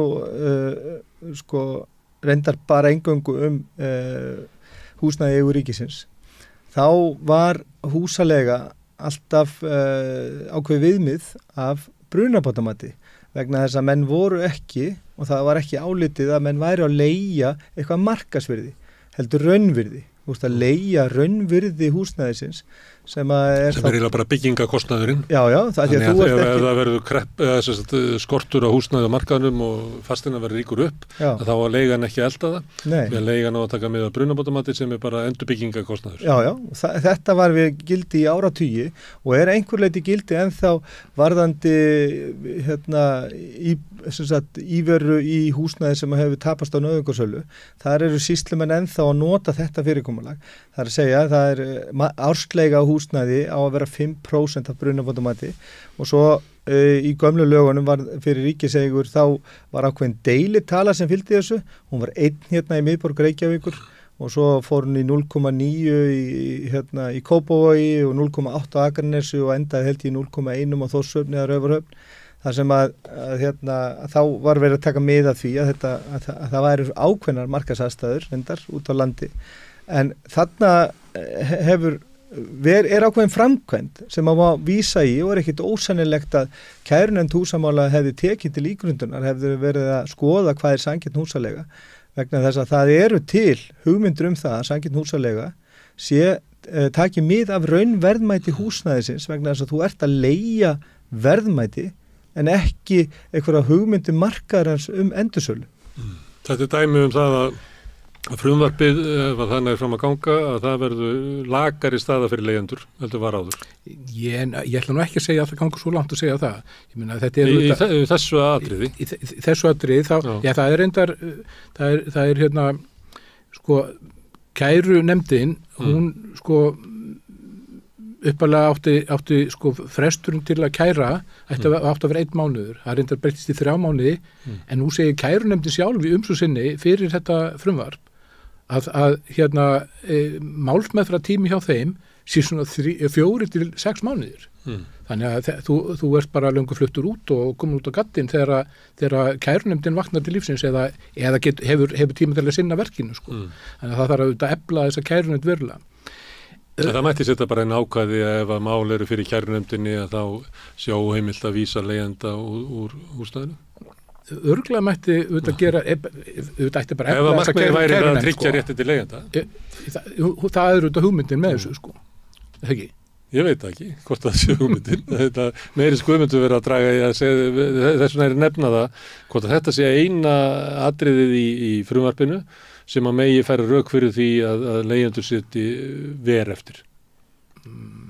Þú ert ekki alveg viss? Að mínum að er það alveg klárt og með þessum 2 breytingum, annars vegar breytingin sem var framkvæmd 2022 í desember og svo þessa tillögur, það er ganga ennþá lengra og það er styrkja þetta fyrirkomulag að húsaleiga, sanngjarn húsaleiga skuli alltaf vera markaðsleiga, óháð markaðsaðstæðum og svo þetta að það skuli þá reikna bara af dýrari hluta markaðnum. Þetta er, sko, leigjendur hafa búið við þetta vegna skorts á húsnæði, en að lögfesta þetta fyrirkomulag algjörlega óháð markaðsaðstæðum og nú að bæta við 3 köflum við 37. greina sem voru 2 setningar í 3 áratugir. Þú sagði bara móðurreikin. Hvað þarf til þess að réttlæta þessa breytingu og bæta við 3 köflum við þessa grein og þar eru tilteknar bara þar ástæður sem að leigusala geta nýtt sér til þess að hækka leiguna. Það er hvergi vikið af því að það sé annar aðili í þessu samningssambandi, leigjandinn, hvaða aðstæður og hvaða forsendur hann getur nýtt sér til að knýja fram á lækkun leigu. Það er ekki minnst á það. Það er eingöngu tekið mið af því að leigusalinn á að geta hækka leiguna og hann getur nýtt sér til þess alls konar kostnað, bæði fjármagnskostnað. Það er engar hömlur á því hvernig hann getur, hvað fjármagnskostnað hann ber. Hann getur tekið dýrustu lánin, styrstu lánin og réttlætt hærri húsalegu með fjármagnskostnaði. En það eru auðvitað hérna atrið í þessum lögum, það er eins og forgangur leigjanda, þú veist það. Já, ég ætlaði að koma að því, ég ætlaði bara að klára þær breytingar sem að mætti túlka þannig að leigjendur væri með veikari rétt og eftir. Ef þetta tekið svona saming, ef þetta er svona skoðið í heilsinni, að þá þarf kærunefndin að taka tillit til limit svona þátta eins og forgangur og hvernig maður hækka leiguna milli samninga og svo framvegis og það eru fullt á svona hlutum sem eru jákvæðir. Sem eru auðvitað jákvæðir. Allan að mínum að við hittum stundum í melabúðinni við Guðmundur og rífum þetta, ekki búið að reka okkur út af þessu ennþá. Það er ekki mikið pláss í melabúðinni fyrir rifrildi. Nei, þetta er allir bara sáttir þar, en nei, við svona hefum rætt þessi mál og auðvitað erum við sammála, þú veist, í grunninn þetta, þú veist að það þarf að gera mikla bragabót, en okkur finnst báðum ganga allt og hægt. Já, ég held að þetta er ekki af henni góða að mínu mati vegna þess að það eru engar svona hömlur á því hvað veist, eins og með fjármagnskostnað leigusalinn getur sent gögn og þá er engin ágreiningur. Það er að segja að það er gert ráð fyrir því ef að hann vill hækka húsalegunum 30.000 og þá sendur hann gögn með til leigjandans og þar er hann væntanlega búin að byrgja brunnin þannig að þetta verður ekki á honum tekið að segja, hann tapar ekki þessu máli, hann sýnir bara fram á það að fjármagnskostnaður hans hafi aukist svo og svo mikið eða þá að íbúðin í næsta húsi hafi hækkað svo og svo mikið og hann verður að sýna fram á það en af því hann gefin heimildi til þess að tína ýmislegt til og ekki takmark á því. Það er ekki þannig að hann megi bara sína fram fjármagnskostnað af 60% af verðinu vegna þess að þú átti ekki að fara út á húsaleigumarkað með ekkert eigið fé. Ég geti keypt bara 100% láni á vondum kjörum. Þá þarf þú að borga mér það af því að þú er róeppin að leigja hefur mér. Engir svona varnaglar og ef að leigusalinn sýnir fram á þetta þá get ég ekki séð í þessu frumvarpi að kærnefnd húsamála þurfa að leita sér eitthvað annar stað að fanga til þess að meta hvort að leigan sé sanngjarn eða ekki. Já, það er þetta sanngjarni sjónarmið, það er að segja það er stendur að hún sé markaðslega. Það er ekki sanngjarnt að þú takir smálan til að kaupa þér hús íbúð það er hvergi og þú látur síðan leigjanda þetta verið í lögunum. Já, er það ekki sanngjarnt og já Sko ef við erum á að semja lög sem að ég myndi til þess að það þarf að venda leigjendur fyrir einhverjum bröskurum og sem eru að vaða út á leigumarkaðin til þess að afla sér fjár kannski með takmarkað eigið fé. Ég sé ekkert að því að ef þú ætlar að leigja, ef ég ætla að leigja þér húsnæði að þá verði ég að vera með veðhlutfalli má ekki vera hærra en bara 60%. Þannig ég sé ekki einhverju braskstöðu og sé alltaf að láta þig borga fyrir mig. Þetta sé 30% í Nóri? Þetta er alveg hárrétt sem hún segir og þetta er ekki í lögunum. Nei, þetta er ekki núna en og þá segi ég ef að bíða eftir þetta verði með þessa ríkisstjórn sem við erum með núna það sem einn flokkur í ríkisstjórninni á örglega eftir að styðja ekki við þetta frumvarp. Ekki eins og þetta frumvarp. Ekki eins og frumvarp eins og í dag. Ekki eins og frumvarp eins og í dag. Þeir eru bara, þegar að frumvarp hefur lagt fram í núna, hvernig var það í februar, mars. Og Sigur Ingi talaði fyrir því, það voru 2 þingmenn sem töluðu í latan tíman, Teitur Björn og Óli Björn og þeir voru bara eins og þingmenn í stjórnarandstöðu. Þeir finna þessu allt til fórhundu á þeim forsendum að þessi vera skilda aðeila til þess að skrá sem þeim finnst vera stórkostlega mannréttindabrot. Já, þeir horfa ekki, ég held að þetta sé sýndar mennska vegna þess að leigusölum eru tryggð það mikið réttindi til þess að hækka húsaleguna. Auðvitað muni þetta á einhverjum tímapunkti það muni hægja á hækkunum. En með að við sko hraðan á hækkunum núna síðast ári... Akkur mun það hægja á hækkunum? Já, það mun væntanlega verða til þess að þegar að markaðsleiga er farin að myndast í ákveðnu svæði að þá verður erfiðara ef þú hefur ekkit annað í hendinni að hækka húsaleguna. Þú þarft að vera þá með einhvern kostnað, þú er búin að vera að skipta glugga eða þú fjármagnskostnaði, vaxtakostnaðurinn hefur hækkað og þess áttar. En það er erfiðara að vera með tilefnislausar umfram hækkanir þegar fram í sækir. Ef þú ert að leigja hjá mér og við erum bara með árssamning í einu, þá er þetta að tala hækkanirnar á milli samninga. Á milli samninga. En ég get alveg, þú bara ferð úr íbúðinni, flyttir til útlanda og ég leigi honum svo bara bæti við 100 skalli þegar ég sitta hann á næsta markaði. Það er ekki sem stoppar það. Nei, ef hann segir þá nei, ég hafna þessu leiguverði. Það leigi bara einhverjum öðrum. Það er skortur. Já, það er skortur. Búa göttunni það. Já. Það er náttúrulega eitt sem er ekki verið að ávarpa í þessu. Það er þessi veika samningsstaða leigjenda. Það tekur ekkit mið af henni.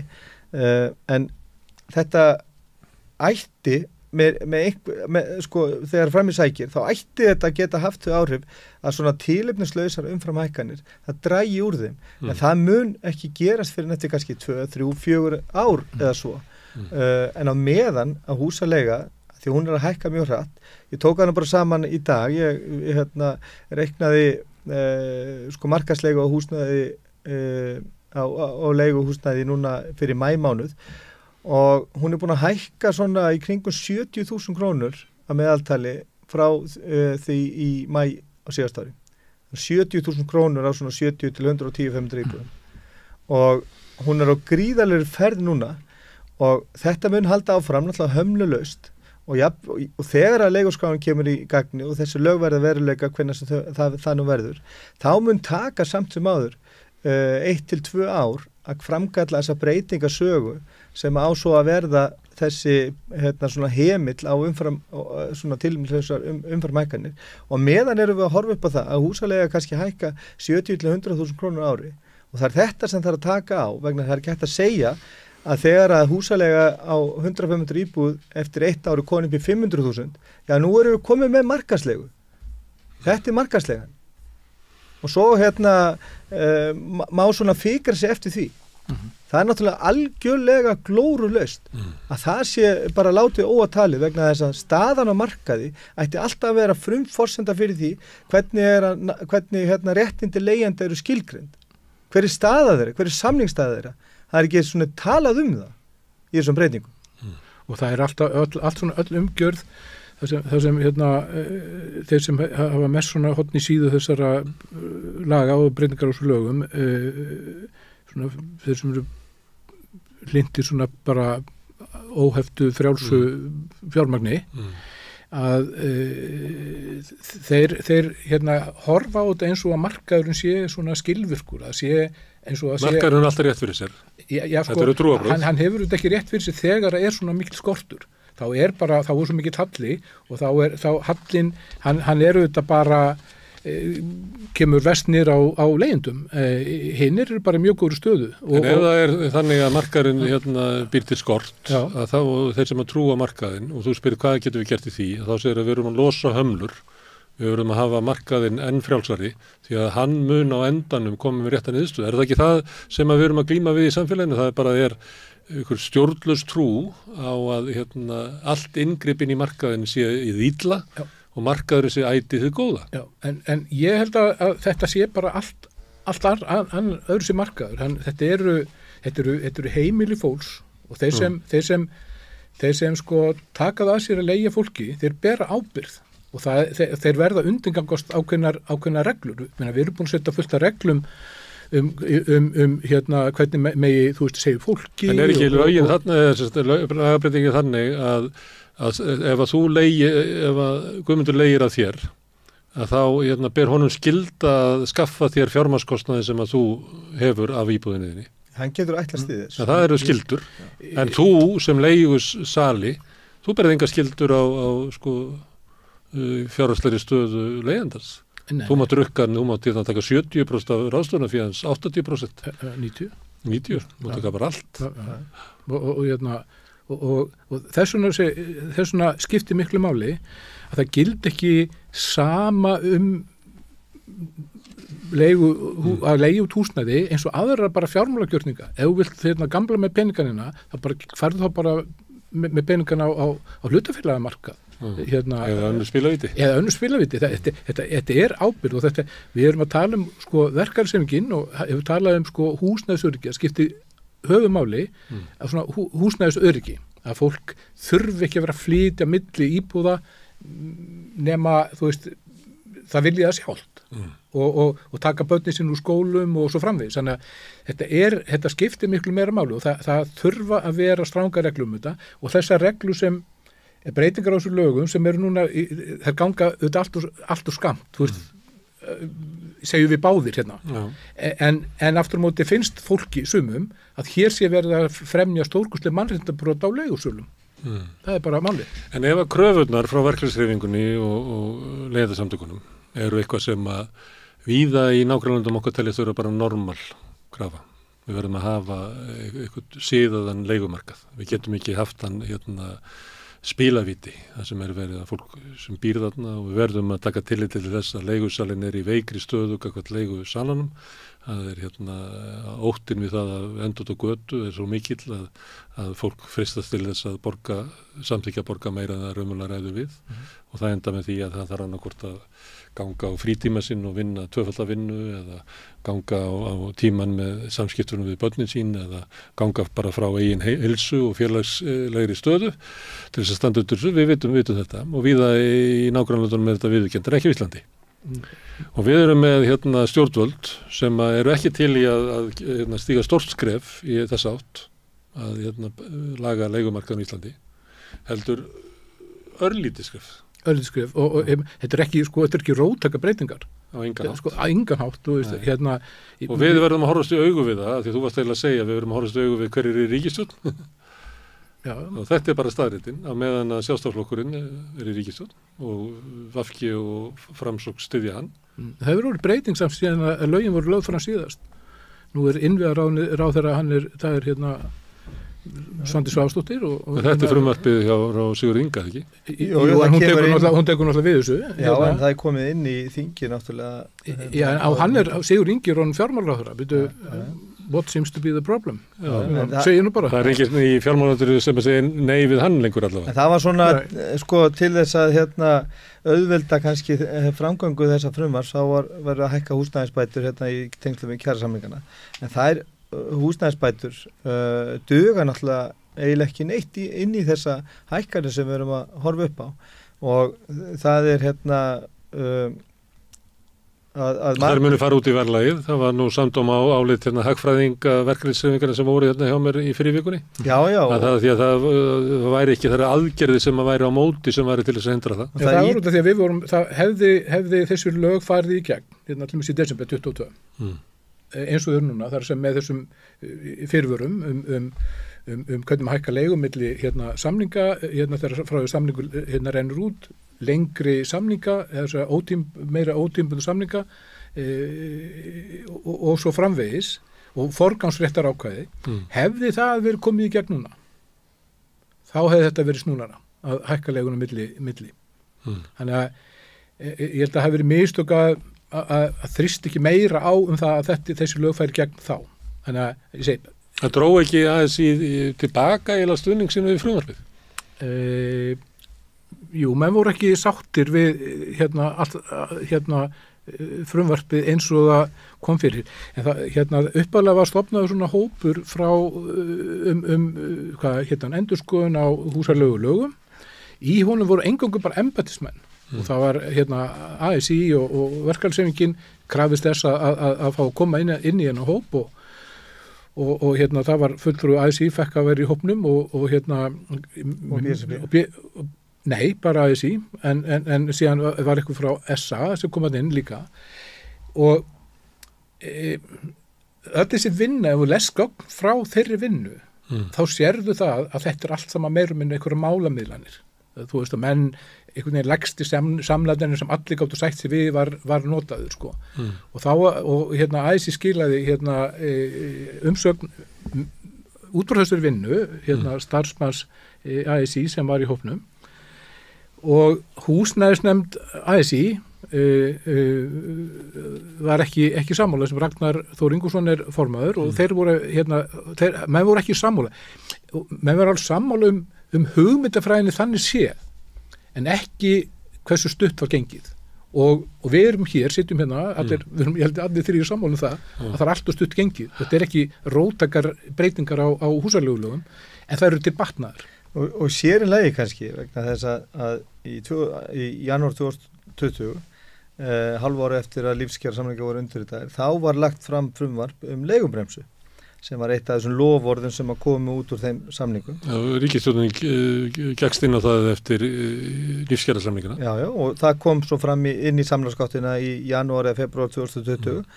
Og hún var eitthvað svo víð að það var ekki hægt að sjá að hún hefði nokkuð gagn. En samt sem áður, þá er sko lögmæti hugmyndarinnar leigubremsu, ef hún hefði náð fram að ganga, þá hefði kannski verið auðveldur að hræra í tölunum þar inni. Við hvað ætti að miða, hvort ætti að miða við byggingavísitölu, launavísitölu eða vera með einhverja leigubremsu. Þá er þetta ákvarða hver leigubremsun er, bara eins og í Danmörku. Þar var, er þessi hugmyndum leigubremsu bara, þetta er bara samþykkt af allri þjóðinni að þetta er til og þetta er hugmyndum. Það er nú ný lög sem þú sett í Danmörku. Já, meina þetta er bara... Það sem við settu hana svo þröngt að það var augljóst að þeir ætluðu að lækka raunvirði húsaleigu töluvert yfir góðu tíman. Já, og þá mátti hækka húsalegum 50% af vísitölu neysluvers og þetta frumvarp fór inn í samráðsgáttina og svo ekki söguna meir.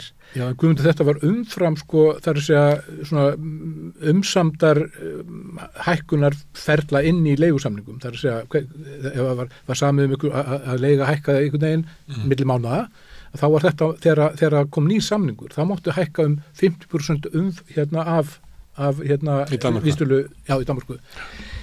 Ég held að skipti alveg sko gríðarlega miklu máli að svona leigubremsa hún getur verið með ýmsum hætti ein leigubremsa er í raun og veru ótímabundnir samningar og síðan reglur það hvernig með hækka samninga á milli sko nýra samninga eða þegar nýra aðili kemur inn. Við til dæmis vorum með hugmyndunum það og ég held að við Guðmundur rættum það að það mætti ekki hækka leigu á jafnvel þó að kemur nýr lögaðili sem leigusali á sömu íbúð bara til þess að koma í veg fyrir svona hækkanir. Þannig að það eru ýmsar aðferðir við þetta og ég held það að ótímabundnir samningar þið munið eftir því 2000 hvernig var það 18-19 þegar Alma ætlaði að hækka leigu verulega mikið og Vaffer hótaði að draga fjármegni sem voru í fjárstýringu inn í Kvikkubanka. Þá hissuðu þeir upp þessu buxurnar og þeir gerðu svona ótímabundna leigusamninga sem voru reynda til 7 ára en það er sama. Við þekkjum fólk félag okkar sem var í stjórn Vaffer, hann var inn í þessum pakka. Leigan hjá honum hefur ekki miklu minna heldur hjá mörgum öðrum sem búið í sama stegagangi. Þannig að þetta er ein leigubremsa. Ekki kannski ideal. En öllum er ljóst sem við vilja skoða að það þurfa að vera mikla réttabætur fyrir leigjendur og það er að verja þá fyrir okri. Öllum er ljóst að leiga er of há, leiga húsnæðiskostnaður tekjulægstu sem að flestir á leigumarkaði er bara ein höfuð ástæða fyrir fátækt í Íslandi.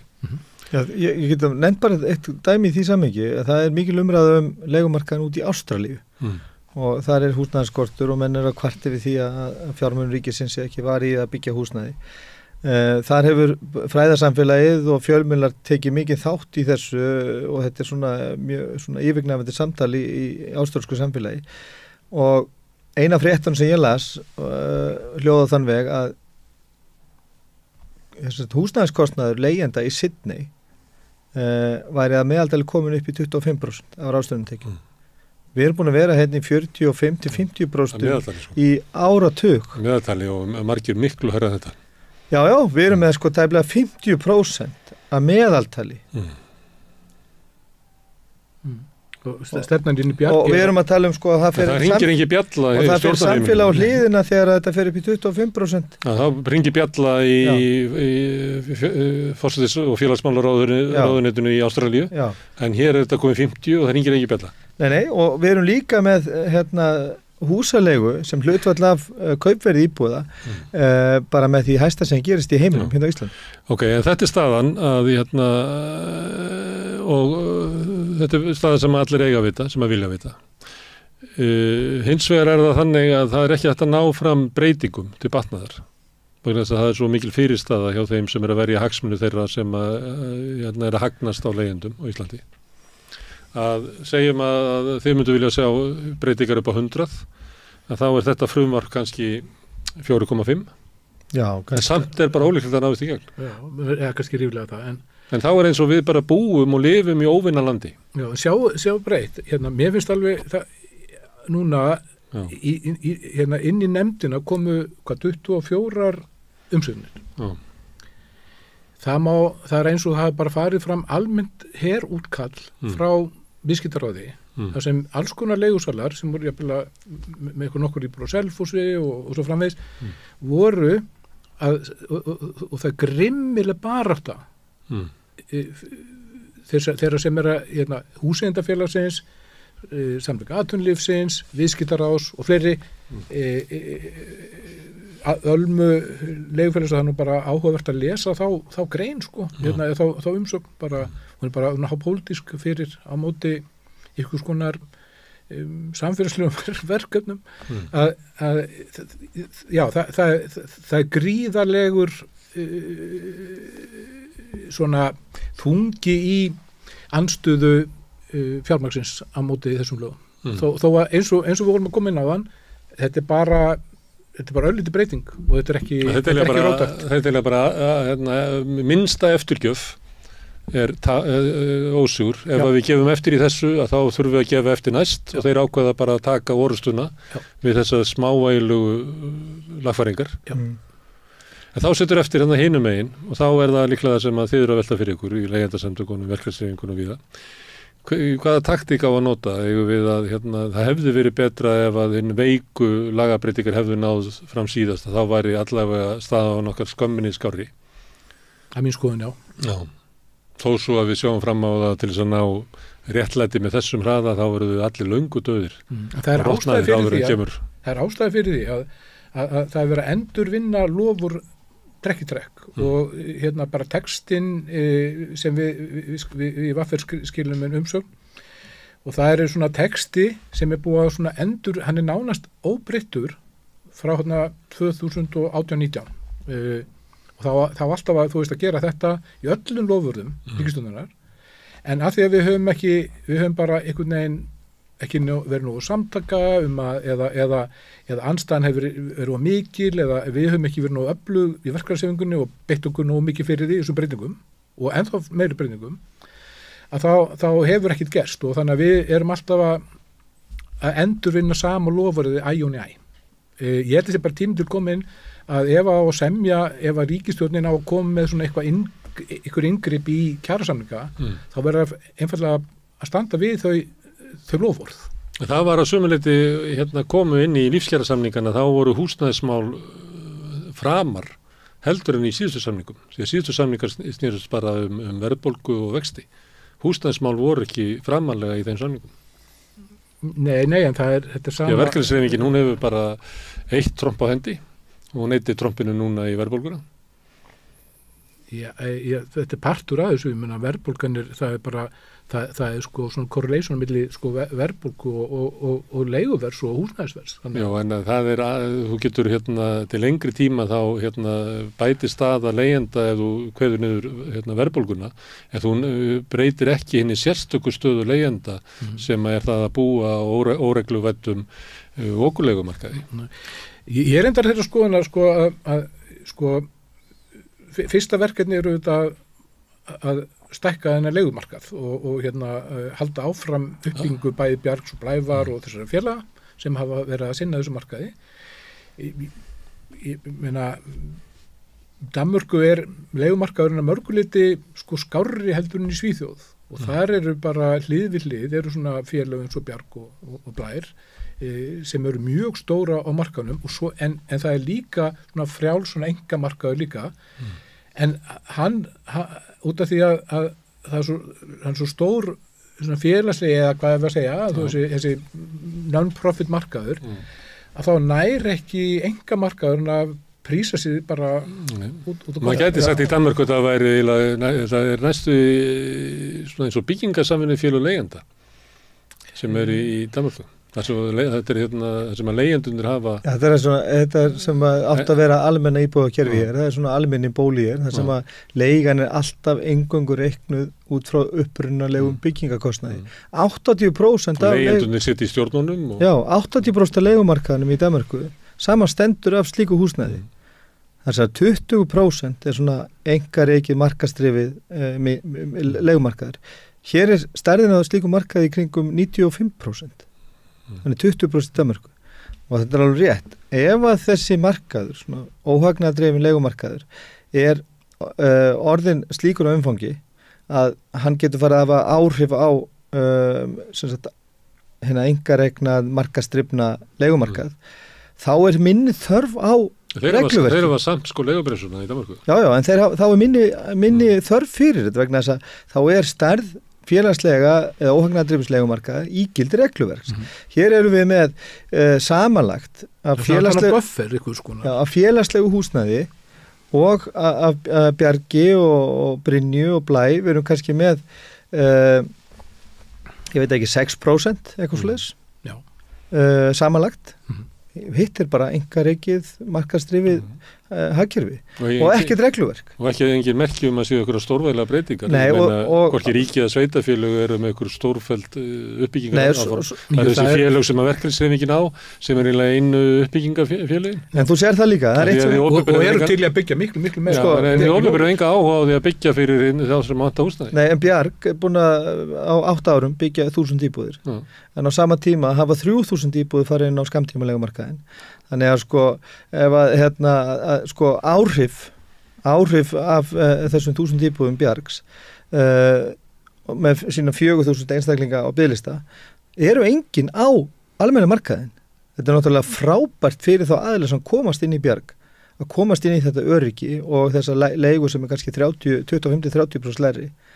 En þetta er náttúrulega bara í boði fyrir tiltölulega þröngan hóp og þetta er mjög lítið sem hlutfall af markaðnum og á sama tíma erum við með algjört hömluleysi, það verður að sópa upp íbúðum bæði til þess að setja inn á Airbnb og svo inn á þennan inn í þessi rekstrarleyfi fyrir túristagistingu. Þannig að miðað við svona hraðan á uppbyggingu Bjargs að þá myndi það taka kannski svona 2 áratugi fyrir Bjarg að hafa ykkur áhrif á óregluvætan hagnaðardrifin einkamarkað. Og við getum alltaf bara ekki búið við það að húsalega hækki 70-100.000 krónur á ári og leigjendur búa við það, íslenski leigjendur, með langhæstu flutningstíðni í Evrópu og hafa verið það frá 2014. Tölurnar frá Eurostat 2014 sýndu fram á að 90% leigjenda þá á Íslandi hefðu flutt á undangengnum 5 árum. Staðan er svo sama í dag. Reyndar eru leigutímið þeirra líka styst innan þessar 5 ára. Þannig að við erum með hörmulegar aðstæður fyrir leigjendur og við ætlum ekkert að gera að því að vera að tala um að tryggja húsnæðis öryggi þeirra. Ok, íþyngjum þeim svakalega með leiguverði. Látum það borga 70% af ráðstöfunartekjum sínum húsalegu. En veitum við þá húsnæðis öryggi? Það er ekkert að finna húsnæðis öryggi í þessu frumvarpi. Það er verið að tala um það er verið að vísa í húsnæðis öryggi þegar verið að tala um það að hafa íta undir fjölgun ótímabundna húsaleigusamninga með því að banna vísitölutengingu á samningum sem eru til 12 mánuða eða skemur. Og það er bara það er raunur fyrstu 12 mánuðin af leigusamningnum. Það er hugmyndin að það er ekki, þannig að allir leigusamninga bara til 13 mánuða, sko. Þannig að það er verið að tala um það að ekki megi... Það var til tímabundina samninga til 12 mánuða eða skemur stendur að sem sagt, ef þú ert með árssamning sem er svona tiltölu algengur, þetta sé kannski svona 20-30% af markanum eru bara árssamningar. Hvað stendur í lögunum? Annarkvort þetta samningurinn til 12 mánaða eða þá að fyrstu 12 mánaðum sé óheimilt að hafa vísitölu tengingu á fyrstu 12 mánaðum. En ef ég myndi gera samningu við þig, Bjarni, í 2 ár og það er vísitölubundið, af því að það stendur í lögunum að það sé bara óheimilt að gera vísitölubundna samninga til 12 mánaði að skemur. Geti ekki rukkað vísitölutengingu bara á fyrstu 12 mánuði? Það gert ráð fyrir því þegar verið að fjallum í greinagerð frá Alþingi þessa breytingu, þá stendur í 3. málsgrein að leigusala er heimilt að taka mið af vaxta og verðbólgu horfum við ákvörðun leigufjárhæðarinnar. Það er að segja, hann má þá í upphafi þessa 12 mánaða samnings bara framreikna það sem að hann heldur að verði vísitöluhækkanir og setja þar inn í leigufjárhæðina. Það var svo sem alltaf, við höfum rætt þetta, ég og Guðmundur líka talsveit mikið að það að ekki heimilt að svona verðtryggja svona stutta samninga, það þýðir í raun og veru það, en með þessari heimildir sem kemur fram hana og þá bara, ef þú heldur að verðbólga verði 8%, þá hækkur bara leigum 10% til að vera að hafa þetta. Og þegar að leigjandinn segir, heyrðu, nei, býtu, þú getur ekki rukkað með þessa leigu markaslegan, þetta er hærri markaslegan, þá segir hann, ég tek með því að vaxta og verðbólgu þróun næstu mánuða verði svo og svo og ég ætla að leggja það á húsaleiguna og það stendur þá í greinargerð með lögunum að það sé gert ráð fyrir því að það sé einn af röksemdum leigusalans fyrir hærri húsaleigu. Þú segja að það er allstaði búið að stappa í þau göt til þess að koma í veg fyrir það að sé einhvers staðar svona hóla fyrir sem leigusalinn dettur onni varandi það hvort hann getur hækka húsaleigu ekki. Það er allstaði verið að girða fyrir það. Að sé einhvers staðar sem að leigjandi getur sagt, nei, heyrðu, halló, þú getur ekki hækka húsaleiguna svona. En svo er eitt varðandi þess að 12 mánuði vegna þess að það verður að tala um þetta að íta undir ótímabundna samninga. Já, eins og segi, árssamningar eru svo kannski svona 25% af markanum að ég tel svona miðað við skoðanakannin sem við höfum haldið úti. Og svo eru svona 65% af samningum vísitölubundnir. Þannig við erum talað kannski þetta séu svona 15% af öllum samningum sem eru vísitölutengdir í dag og eru til 12 mánaða. Þannig að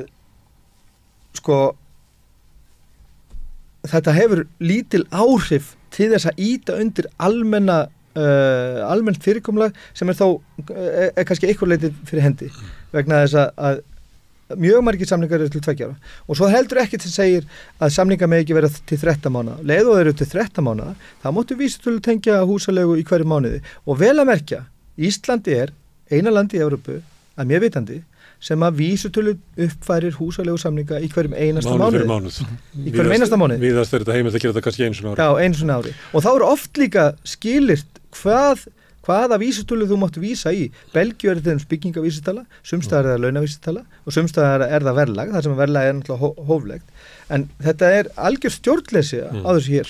En er þetta ekki frumvarp, það eru mörg frumvarp lagareldir eitt dæmi, þar sem að virðist vera allt snýst það að tryggja hagsmuni sérhagsmuna aðila, myndi eitthvað segja. Við vorum með frumvarp sem varða lögum núna fyrir vetur þar sem að afurðastöðar voru undanþegnar samkynnislögum, þar sem að breytingarnar á frumvarpinu voru samdar af lögfræðingi eins af afurðastöðunum. Er þetta ekki bara dæmi það að í gegnum ríkisstjórn og Alþingi þá nærðu ekki neinum breytingum sem að styrkja almannahag en það er engin vandi að ná fram breytingum sem að venda sérhagsmunina? Mér að minna, er það svoleiðis? Þessar stofnanir vinna bara fyrir eina sem að eiga og ráða? Það er gríðarlega, jafnvel eins og við sögðum á, þetta er ekki róttakar breytingar á lögunum en andstaðan er hreint ótrúleg fjármálaseigenda. Þið nefndu þarna fjölda þeirra sem er sendun athugasemdir og það varu alls konar leigubraskarar sem er sendað þeirinn. Akkur sendi ekki bara 40.000 leigjendur athugasemdir við þetta? Já. Eða er það úrslitin hverjir sendum flestar aðtöður? Nei, ég held að sko, því að við erum að tala samráð, þá er ágætt að sko rifja það upp að þessi starfshópur sem að skilaði af sér þessum tillögum núna í júlí á síðast ári, hann settur saman í maí 2022 og þá var sendt út bréf til 39 hagaðila held ég að hafa verið. Leiðindasamtökin voru ekki eina af þeim sem fengu bréf, þó að það hefði staðið í tilkynningu frá ráðuneytinu. Við sendum fyrirspurnina á ráðuneytið og starfshópinn og báðum upplýsingur það hvenar og hvert þessi póstur hafi farið, vegna þess að við fengum hann ekki og engin okkar og við fengum aldrei svar við því. En við fengum hins vegar spurningalista í ágúst 2022, sem 3 mánuðum eftir að starfshópurinn hóf starf sitt, að þá fengum við spurningalista með 18 spurningum sem að við áttum svo bara að mæta með þennan lista og fengum hálftíma með hluta af nefndinni þar sem við komumst yfir tæplega heilmikinn af þessum 18 atriðum. Það er allt samráðið á þessu rúmlega ári sem starfshópurinn hefur við leigjendur löggjöf varðar helgustu og ríkustu hagsmuni leigjenda. Það er hálftími við hluta af starfshópnum og það er lengra nær það ekki. En samráðið við leigusala og fjármagnseigendur og fjárfesta og eignafólk, það var kannski 98% af samráði starfshópsins og endurspeglast náttúrulega sjálfsögð í þeim tillögum sem koma fram. Herðu, Guðmundur og Bjarni, takk fyrir að koma enga á ræða þetta. Ég ætla að halda áfram að ræða þessi lög og reyna að átta mig á því. Ég fæ ykkur kannski seinna þegar ég er búin að ræða við þingmenn og eitthvað fleira. Því að þetta er náttúrulega gríðarlega mikilvæg lagasetning gríðarlega mikilvægan málaflokk, þótt að breytingarnar séu kannski ekki svo íkja vegamiklar. Hænu fett. Herðu, Guðmundur og Bjarni, takk aftur. Ég ætla að sitja hérna áfram og reyna að skilja samfélagi sem við lifum í. Þið megið koma með þið viljið, næsti kafli eftir augnablik.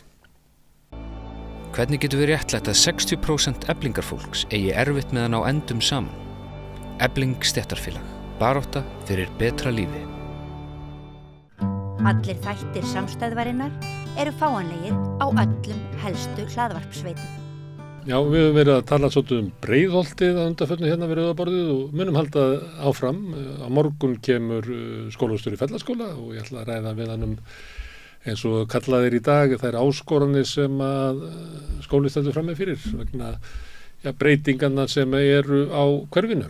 Og eitt af því sem er til í Breiðholti sem ég held að sé ekki til í öðru hverfum að það er menningarsendiherrar sem eru fyrirbrigði sem er til í Breiðholti en annars það er ekki held ég og hér eru komin 2 menningarsendiherrar. Það er Marta Vietsurek sem kennir meðal annars íslensku fyrir erlenda íbúa og býr í Breiðholtinu. Já. Og María Sastre sem líka kennari, kennir hérna niður í Kvennaskóla, eðlisfræði. Já. Verið velkomnar. Herðu, þið eru menningarsendiherrar. Þetta er svaka titill, menningarsendiherrar. Já, við erum nýbúin að breyta það. Þetta hét áður sendiherrar í Breiðholti en að við erum að fara víðar núna og vorum með rosalega stórt fjölmenningapartí í Húsdýragarðinum í fyrra. Þá erum við breyta nafn og heitum núna menningarsendiherrar. Já, það var líka því að þessi viðburður í Húsdýragarðinum hét menningargarðurinn.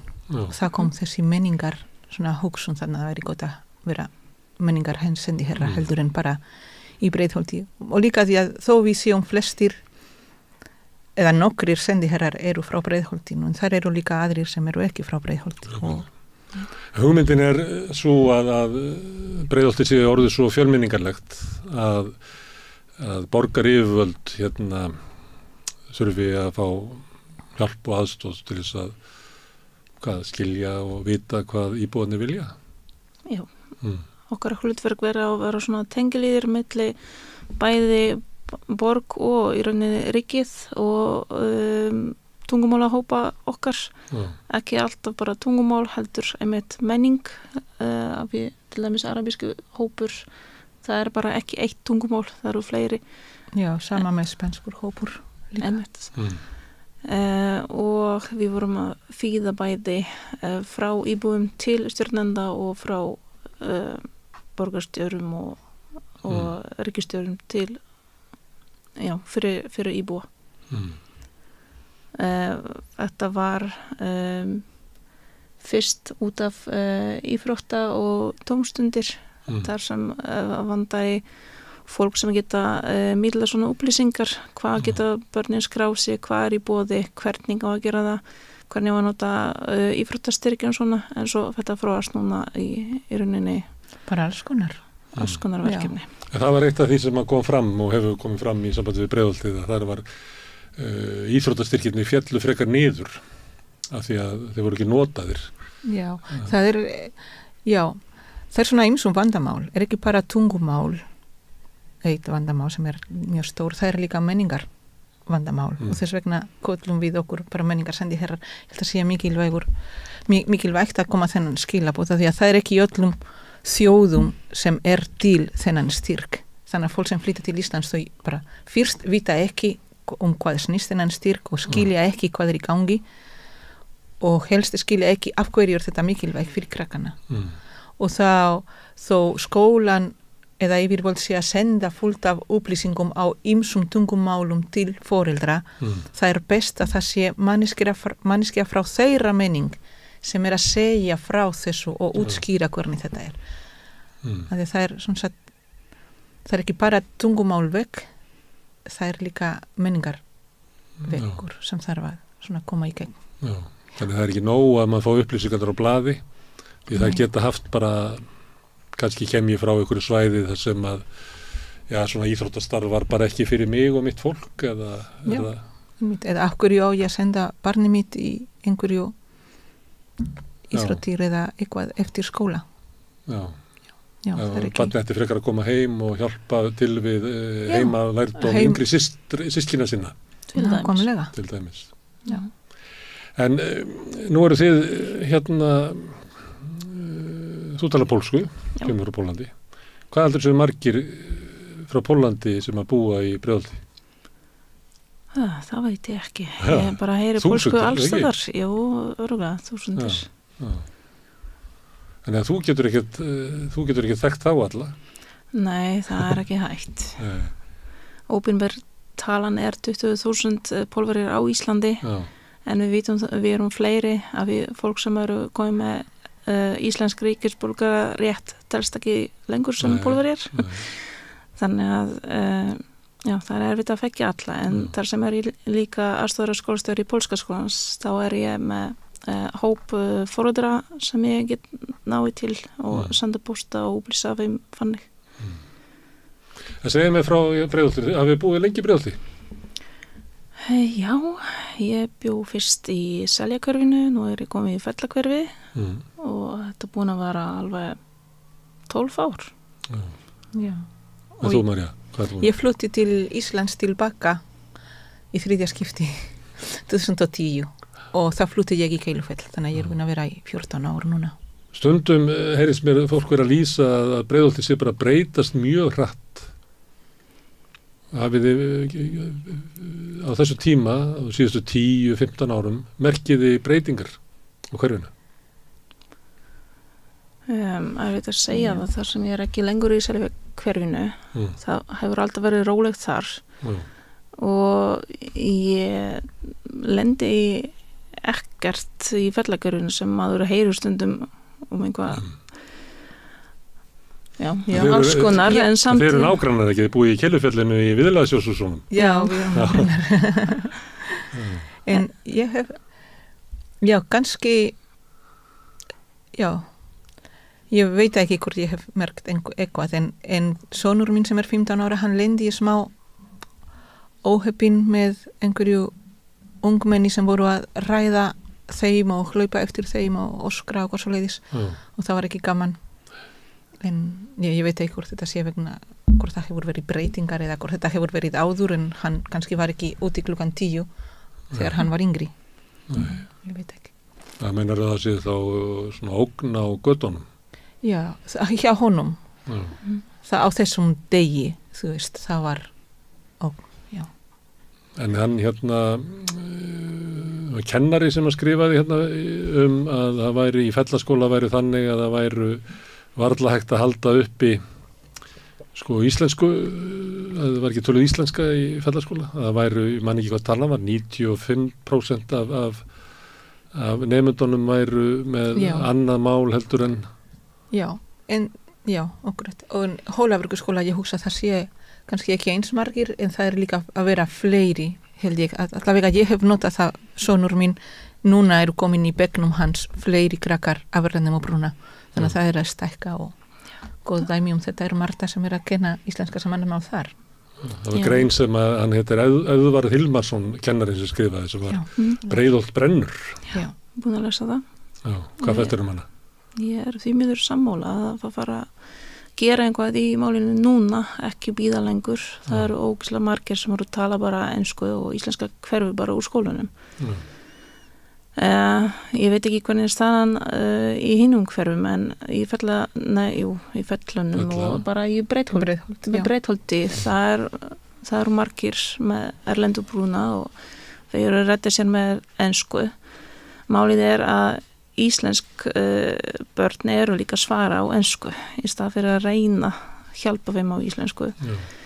Og ég veit sjálf að því ég búin að læra íslensku að þetta trúblar ógeðslega mikið ef maður reynir að redda sér með ensku fyrst og ég reynir að ef ég myndi svara þér á ensku þá myndur náttúrulega ekki læra íslensku einmitt, af því ég fatt það ekki og það það sem ég að segja alltaf nemendum mínum, hætti nota þessi ensku, þetta hjálpar ekkert þetta kannski svona hjálpar þetta ekki fyrir smástund en þú lærir ekkert af þessu, þú bara lærir að þú getur redda sér með ensku og þú færi ekki lengra En ef það þannig á skólalóðinni að 90% tala ekki íslensku heima þessir og allir tala ensku að þá náttúrulega hættir íslenskan að vera málið á skólalóðinni, þá verður enskan bara málið. Það nefnilega málið, því að þau kannski skólakerfið hefur alltaf svona trúa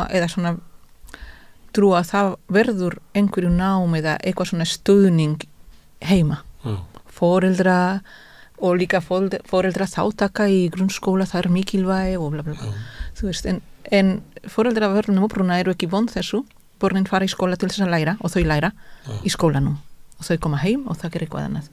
En kannski þau fatta ekki að börnin þeirra sem eru af erlendum uppruna þegar þeir eru í skóla, þeir eru ekki nauðsynlega að læra íslensku að því að allir hinir krakkar eru að læra að tala ensku við þau.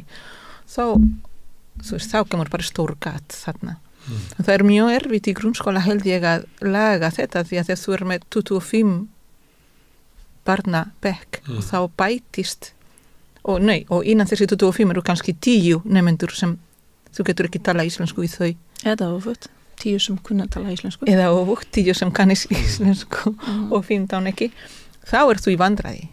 Þú þarft þá virkilega mikið stuðning til þess að eða mikið stuðning, frekar kannski bara hafa þessi 15 sem tala ekki íslensku í einhverju sér tíma til að læra íslensku en ekki í sömu bekk allan tíma. Til að byrja með, en svo það þarf einmitt að hjálpa þeim að komast í samfélagið en þá vantar fleiri starfsfólk í rauninni. Þar sem er eitt kennari með 25 börn og getur ekki útskýra allt á íslensku, getur ekki gefa þeim líka nóg tíma og farfa að bjarga sér með ensku líka. Þannig þetta sem vandrar núna er í rauninni starfsfólk og bæningur fyrir það. Ef var kominga og nefndi sem dæmi að kannski ættum við bara að keyra fólki í skóla og þá var hann að tala um að ef við erum með 25 í bekk og það eru bara 5 sem eru með íslensku heima að þá er ólíklegt að hinir 20 læri íslensku í þessu bekk. Hann lýsti líka að hann var að kenna og hann vissi að bara hluta bekknum skildi ekki hvað hann var að segja og það er náttúrulega að vera að svíkja það fólk og þá krakka nám af því að þau bara fá ekki nám af því að hann getur ekki gert neitt í því og hann nefndi sem dæmi að því að við erum kannski í öðrum hverfum þar sem eru miklu færri innflytjendur í bekkjónum að þau getur kannski borið 4-5 í viðbót sem ekki tala íslensku og ættu bara í auðveldlega með að taka þeim. Hinn kosturinn er að bara hafa þá fleiri kennara inn í bekknum í fellaskóla eða Hólabrekkuskóla. sem 3 kennarar, 4 kennarar í bekk. Já, sem getur aðstoða börnum hér og nú og útskýra hvað þau eru að gera. Það ekki alltaf gott að þau eru að bjarga sig með Google Translate. Og þetta eru mjög klárir krakkar sem geta alveg hugsa í sínum móðurmáli og setja allt í Google Translate og færa yfir á íslensku og svo skrifa og svara á íslensku, en þau eru samt ekki læra tungumál þannig. Þannig það vandar líka auka tímar. En þú ert sammála, Eðvarð, að það þurfi bara að gera eitthvað núna. Annarkvort þarf að bara stór efla fjölga kennurum í skólunum eða hann nefndi þetta sem svona drastíska aðgerð að keyra börn bara í forsvarsskóla eða það sem eru lægra hlutvall af innflytjendum. Bara skúlbassing eins og var í Bandaríkjunum. Ég myndi ekki gera það. Þá stoppar allt félagslíf í hverfinu líka ef börnin verða ekki með vinir í sama hverfinu og er enginn til að leika með eftir skólanum. En þetta sem kannski væri hægt að gera þar sem tímar eru búnir 1-2 af hverju ekki hægt að setja auka íslensku þar sem kennarar eru í skólanum og eru tilbúin kannski að halda svona auka ég myndi ekki setja það samt sem val fyrir börnin. Þú ert með annar móðurmáli en íslensku, þá fartu fá auka íslensku. En það var í skilda. Já. Og fá meira aðstoð þar. Nei. Það vantar örugglega penning fyrir það. En að meðan það ekki gert að því að allir borga skatt á skyldur og borga þar alveg fyrir menntun barna sinna. En ef að það er ekki töluð íslenska heima hjá mér, þá er hætt við að barnið bara fá ekki þá menntun sem er í boði, en svo skilur það ekki. Og hætt náttúrulega svo að barnið útskrifist úr grunnskóla ekki hæf til þess að nota íslensku og hefur þar lent ekki eingöngu inn í samfélagið. Og það hafa fellur út úr framhaldsskóla. Akkurat. Og þetta er bara raunveruleikinn.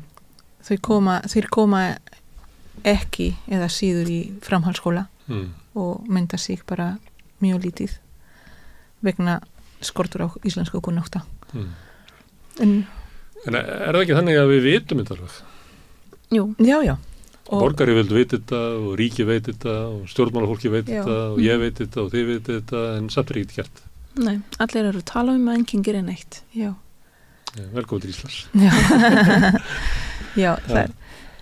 Já, ég hugsa að það var í frábært hugmynd að setja til dæmis þessi krakkar eftir þegar skólinn er búinn klukkan 1 eða 2 í íslensku nám, þá bara til 4. Það er talað einhvað tómstundir og frístundir svona, en þeir eru samt að fara þar og tala ensku. Já, í frístundir þau eru ekki að nota íslensku. Og þau þurfa að læra íslensku. Það þýðir ekkert að setja, og líka þú veist, þessi hugmynd að þau kunna ekki íslensku eða pínulítið íslensku og setja þau í bekk.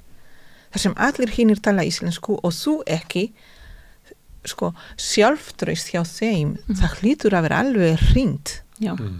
Að þú getur ekki tjáð þig, þú skilur ekki hvað kennarinn segir. Þú getur ekki spurt neitt. Þú getur ekki spurt neitt og sumir vilja læra. Já, það var fínt að hafa svona velkomin bekkir í hvern skóla í rauninni, þar sem barni fer og fær tíma, góðan tíma til að læra svona grunn. Hvernig á að barnið að fara í einhver samfélagsfræði eða náttúrufræði ef hann skilur ekki algeng orð. Nei. Hún var í helgivitali hjá mér, Fida Abu Lidé sem kom frá Palestínu miðjan 10. áratuginn með systur sinni sem var árið eldri og hún lýsti ég held að það hafi verið svona 2-3 ár í hennar lífi þar sem við fóru með strætó og Breiðholti, þá var svona innflytjenda deild í Austurbæðaskóla og fóru þar á milli, skildu ekkert vissu ekkert hvað fór fram í skólanum, fóru svo bara aftur í strætó og aftur upp yfir, tengdust engum og lýsti bara, þetta var furðulegt tímabil, það var, ég held að það verið á 3. ári þar sem að þau fóru að geta að tala pínulitla íslensku og ratað inn í samfélagi. Það voru algjörlega einangraðar systurnar það sem að Já, í Breiðholti það er íslensku vers sem tekur á móti börnum frá öllum skólum í Breiðholti. Þau eru fá einmitt góðan tíma til að læra grunn og klára fyrsta steg í íslensku sem annamál. og þeir eru fyrir hádegi í íslensku veri, svo koma þeir í heimaskóla eftir hádegi. Þannig þeir eru bæði að læra íslensku og fá tækifæri til að tengjast með jafnaldrum. Þannig svona hálfuleiti í bekknum en hálfuleiti í sérkjæslu. Já, en þegar þeir eru útskrifast þá fara þeir beint í bekk og þá samt þeir eru ekki alveg tilbúinni það væri ekki búin að ná nægum tökum á íslensku. Nei, það er svona grunn kannski þetta hjálpar með félagsskap og svona en það fara einhver meira, það var kannski fara dýpra í sama orðaforða sem bekkur eru með en útskýrað betur, vinna aðeins öðruvísi með efni og kennari á ekki tíma að undirbúa í rauninni 25 verkefni að þessi eru hér, þessi eru verri og þessi skilur ekki neitt menn fann að ég get kannski að hjálpa aðeins með ensku, þá skilur hann hvað ég er að tala en þau fyrir að fá meira tíma líka eftir íslensku veri. Það er ekki fræðilegu möguleiki að kennari geti sinnt nemendunum sem eru svona. Nei. Við byggum í París í 1 ár þegar dóttir mín var 7 ára og þar var þetta fyrirkomara líka. Þá fór hún í svona innflytjendabekk þar sem hún fekk stuðning í franskunni og svo var hún líka með hinfótinn í bekknum, skildi lítið fyrst og fleira. En þá gætu líka farið með heimanám eða aðstóð í náminu inn í innflytjendabekkin og þannig var það svona hugmyndin að þetta væri svona hægt og bítandi myndi ganga. Þannig að þetta kerfi er til á Íslandi en það er bara stutt. Hvað segja það? Já, það vantar einhvað þeir eru klára fyrsta stig en hvað með annar stig, hver á að sjá þetta þeir eru fara beint í bekk og það út af það eru svo margir með erlendúbluna í Breitholtsskólunum það er ekki hægt að hjálpa öllum þá þeir sem eru nýkomnir eru fá fyrst og fremst hjálp en það vantar líka fyrir þeir sem eru komin fyrir 4-5 árum til þess að lyfta íslenskunni meira. Já, þó þú sé búin að vera 3 eða 4 ári í grunnskóla og líka með þessi íslenskan nám sem hún Marta var að benda á. Það þýðir ekki að þú getur tjáð sig á íslensku og maður á að gera sér grein fyrir að íslenska er mjög lítið tungumál. Þetta eru 400.000 mann sem talar þetta eða núna ef maður telur innflytjendu sem talar ekki íslensku, það er kannski ennþá mín en 400.000 mann sem tala tungumáli. Það er reyndar 50.000 íslendingar í útlöndum, þannig að... Já, kannski jafnast þetta át. Það er nálagt að vera 4.000. En já, þannig að það er mjög, þú veist, ef þú ert í Fraklandi, allt efni er á frönsku og allt í kringum þig er franska. En þegar þú ert á Íslandi, þó þú tala íslensku, það er mikið efni og mikið sem er í kringum þig sem er ekki á íslensku. Það er bara á ensku eða á móðurmáli þínu ef þú nær þig í gegnum nettið eða eitthvað svoleiðis. Þannig að þetta gerir hlutir ennþá erfiðara að ná tungumálinu. Ég held að þess vegna er erfiðara, þú veist, ég held að sé miklu erfiðara til dæmis að læra fyrir börnin að læra íslensku heldur en í Noregi til dæmis að læra norsku. Af því að norska er miklu stærri tungumál og það er miklu meiri efni á þeirri móðurmál heldur en hér. Svo er þetta líka, er þetta ekki lagskipt að segja að ég geti verið að vinna við að smíða Landspítalann og þar er bara starfsfélagi mínir eru flestir pólskir. Nákvæmlega. Ég tala bara pólsku þar. Þú og svo fer ég kannski kemur við í búðinni og ég get kannski bjargað mér í bónus á íslensku. En það er bara svona lítur íslenska sem ég þarf til þess. Ég get ekki sagt hvernig mér líður. Ég get ekki gengið frá skattaskýrslunni minni. Ég get ekki farið að deila við fyrirtækjaeigandana þegar hann svíkja launin mín. Ég kann ekki íslensku til þess að gera það þótt ég geti bjargað mér í bónus og svo fyrir ég heim og þar hitti ég mína pólsku konu og talaði við mín pólsku börn og þannig ég get alveg lifað og svo kveiki ég á sjónvarpinu og þar horfði ég á ensku.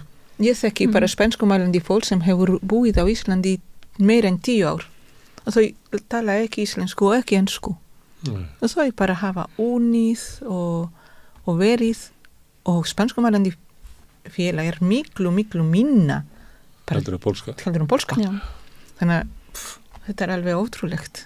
Hvað getur maður komið sér langt á þess að tala íslensku. Á þess að tala íslensku. Já, þarna kemur annar mál með börn sem fætist hér og samt við eru ekki tala góða íslensku. Að við verðum lenda alltaf við einhver pólskan hóp. Já, það dæmið að því að við, ég og kona mín, pólska, við búum upp í Breiðholti og börnin okkar fara út og leika að tala pólsku heima. Þau geta hitt pólska vini, svo farið í skólan og það tala pólska og svo enska. En íslenska kannski bara aftarlega, sko. Þannig að þetta komið, börnin eru líka í þessum heimi að þú raunverulega, hvatinn til þess að tala íslensku ekki aðkallandi í deginum. Nei. Ég veit að ég verða að vera búin að læra íslensku þegar ég verði 16 ára en kannski engin hvati hjá mér akkurat í dag að gera það, sko. Já.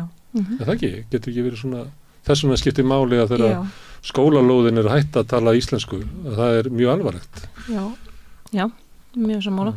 Og núna ég þurfti að læra íslensku til dæmis, að við börnin á leikskóla kunna ekki ensku.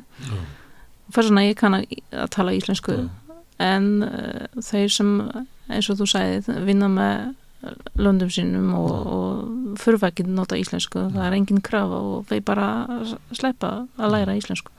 Geta svona rétt bjarga sér eins og séu túristar hérna. Geta bara sagt takk fyrir og... Já. Núna til dæmis til að vinna svona á móti þessu aðeins jafna, það sem sagt í framhaldsskóla það verður aðeins lækka skilda í íslensku kunnátta. Þannig að þessi krakkar sem eru góðir góð námsmenn geta komið í framhaldsnám þó íslenska kunnátta sé ekki nóg sterk.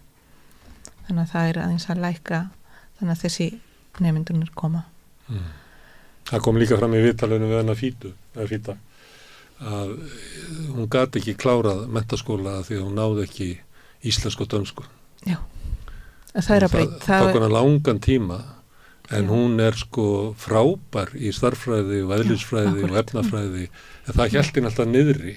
Það var bara engin til í að taka tilliti til þess að hún hefði ekki, hún reyndi að komast í háskólanum undan þá. En þetta að breytast sem betur fyrir. Þetta að breytast. En á þeim tíma þá var bara eins og við vildum ekki fá sko starffræði þekkingu hennar af því að hún kláraði ekki dönskuprófi sko. Þetta svona sem eiginlega fáránlegt fyrir hún var 16 ára þegar hún kemur frá Palestínu akkur að hún að læra dönsku. Já. Það samt hægt að fá undan að fá í dönsku og fá auka íslensku í stað. Í staðinn, það núna. Herðu en svo út frá Pólandi og þú út frá Spáni. Já. Þið töluðu saman íslensku hérna frammi. Já, við tölum alltaf íslensku saman. Já. Það gæti verið að ef þú hefði komið hérna fyrir 2 árum og þú fyrir 3 árum að þá hefðu líklega talað ensku ykkur á milli. Þá ég velta fyrir mér sem þetta millimál. Já.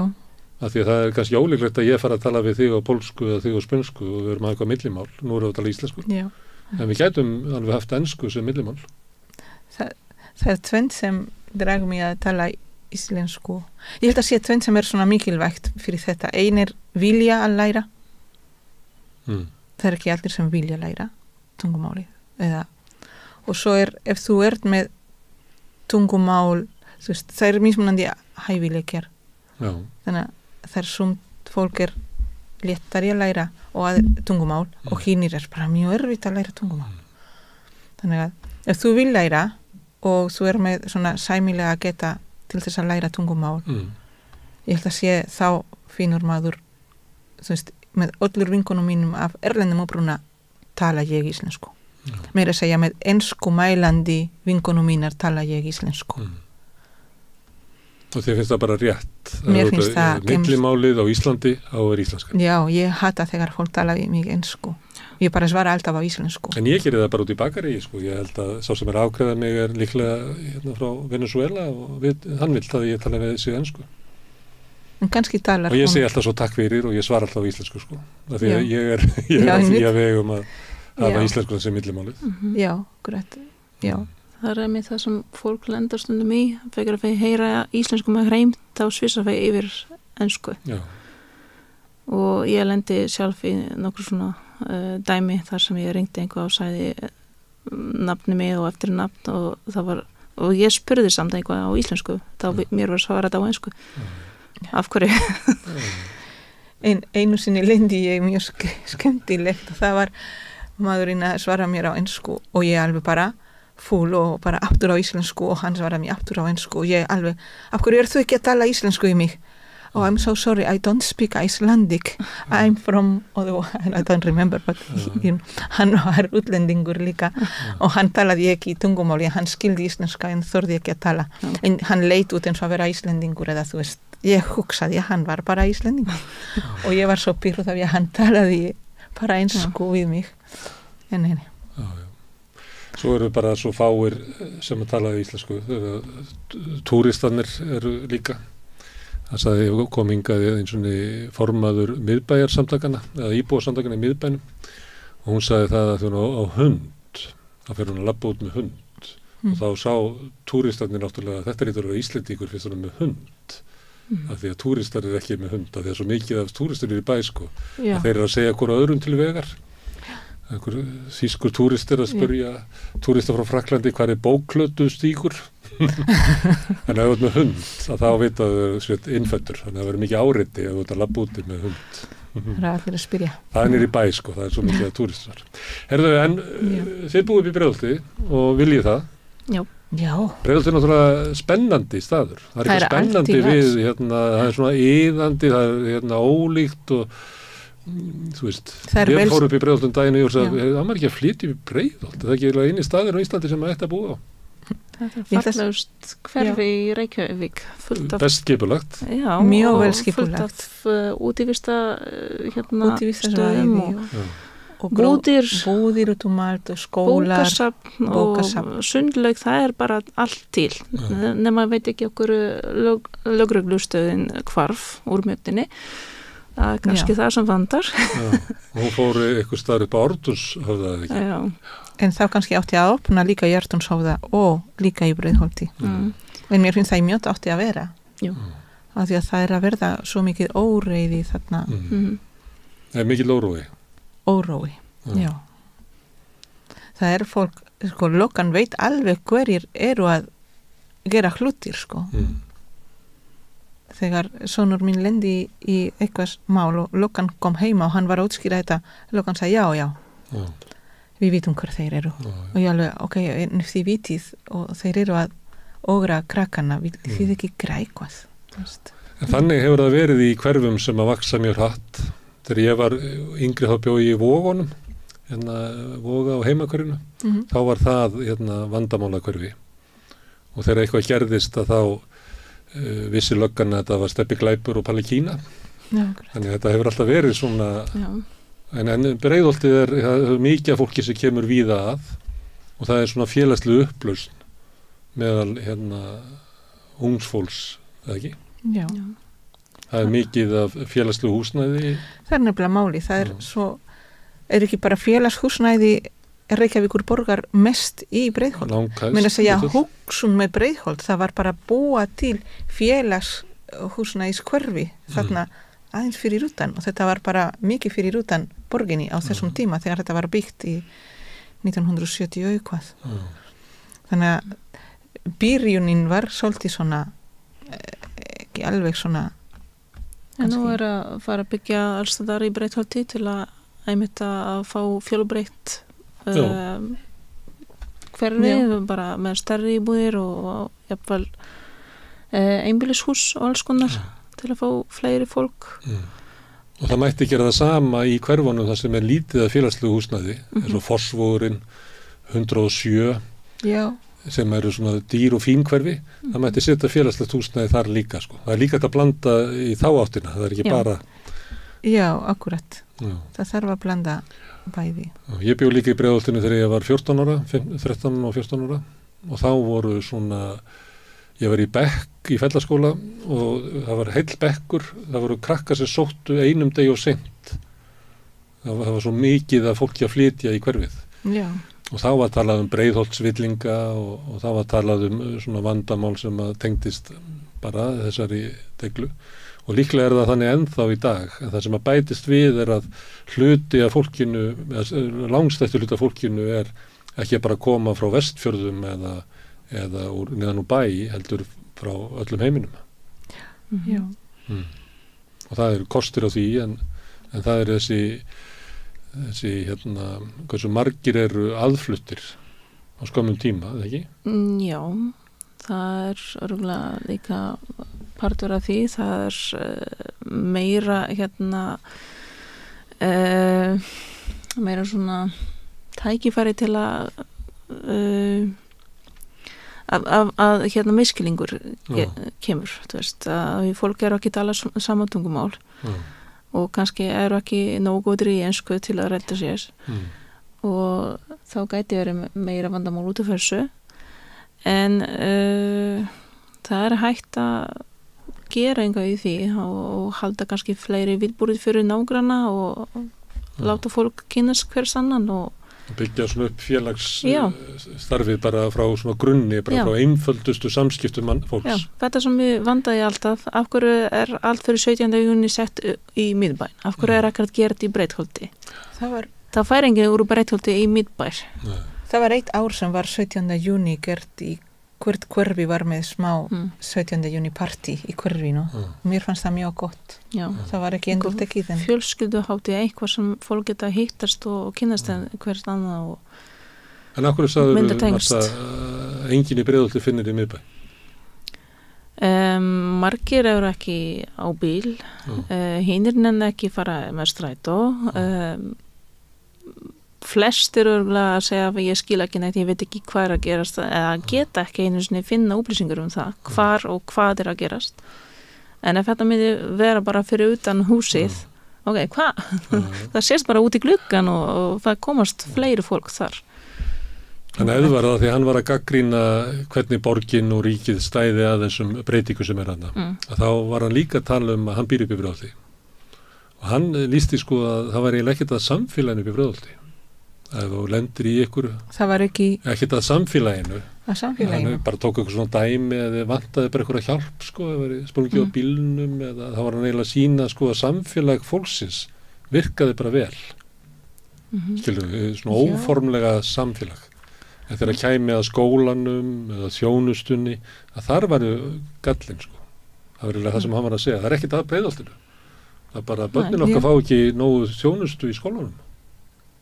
Já, þú veist, það mjög gott að búa í Breiðholt og eins og ég segi og það vandar kannski fleiri viðburðir þarna. Gerðuberg var áður, menningarmiðstöð en síðast í ár eða eitthvað svona hefur alveg lækkað svolítið mikið viðburðir þarna og það vandar fleiri stöðum ábyggilega til að gera hlutir og þá ábyggilega hægt að efla samfélaginu þarna líka. En ég veit ekki hvernig það miðað við miðbær eða vesturbær þú veist, kannski á þessum stöðum líka svipað og einhvað hittast meira í öðrum hverjum, við vitum það ekki þar sem við búum í Breiðholti bara við gerum grillpartí í Keilufell í fyrra við veit ekki hvernig í hinum Þið eru búið í hverfinu, finnst þið ykkur að þið hafið áhrif á svona þróun hverfisins, finnst ykkur að hafa áhrif á samfélagið?